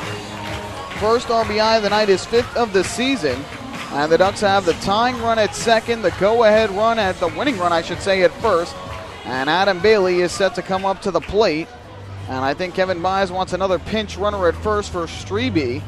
Strebe is a little bit slower, too, of a runner, and he represents the winning run. So Kevin Byes trying to shout from his spot at third base to the dugout to call for a pinch runner, and now going out there and pinch running is going to be Josh Barfield. Well, Josh Barfield is going to be the pinch runner here for Ryan Strebe, and Barfield typically has great speed, but lately he has been hampered by a toe injury. He's also had a couple of hamstring injuries this year. But Kevin Byes still going with, oh, check that. That is actually Ian Snell over at first base. My mistake. It's Ian Snell that's at first. Snell wears 29, Barfield wears 28, so I couldn't tell whether it was Barfield or Snell, but it is Snell who is the pinch runner. He has pinch run once before this year, and here is Adam Bailey to the plate. First pitch from Rincon Bailey. He will swing and lift one foul, third base side out of play. And the count 0-1. Bailey has one hit tonight. He's been hit by a pitch. The one hit was a hard ground ball that went off the glove of the pitcher, Chris Cody. So it is Snell who is the pinch runner at first. He pinch ran once before in Lancaster earlier this year. 0-1, and Bailey takes just outside and low to even up the count at 1-1 strike. So Strebe with the RBI single. Binnick went to second. Kevin Byes was trying to wave him around to third, but Binnick stopped at second. Didn't see Kevin Byes waving him to third. And the 1-1 to Bailey. Outside for ball 2. A base hit here with Binnick's speed should tie the game at 6. An extra base hit could give the Ducks the win.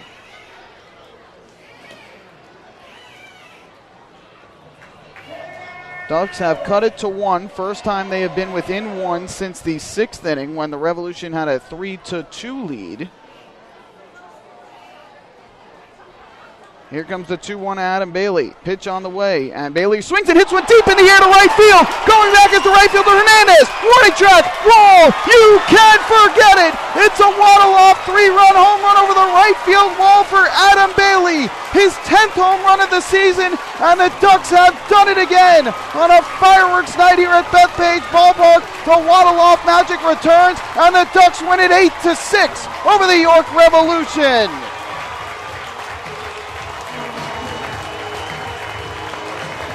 Unbelievable. The Ducks were down by 3, and they have come back with a 4-run 9th inning to win it 8-6 over the York Revolution, and even this series at a game apiece. Unbelievable.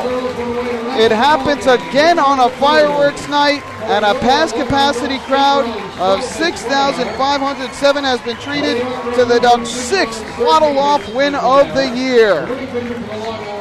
Well, don't go anywhere. The post-game show is going to come up next. We're going to recap this game, and we're going to hand out the Nico Locke Player of the Game Award after this, here on the radio home for Ducks Baseball, 103.9 RCN.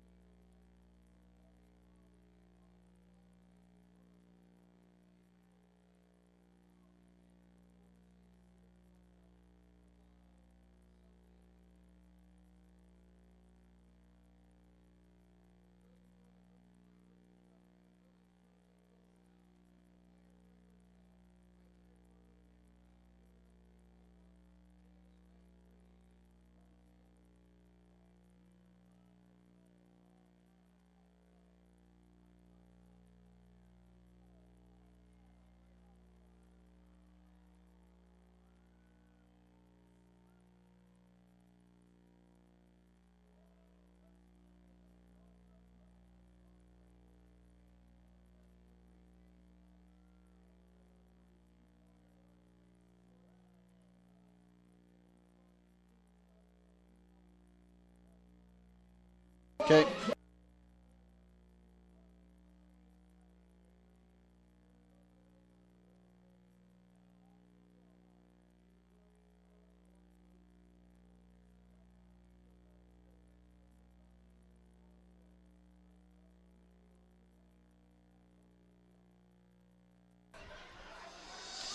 Back here at Bethpage Ballpark, and what a wild night. The Ducks had an early lead. They saw that lead go by the wayside. They kept coming back, trying to fight back in this game. Could not do it. And then finally in the ninth inning, a waddle-off three-run home run by Adam Bailey gives the Ducks their sixth walk-off win of the season. And Long Island defeats the York Revolution by a final count of 8-6. So it's time to recap this one, and I don't know how we're going to do it, but we'll try and recap some of the great moments that happened here in tonight's game. The Ducks got off to an early lead in the third inning. As the inning started off, in the bottom of the third, Chris Cody was on the mound. Joe Ashbrodine singled to center. Then he would go from first to third on a hit and run as Navarrete singled to left for his second hit of the game. More on that momentarily because that was his 999th career in his Atlantic League history. So that put runners at first and third with nobody out. Brian Nelson then grounded out to third. That brought Brodeen home to give the Ducks a 1-0 lead. And after a Hall fly to left, Ramon Castro grounded an RBI single to left to score Navarrete. And the Ducks were on top by a count of 2-0. In the fifth, though, with James Hauser on the mound for the Ducks, Revolution would tie the game. As with one out in the inning, Rudy Jan singled to center. Cody Kirkland followed with a single to left.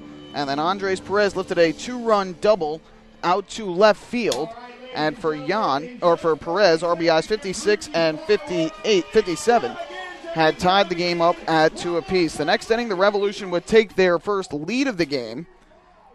As in the inning, this was the fifth with one out in the inning. Check out the sixth with one out. Leading off the inning was Mark T, and he tripled over P.J. Phillips' head in right field.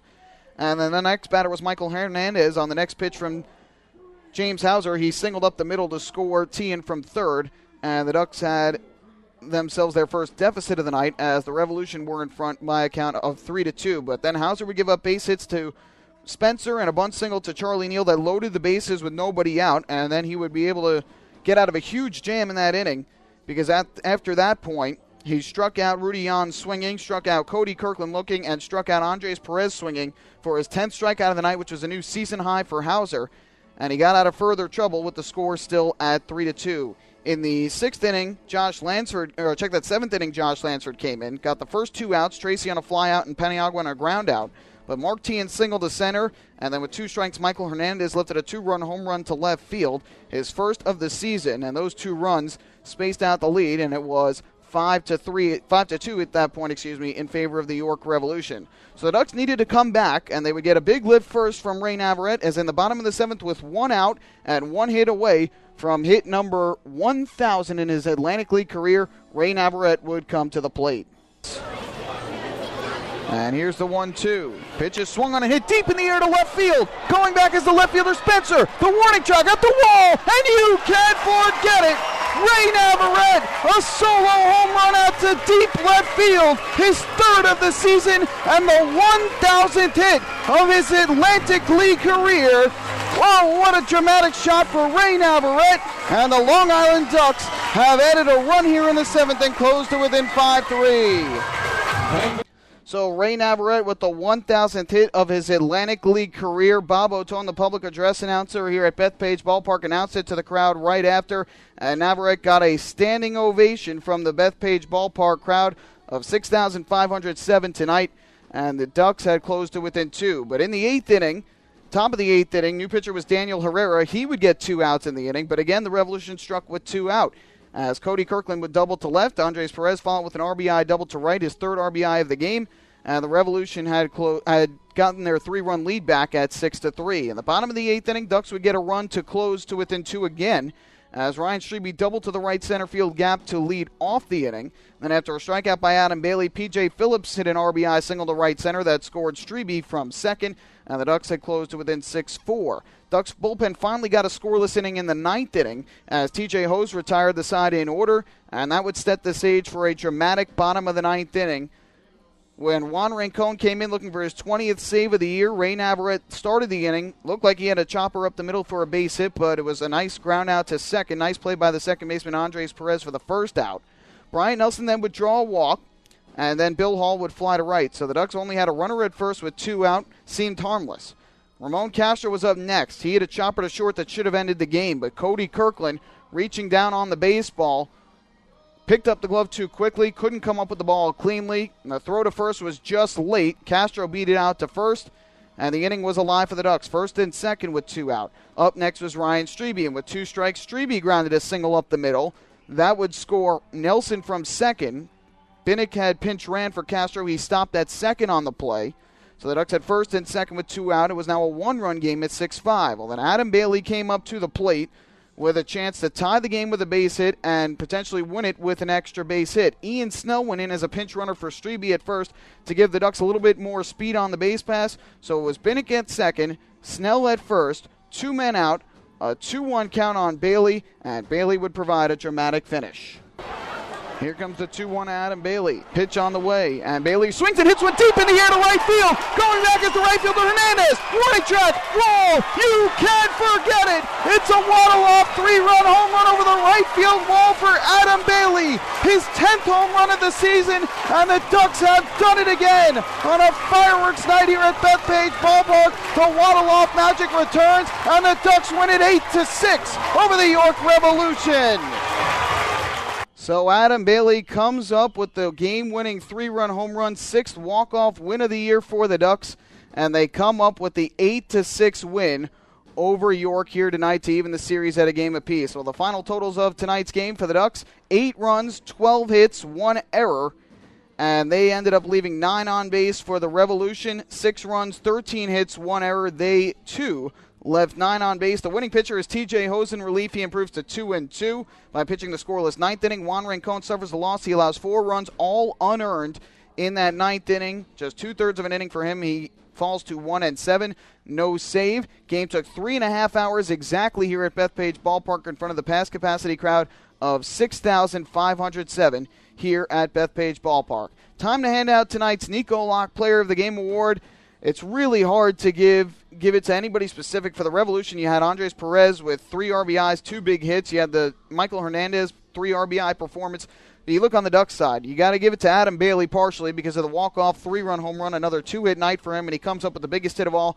But really shining through most is Ray Navarrete. After getting a tough day off yesterday, he was not happy about getting the day off. He comes back today, 3 hits on the day. He's a triple shy of the cycle, and the solo home run left in the 7th, the 1,000th hit of his Atlantic League career. He is now all alone with Jeff Nettles in the 1,000 hit department in Atlantic League history, 52 hits shy of Nettles, who is at 1,052 for his Atlantic League career. So congratulations to Ray Navarrete on the tremendous milestone, and congratulations, of course, to the Ducks and Adam Bailey on the walk-off win tonight. So Adam Bailey and Ray Navarrete are going to be co-Nico Locke players of the game tonight. Nico Locke retaining walls and paving stones, a company synonymous with quality and service in the manufactured concrete industry for almost 50 years. We're going to take one more break. When we come back, the out-of-town scoreboard. Then we wrap things up from Bethpage Ballpark here on the radio home for Ducks Baseball, 103.9 RCN.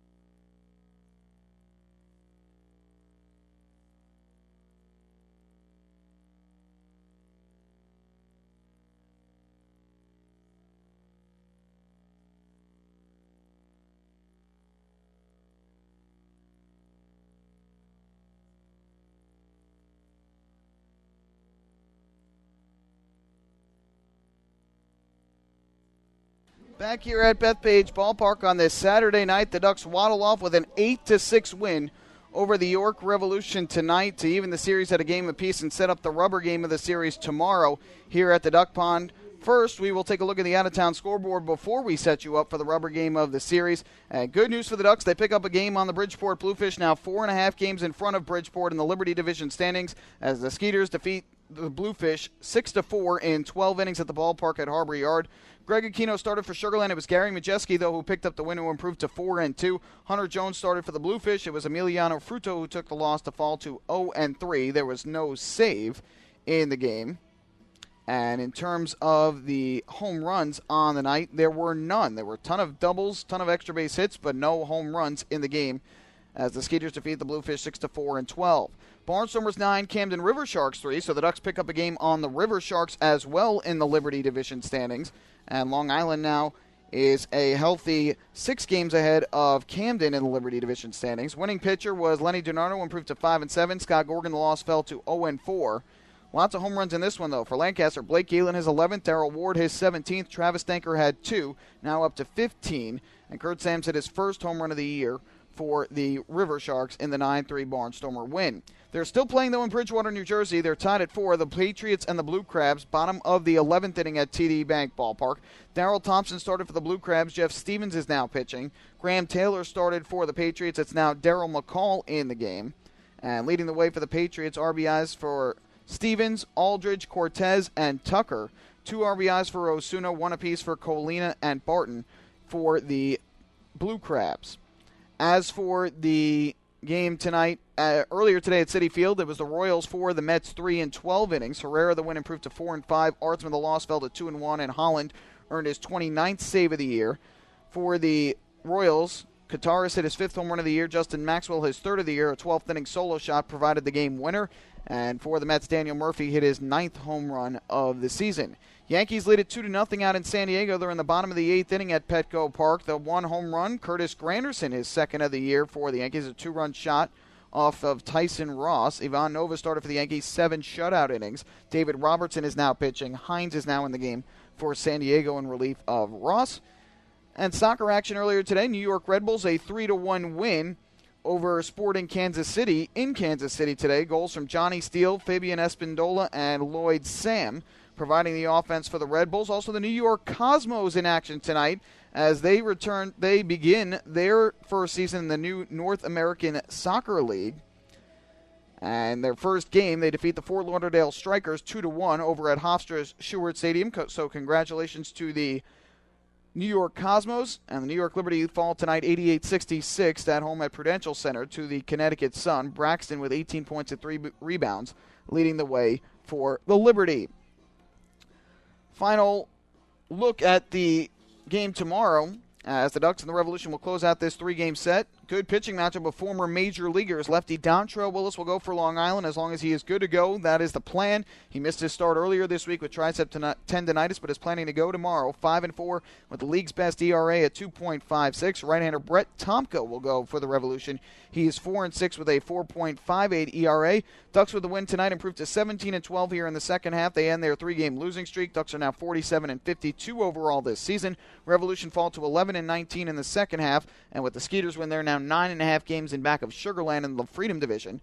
York now 47-53 here in 2013. That's going to do it for us here tonight at Bethpage Ballpark. Big thank you back in my Ronkonkoma studios to Zach Johnson pushing all the buttons, waiting through the 3.5-hour game tonight and helping out in the Ducks waddle-off win. Zach Johnson, congratulations and thank you to you back in our Ronkonkoma studios. Once again, the final score, the Ducks defeat the Revolution 8-6 on the waddle-off 3-run home run by Adam Bailey here tonight. Ducks and the Revolution close out this 3-game set tomorrow. We invite you to join us for the broadcast, which will begin at 4:50 p.m. with the North Shore LIJ Southside Hospital pregame show. First pitch slated for 5:05 right here on the radio home for the Ducks, 103.9 FM, WRCN, and online at liducks.com and the official YouTube channel of the Ducks, youtube.com/DucksBaseball. My name is Michael Pollock. Thanks so much for spending your Saturday night with me. Hope you enjoyed the broadcast and the thrilling Ducks win. Once again, congratulations to Ray Navarrete on his 1,000th career Atlantic League hit. Have a great rest of your Saturday night, everybody, and we'll do it all over again on Sunday evening here at Bethpage Ballpark. Good night, and so long from the Duck Pond.